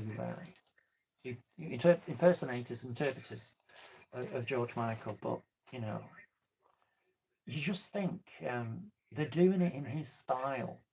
But what new songs would he have come out with? He was still a relatively young man when he passed. Christmas Day, wasn't it? And his interpretation. I always said this about Luther Vandross. You know, I'm a big fan of Luther. Back when I was a child, and life removed all the innocence. Yeah, he wrote that. And you know, I've said this before, I know I'm boring people, but it moves me because that was his last great single. And where would you have gone from there? He had ups and downs, as every artist does. He struggled with his weight and other things, you know. But being a heavy set, well, I mean, what you say, person of colour, black person, you know what I'm saying, wasn't easy. You had to be slim, It's either Michael Jackson or Whitney, do you know what I mean? And he was a heavy set guy, and he started off basically in the background, do you know what I mean? The backing singer, as a backing singer. But this is where he learnt his craft. There's no better artist I've ever listened to who knows about harmonies and you know all that. Now, I was going to say, I love all the divas, you know that, all the diva, and Whitney, Mariah, Celine, but Marie Callas, she's gorgeous, drop dead gorgeous, Mediterranean. Oh, and such a voice. I remember hearing her voice as a child, and I thought, what the heck is this? How can someone? I mean, I remember hearing that opera style through Jeanette MacDonald. You know, doing the the show busy version of it with Mario Lanza. Do you know what I mean? Which is, don't get me wrong, is absolutely stunning. But Maria Callas, no one better. I know when she's singing. You could play it right down there, bottom of the street, and she's so distinctive and driven, and such a tragic, end really. But anyway, what were we talking about? Oh yeah, Luther Vandross. So yeah, he learned his craft the hard way, really. I mean, Barry Manilow as well. He was never meant to be centre stage. He'll admit to that. He knows he hasn't got the looks for it. And I'm not being nasty. I mean, I'm wearing a mask. You know what I'm saying? He knows that. But his charisma shone through his voice, his vocals, and his songwriting and his adaptation. Obviously, Oh Mandy. Oh Mandy, I remember all my life. Of course, that was Oh Brandy. It's funny that people call me that, to wind SGL up. They say Brandy and Candy. Well, that song was Brandy, wasn't it? Oh, Brandy, when it came and it was like more funky. But he slowed it down, orchestrated it, put the violins in, and did his piano, you know, and just delivered a brilliant ballad, innit? Got to be said. Whether you like him or you don't, you got to say Mandy's a fantastic song, innit? And it's his interpretation. It's not actually his song, but he brought more to it, and isn't it the greater for it? Oh, Mandy, I take him, and made it through the rain. Come on, hey. Everyone needs that, you know what I mean? I mean, we were talking about, we weren't really talking about it, but we mentioned it, Neil Diamond. He did an album, I've got a CD from way back when, and it was in the style of, when Johnny Cash went very, he distanced himself from like, I fell into a burning ring of fire, which is great. I mean, that's him, isn't it? But he went more like, introspective songs. I hurt myself today. That cover to see if I could feel. Do, do, do, do, do. Yeah, But anyway, Neil Diamond has done original songs, original album, and it's very much like that. Great stuff. Not like Hands, which is fantastic, by the way. I don't know if anyone's actually. Of course, everyone's seen. Hey, Bob, you've seen it. Jazz singer. Now, don't get it confused with Al Jolson. I never got that. Forget the racist stuff. The blacked up face. I know I'm wearing dreadlocks, but fashion. Never understood that. I always thought he was overdone, and I never rated his voice. I've heard it, and it's not good, is it? Really, I don't rate him as a singer. Entertainer maybe back in the day, you know, perhaps that's what they want. You're all happy, clappy. Don't know. Maybe that's what was great then. I don't know. Or perceived as great wasn't. I don't understand it. I think it's overrated. Sorry, Al Jolson fans have just switched off. Anyway, but the jazz singer, hello, my friend, hello. Just called to say hello. I think about you every night. And when it's late, eh? And when it's late, hello. Yeah, Paul Nicholson, you know, with Just Good Friends. He's in that, isn't he? It's brilliant. He's an obnoxious twat in that, he is. He's like, no, he's like a rock star. And he says, no, I want to sing that song my way, you know, that rock, get the bass beat. Like Christopher Walken, I need more cowbell. Ho! Anyway, the lady, have you seen the film? I mean, I'm selling calls to Newcastle here. You've seen the film. But, you know, the lady who basically falls for him and his wife knows it. She knows that that song has to be done by the Neil Diamond character. You know, it's the essential, definitive performance. So it's got to be done. That's the rendition you need. And anyway, he gets his chance, kinda. He goes, no. He goes, is there any way that you could try it a little bit slower? You know, can we have like the orchestra, the violins joining in? And Paul Nicholson's like, or Paul Nicholas, you know what I mean, just good friends.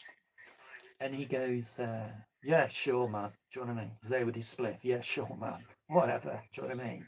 He doesn't rate him. He doesn't credit him. It's like some fucking, you know, songwriter who's come up with, you know, not bad lyrics, but shit. It's not his cup of tea. So he sits down like that, and he's there. You can see him in the background. You can see him. They're slightly blurred, but he's smoking away. I don't talk like that, but you know. And Neil Diamond's there with the piano, and he goes into it, and you can see the agent, you know, tears in her eyes. You know what I mean? Thinking, oh, you see, it's really moved her. Do you know what I'm saying? In the recesses of her soul, as they say, the recesses of her soul. Do you know what movie's that from? Do you know how bored people are that? I'm often saying, do you know what that movie, what that line's from? Now, I did mention this somewhere in time, I'll get back to it, but somewhere in time, Jane Seymour, Christopher Plummer, and Christopher Reeve. Now, if you want a rom-com, but it's not, sorry. It's, and it's very tragic. Shall I tell you them in the end, Bob? Christopher Reeve dies, and Jane Seymour dies as an old lady at the start of the movie. It's a time travel job. Now, don't get put off. Honestly, it's not Star Trek or Star Wars. Do you know what I'm saying? It's nothing like that. He basically goes to this old hotel, and he sees this beautiful gilt-framed portrait, Edwardian. You know, I like the Edwardian period. In this red velvet, crushed velvet wallpaper wall room. Anyway, he goes in because he's got a bit of time to kill. Do you know what I mean? It's like that when you go to a Premier Inn and they won't give you the keys. So he goes in there and you hear, guess what? John Barry's music. All right, I'm going to get you all addicted to John Barry if it's the last thing I do. And Dances with Wolves. Anyway,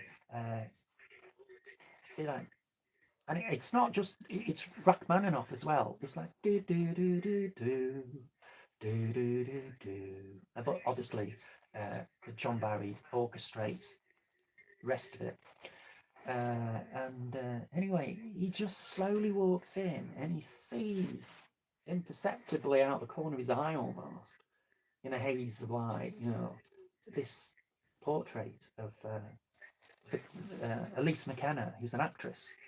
I think it was the Edwardian times, but anyway, you know, and all the lace, elegant with her hair done up, baby Marie class. And he ventures closer, closer, and he makes a connection with it. You know, he senses that he's met her before, and he thinks, "Oh, I've got to find out about this lady, and hopefully meet her." Do you know what I mean? Because he was a successful playwright. Richard Collier, I think his character's called. And he goes to the desk and he said, "That portrait of the actress, who is she?" And he said, "Oh, it's Elisa McKenna." And he says, "Oh, great." He goes, "Yeah, she appeared here in like 19 way." Do you know what I mean? And he's like, "What?" Way in the distant past. And he gets obsessed. He has to find out more about her. So he goes to the library and he finds out that she was a great actress, an innovative actress, because, now this is telling, I'm not spoiling too much, but fuck it, but, because you probably not watch it anyway. But anyway, it turns out, it transpires that when she took to the stage, and not quite a farewell performance, but close to, um, she brought the modern form of acting, the believability, because before all that, it was like, oh, and oh, and who's that then, miss? And madam, and Liz McKenna would say like, oh, I can't possibly entertain the notion because he's far too married to his gold. You know, like that, affected, not really believable. Mine, all my acting sounds like that. But when she sees, because anyway, she falls in love with him. I'm cutting a lot out here. I mean, she don't just fall in love with him. Do you know what I mean? It takes a bit of time because she's had a lot of people who just come into her life because she's a famous actress. And it's like, you know, it's beautiful people. People get enamored with them. Do you know what I mean? So she's thinking, well, I'll be a little bit trepidatious where this guy's concerned, but she's attracted to him, but she thinks, let's hold back a little bit, find out what he's about, which is always wise. And she gets this bond with him, and they go out, and her manager hates it absolutely. It was Christopher Plummer, absolutely hates it. He's kept every man at bay because basically, you know, she's a commodity, and I think he's a little in love with her himself. And there's this brilliant scene, and I mentioned it, I think, in one of Cat's things, where he says success within control. Because when she's on the stage and she's supposed to do the la-di-da, you know, generic play, she suddenly sees him in the audience, Richard Collier. And she's made her mind up by that stage, do you know what I mean? But this is the guy for her. It's meant to be. Not just, you know, it's not just a physical thing. And they made a connection. And they like each other as well. I mean, it's everything, it's the whole package, you know. And she sees him and she stops, she breaks off. She leaves the script entirely. And the maid is like dusting away, you know, with a feather duster. She's like looking at her like, what the hell's going on here? Do you know what I mean? That's not the line. And she tries to pull her back in, do you know what I mean? Get her back onto track. And Christopher Plummer, her manager, he suddenly like, you know, raises up a bit and thinks, hey, he realizes, he knows what this is all about. And he is petrified because it's the one time in his life he hasn't had control. Before, he's always been able to convince her that these guys are only after one thing, you know. I mean, dare say most of them weren't, but, you know, she never got the opportunity to find out because he'd ward them off. And anyway, so she suddenly got, you've probably seen this, and if you don't see it, I've got it here, Somewhere in Time. She gets up, John Barry theme music, she gets up, and she goes, I don't know, I'm not verbatim, I'm too pissed. But anyway, she goes, something like, you brought you brought sweetness to me. Uh, I've known you all my life. I've been looking for you all my life, or something like that. And all the crowd are going like, "What the fuck's this?" Do you know what I mean? She's actually looking at him, and she sounds so sincere and heartfelt and impassioned, you know. And she goes, "Sorry, I can't remember it." She goes, anyway, last line, something like, "Hello." She goes,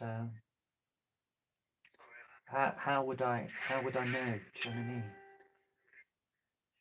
I've never known this type of love before. You brought it to me, you know. You brought such sweetness to me. And then she clicks and she realises, right, she comes back into character and she realises, and she just goes like, yes, that's the type of man I'd marry. But, you know, see it. You know, I butcher things, I really do.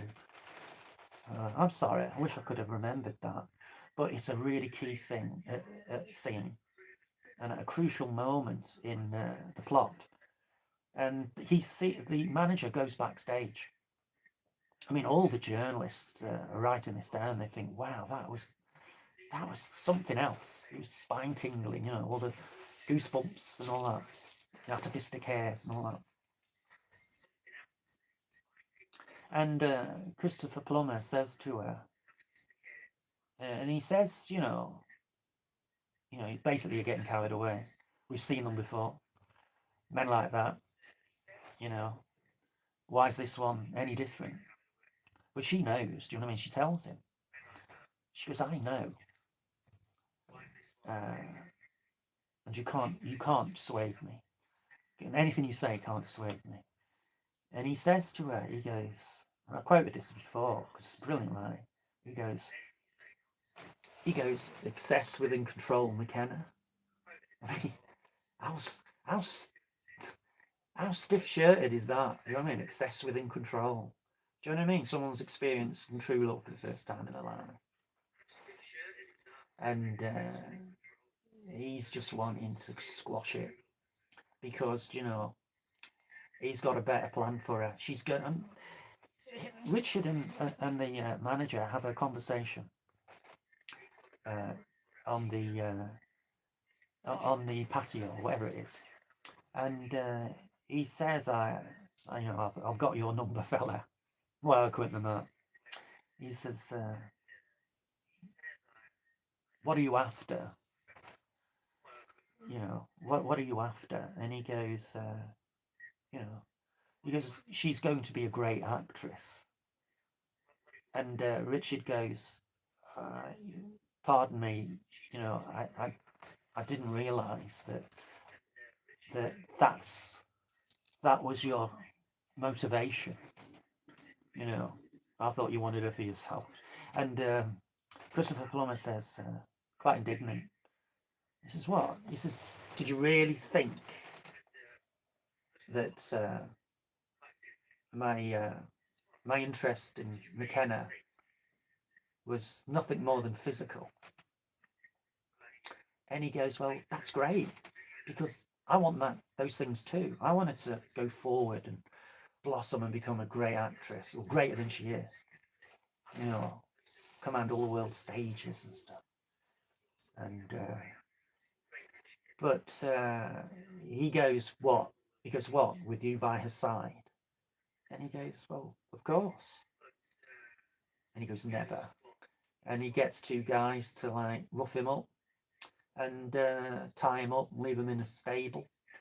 And they're about to leave, and she thinks he's basically, you know, they made love, so, and they think, well, did they at that stage? Anyway, she thinks he's going to be there when they leave because they're a travelling company, and he doesn't turn up. And of course, the manager plays his trump card, doesn't he? "Well, you've been here before, love. Do you know what I'm saying? Is it really surprising?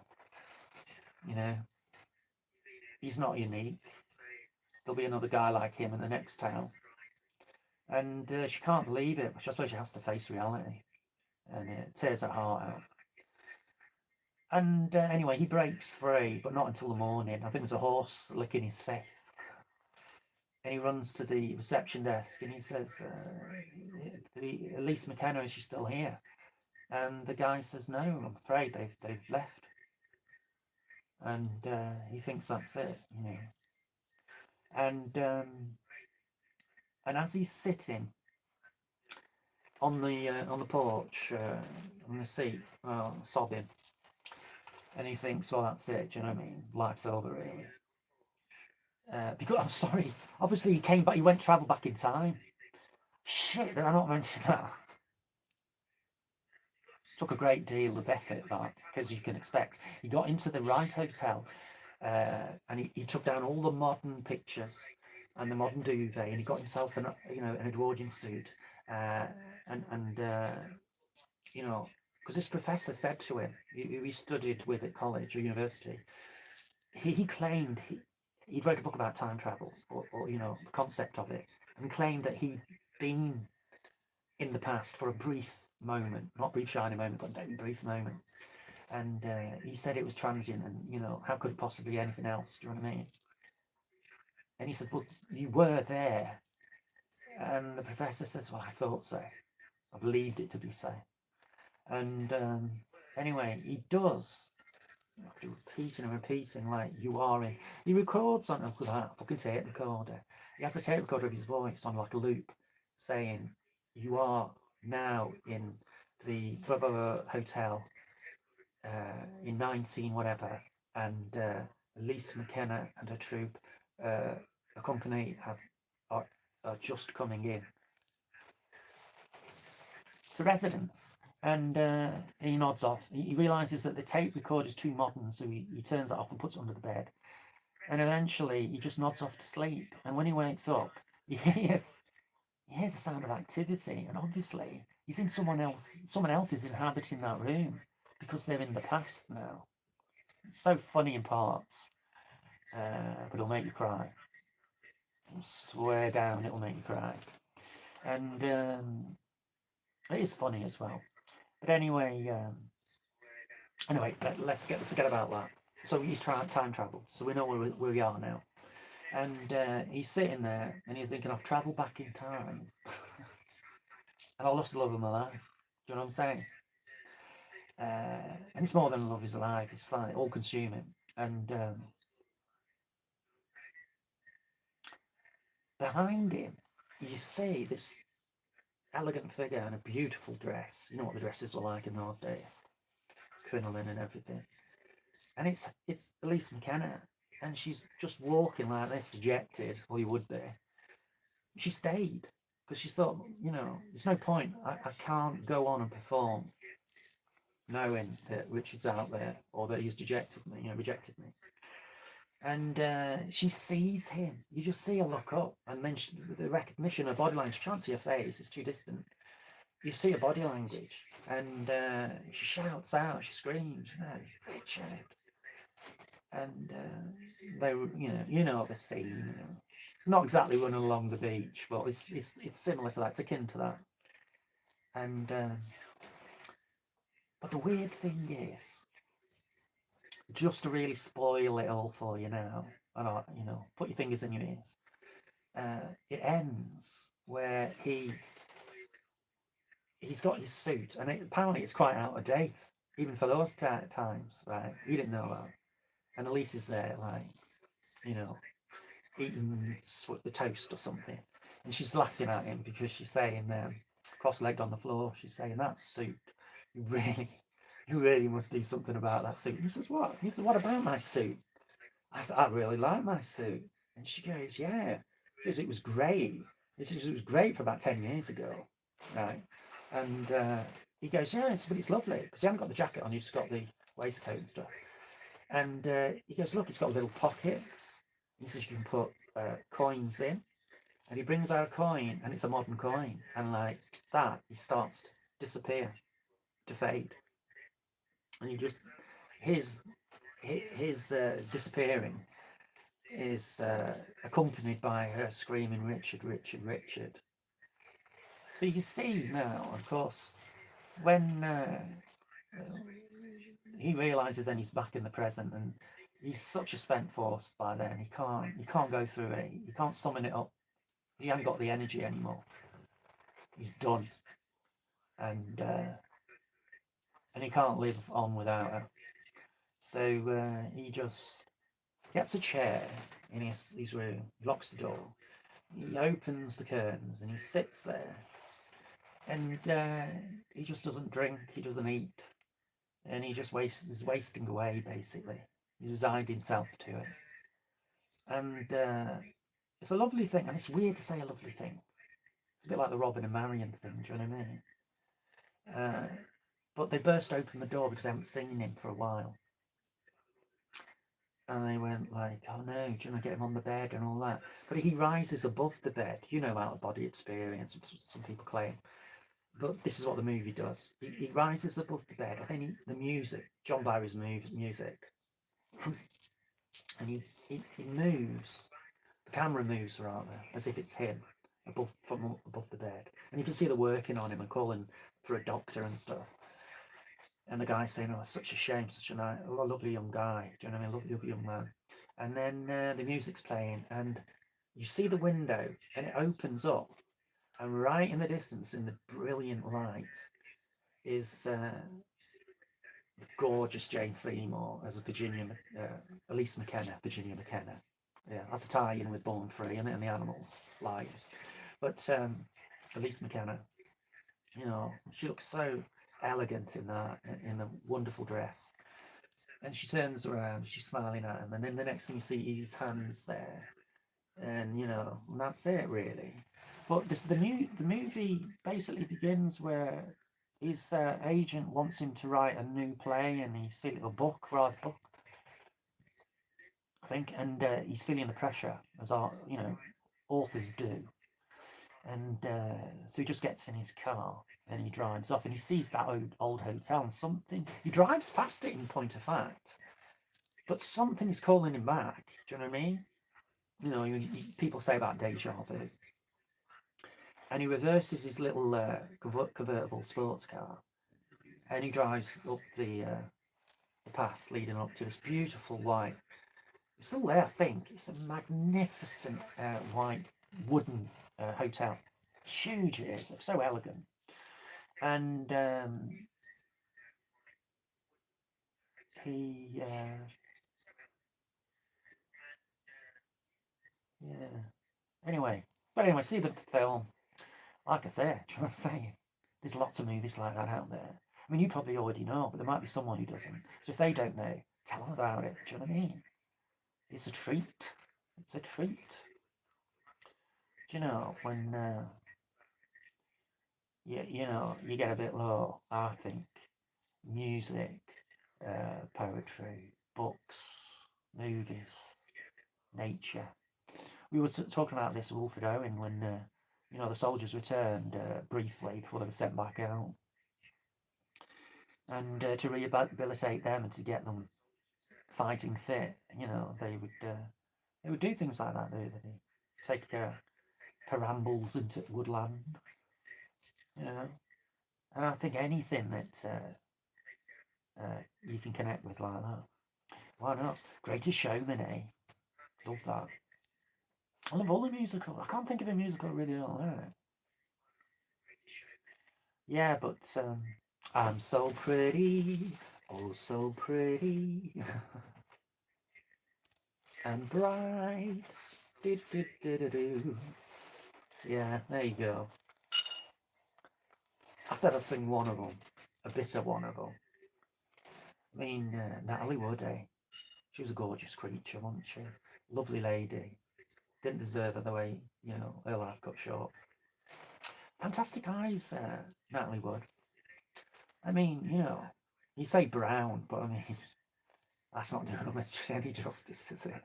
Anything's brown, isn't it? Tree trunks are brown. Beautiful eyes. Yeah, and of course she was with James Dean, wasn't she? Rebel Without a Cause. And wasn't James Dean very young to become such an accomplished actor? I saw once, you might have seen it. There was Oof, look, I'm showing ankle here. Couldn't have got away with that in Edwardian times, you know. Or was it Victorian times? Yes. They would have ostracised me for doing that, you know. It's a little bit too risque, a bit too daring. But anyway, James Dean and Paul Newman, a very young Paul Newman, you know, before he, I don't think he was with Joan Woodward at that stage, but they did a screen test for Giant, and you know, they crack up a little bit. It's lovely to see that, because you're used to seeing them on the screen, especially someone like James Dean, because he made so few really. And wasn't Giant? Didn't he win the awards after his death posthumously? I think. Yeah, that Spider. What was his car called? A Spider? Was it Little Bastard? I'm not. I'm not swearing. I'm sure it's called Little Bastard. He was a farm boy, wasn't he, James Dean? Camera loved that guy. I mean, people still have his look now, don't they? You know, with glasses and the hair. Did you ever see? Oh, what's his face? Jim Carrey. Have you seen Jim? Look, go on to. See, I'm saying look like I'm ordering you here, but I don't order people. But you know that. It's not that place. Do what you like. I know nothing. I'm an authority on nothing, honestly. But anyway, Jim Carrey, if you can catch him, and he may have already done so, but so if you go on to YouTube and catch his very early performance of his impressions, basically, and he turns his back to the camera, and he tilts one shoulder down, and he's got his hair ruffled back a bit, and he just turns his face. Can you imagine how scary that would be?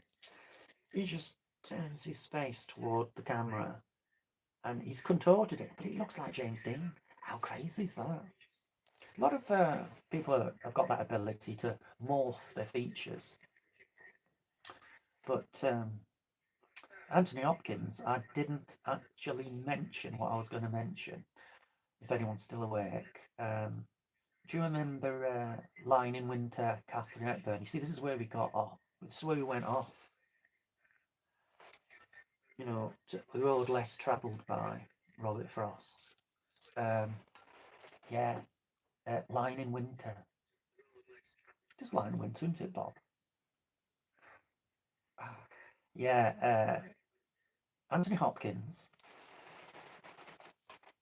and Peter O'Toole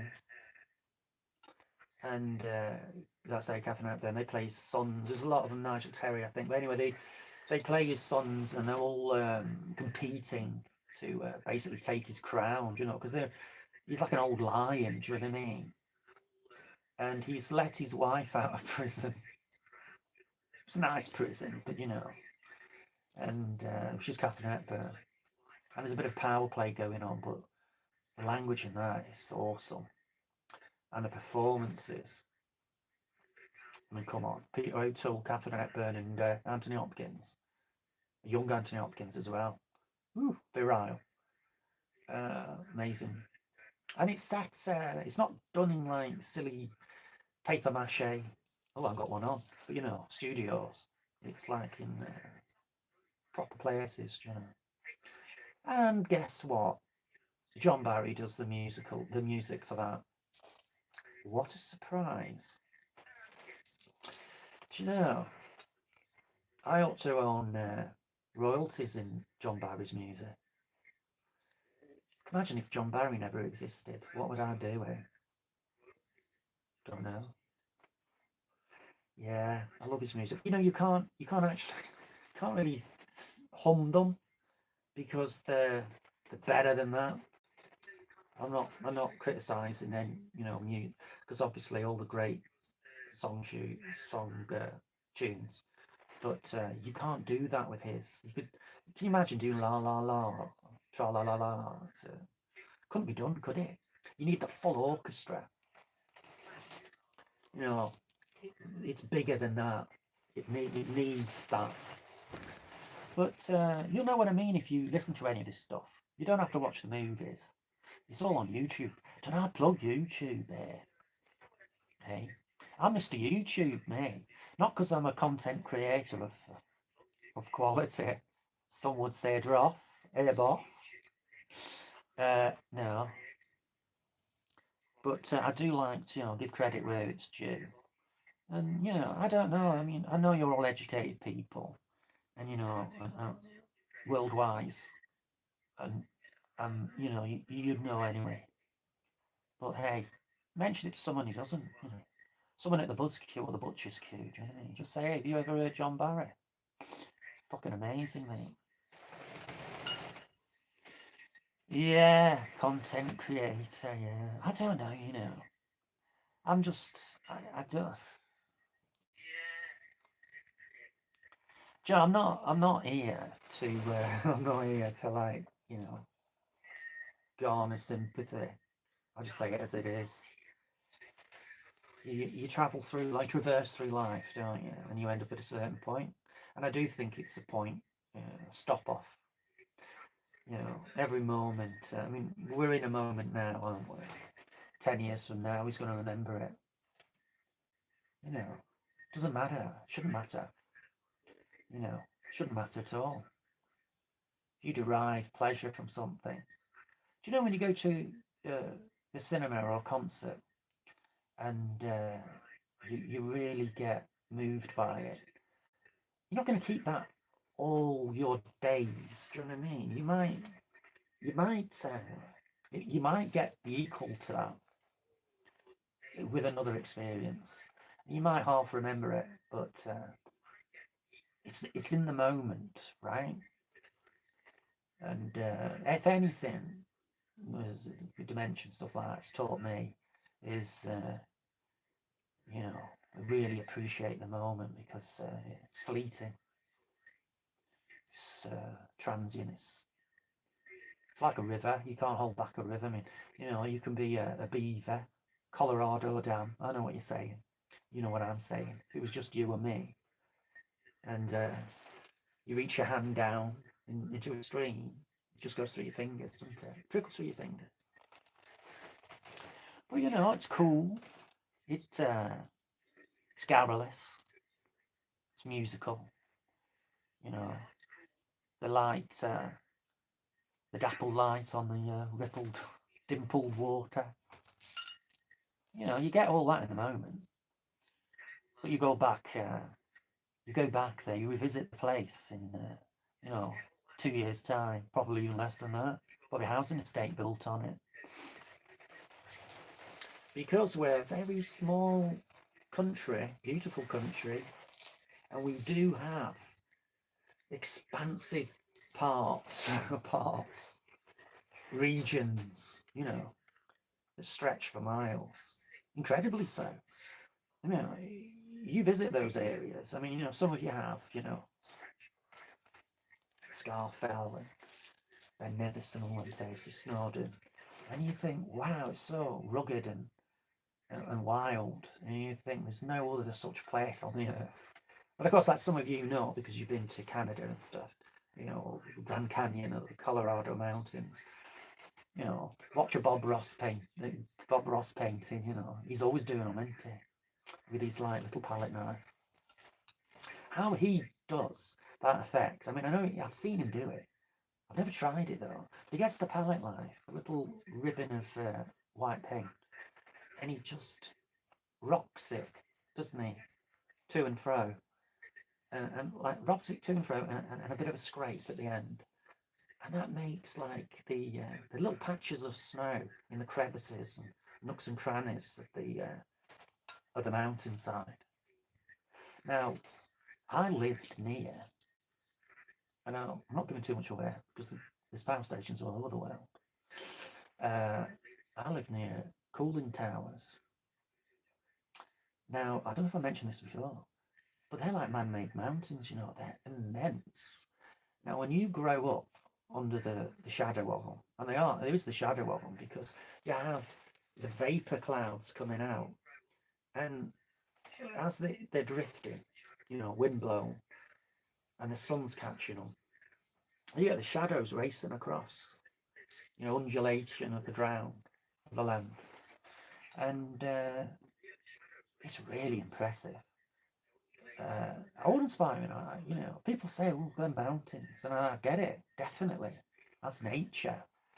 But I've seen that beauty in cooling towers. Yeah. When they get the rain on them, they change colour. You'd have thought, it's concrete, but some of them are like different colours. Some of them are more like terracotta or burnt umber or something. Some of them are grey. But even so, with storm clouds behind them, it's a mountain range. And as to a child, it's so impressive. It's scary at times. You're out in the field and the thunder clouds are rolling, bruising up the sky. And you hear the distant thunder and you're too far from home. You're not really. You're only in the field, you know what I mean? But it seems a long way. And you see the shadows on the cooling towers. And of course, cooling towers, in the very nature, they have to emit steam. And it's a crescendo. It's better than any, well, no, it's equal, say, to something like Niagara Falls, that crescendo in your ears. Yeah, but I'm glad, I'm glad I grew up there. Some people, they've gone now, they're long gone. Everything I knew's gone, Even my mum's memory, internal memory, that is not my memory of it. But yeah, everything's gone, My library's gone. My school's gone. It's just rubble. Everything goes, doesn't it? Everything goes to dust.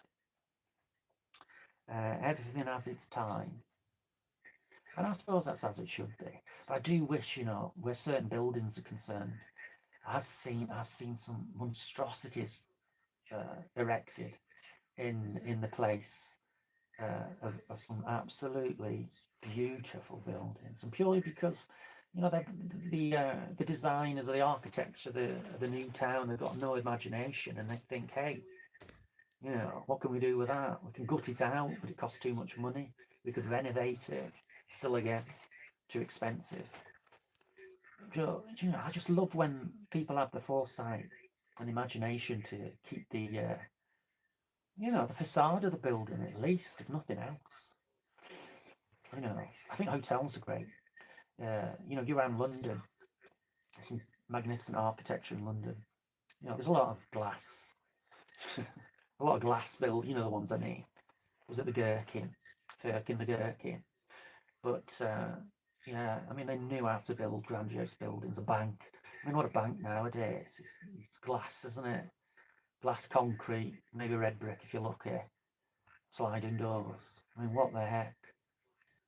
There's just no beauty in it, is there? It's just square, rectangular, sharp edges. But people used to carve stuff, didn't they? Do the stonemasons? They put effort in. You go to, we were talking about York. You go to York Minster, and you can spend all day in there, by the way. Rose window. I mean, I know I had the fire, but it's still there. It didn't do that much damage. Not like I think Notre Dame suffered more, to be honest. But yeah, York Minster, what an edifice that is. Oof. Stained glass. I could spend a month in York.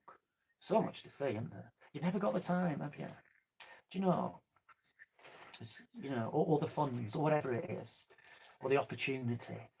It's like Jane McDonald. I don't want to be Jane McDonald, do you know what I mean? Jane McDonald's Jane McDonald. But, she's living the best life. I mean, I know she's found love again in her life. I know some people hate Jane McDonald, don't they? But, I think she's a nice person. She comes across nice. And that's as much as you can hope for. Until you meet someone and they tell you to fuck off because they're busy. Do you know what I mean? But all I know is what I can perceive and how people interact with her. I'd like to meet her on a cruise. I think we get on like house on fire. You know, she'd see through my accent straight away. She'd go like, "Oh, you're not northern, are you? You're not fooling me, you little prick." But you know, once that's put aside, I think we'd get on. You know, she got a sense of humour. I got a sense of humour. I don't take myself seriously. Do I take myself seriously? I mean, come on, come on. Um, I'd love to travel the world, wouldn't you? I mean, I know some of you have been further afield than France. I've only ever been to France. Paris. Wonderful Paris. Eh, yes, oh, croissant. Quelle heure est-il? You see, my French, I was going to say French mistress. I mean, my French teacher. I want to go so far as tutor. That sounds like, you know, one to one. But she was really, she was like a Jean Brodie character. She'd come in with croissants, and and you know, she'd been to France. I think she'd lived there for a while, so she knew her onions, her French onions, and yeah, she engaged us all in that in the Parisian life. I loved it. I did the Sacre-Cœur. I got shat on. I probably told this before, but you know me in art. I love art, and it's an incline up to the Sacre-Cœur. It's a bit like Taj Mahal, isn't it? When you get to the top, and then I was standing there in the doorway admiring some painter's creation on canvas. And a pigeon shat on my hat. I had a baseball cap on. I was all in blue denim. See, it's popular in those days. I think it's coming back. You know, powder. I mean, all one, ensemble of powder blue denim. Now, don't judge. It was fashionable. You have a look at 80s music videos. Mate, Bros and George Michael, there's a lot of them. Do you know what I mean? Yeah, so that powder blue jean, denim shirt, white t-shirt, and a powder blue baseball cap, only because it was sunny. But I'm glad I wore it, because I just felt it, and I thought, oof, what's that? And then I thought I was sitting under some like overhanging drain, and then I felt another, and it was a pigeon pooping, defecating on my hat, my best hat, all on brim. A Parisian pigeon, do you know what I mean? You must have known I was a tourist. But the view from Sacre-Cœur is great. Um, but yeah, never went to a lot of places. We went to Versailles. It's limited time again, isn't it? But went around the gardens of Versailles, fountains and all sorts. And crunchy path. I love a gravel path, don't you?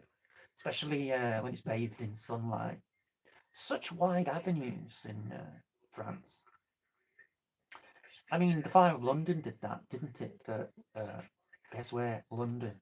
It cleared all the. I mean, they were very much like the shambles, New York. All the. You could shake hands. You could lean out your bedroom window and shake hands with your neighbour. Do you know what I mean? And they have it of like tossing out of because they didn't have adequate sanitary, toilets. They just have like a gazunder. Do you remember them? And they just like tip it out the window. That'd be me, that would. If I was in Samuel Johnson's London, or was it Samuel Pepys? I think it's Pepys, isn't it? Yeah, anyway, yeah, that's what with me. I'd have a golden shower right over myself. I'm that unlucky, unlucky. But anyway, I'd love to cruise. I wasn't joking. Do you know what I mean? Before, when I was saying about going on the boat in Whitby Harbour and that was at Donald Crowhurst. Yeah, love that. I think I am a solitary soul, really.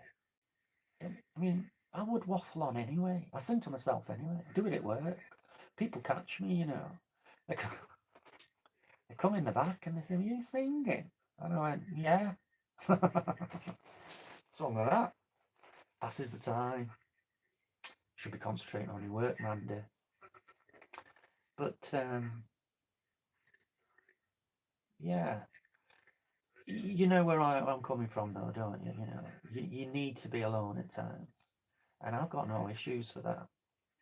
I quite like it, you know.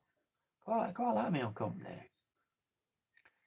And I don't think anyone can claim that. Unless you were a hermit on a rock. You know, with no nature and no books and no memories of books. You know, that's all you ever known. You were born and raised there on a rock by a goat or something, I don't know.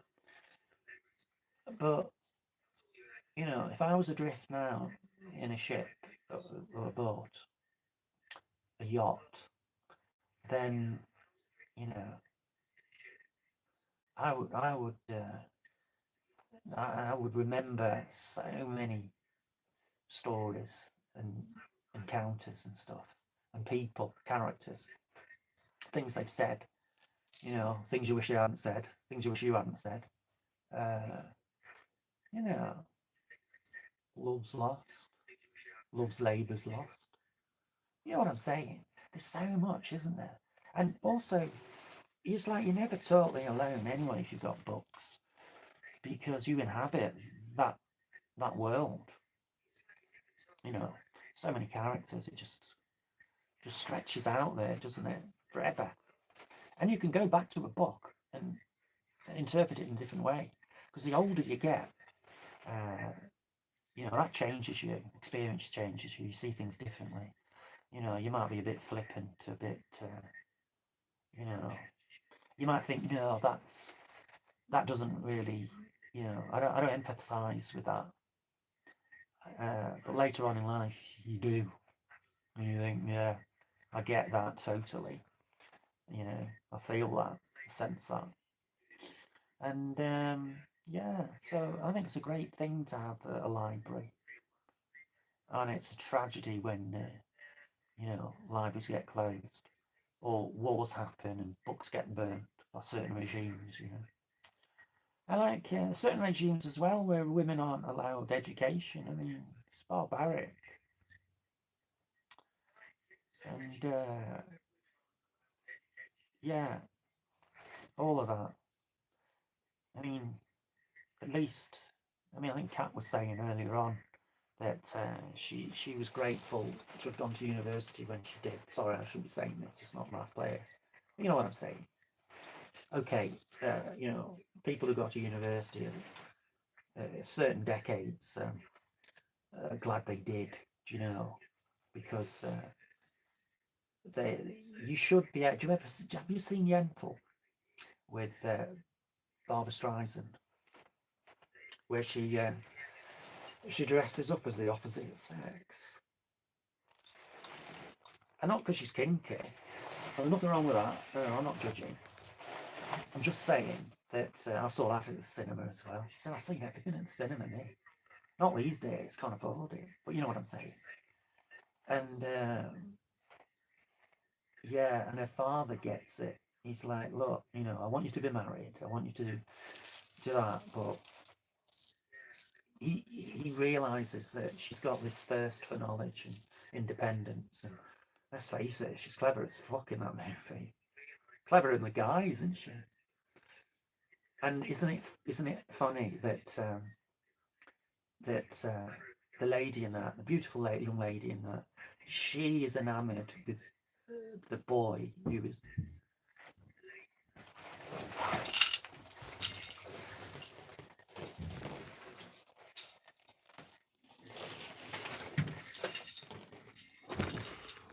Sorry. She's enamoured with the character of that's played by Bob Streisand. But the chap in it, he has these mixed feelings, doesn't he? And it's like, you know, this isn't right. I shouldn't feel attracted to my friend. But of course, isn't it complex, that movie? But Barbara Streisand fancies him. obviously, you know, because she's that way inclined. Just, but how can she say it? And it's all done through songs, music, the emotions and stuff. So there you go. Cat Gentle. You probably already have some great songs in that. The end song, do you remember what it said? Papa, watch me fly on the back of the boat.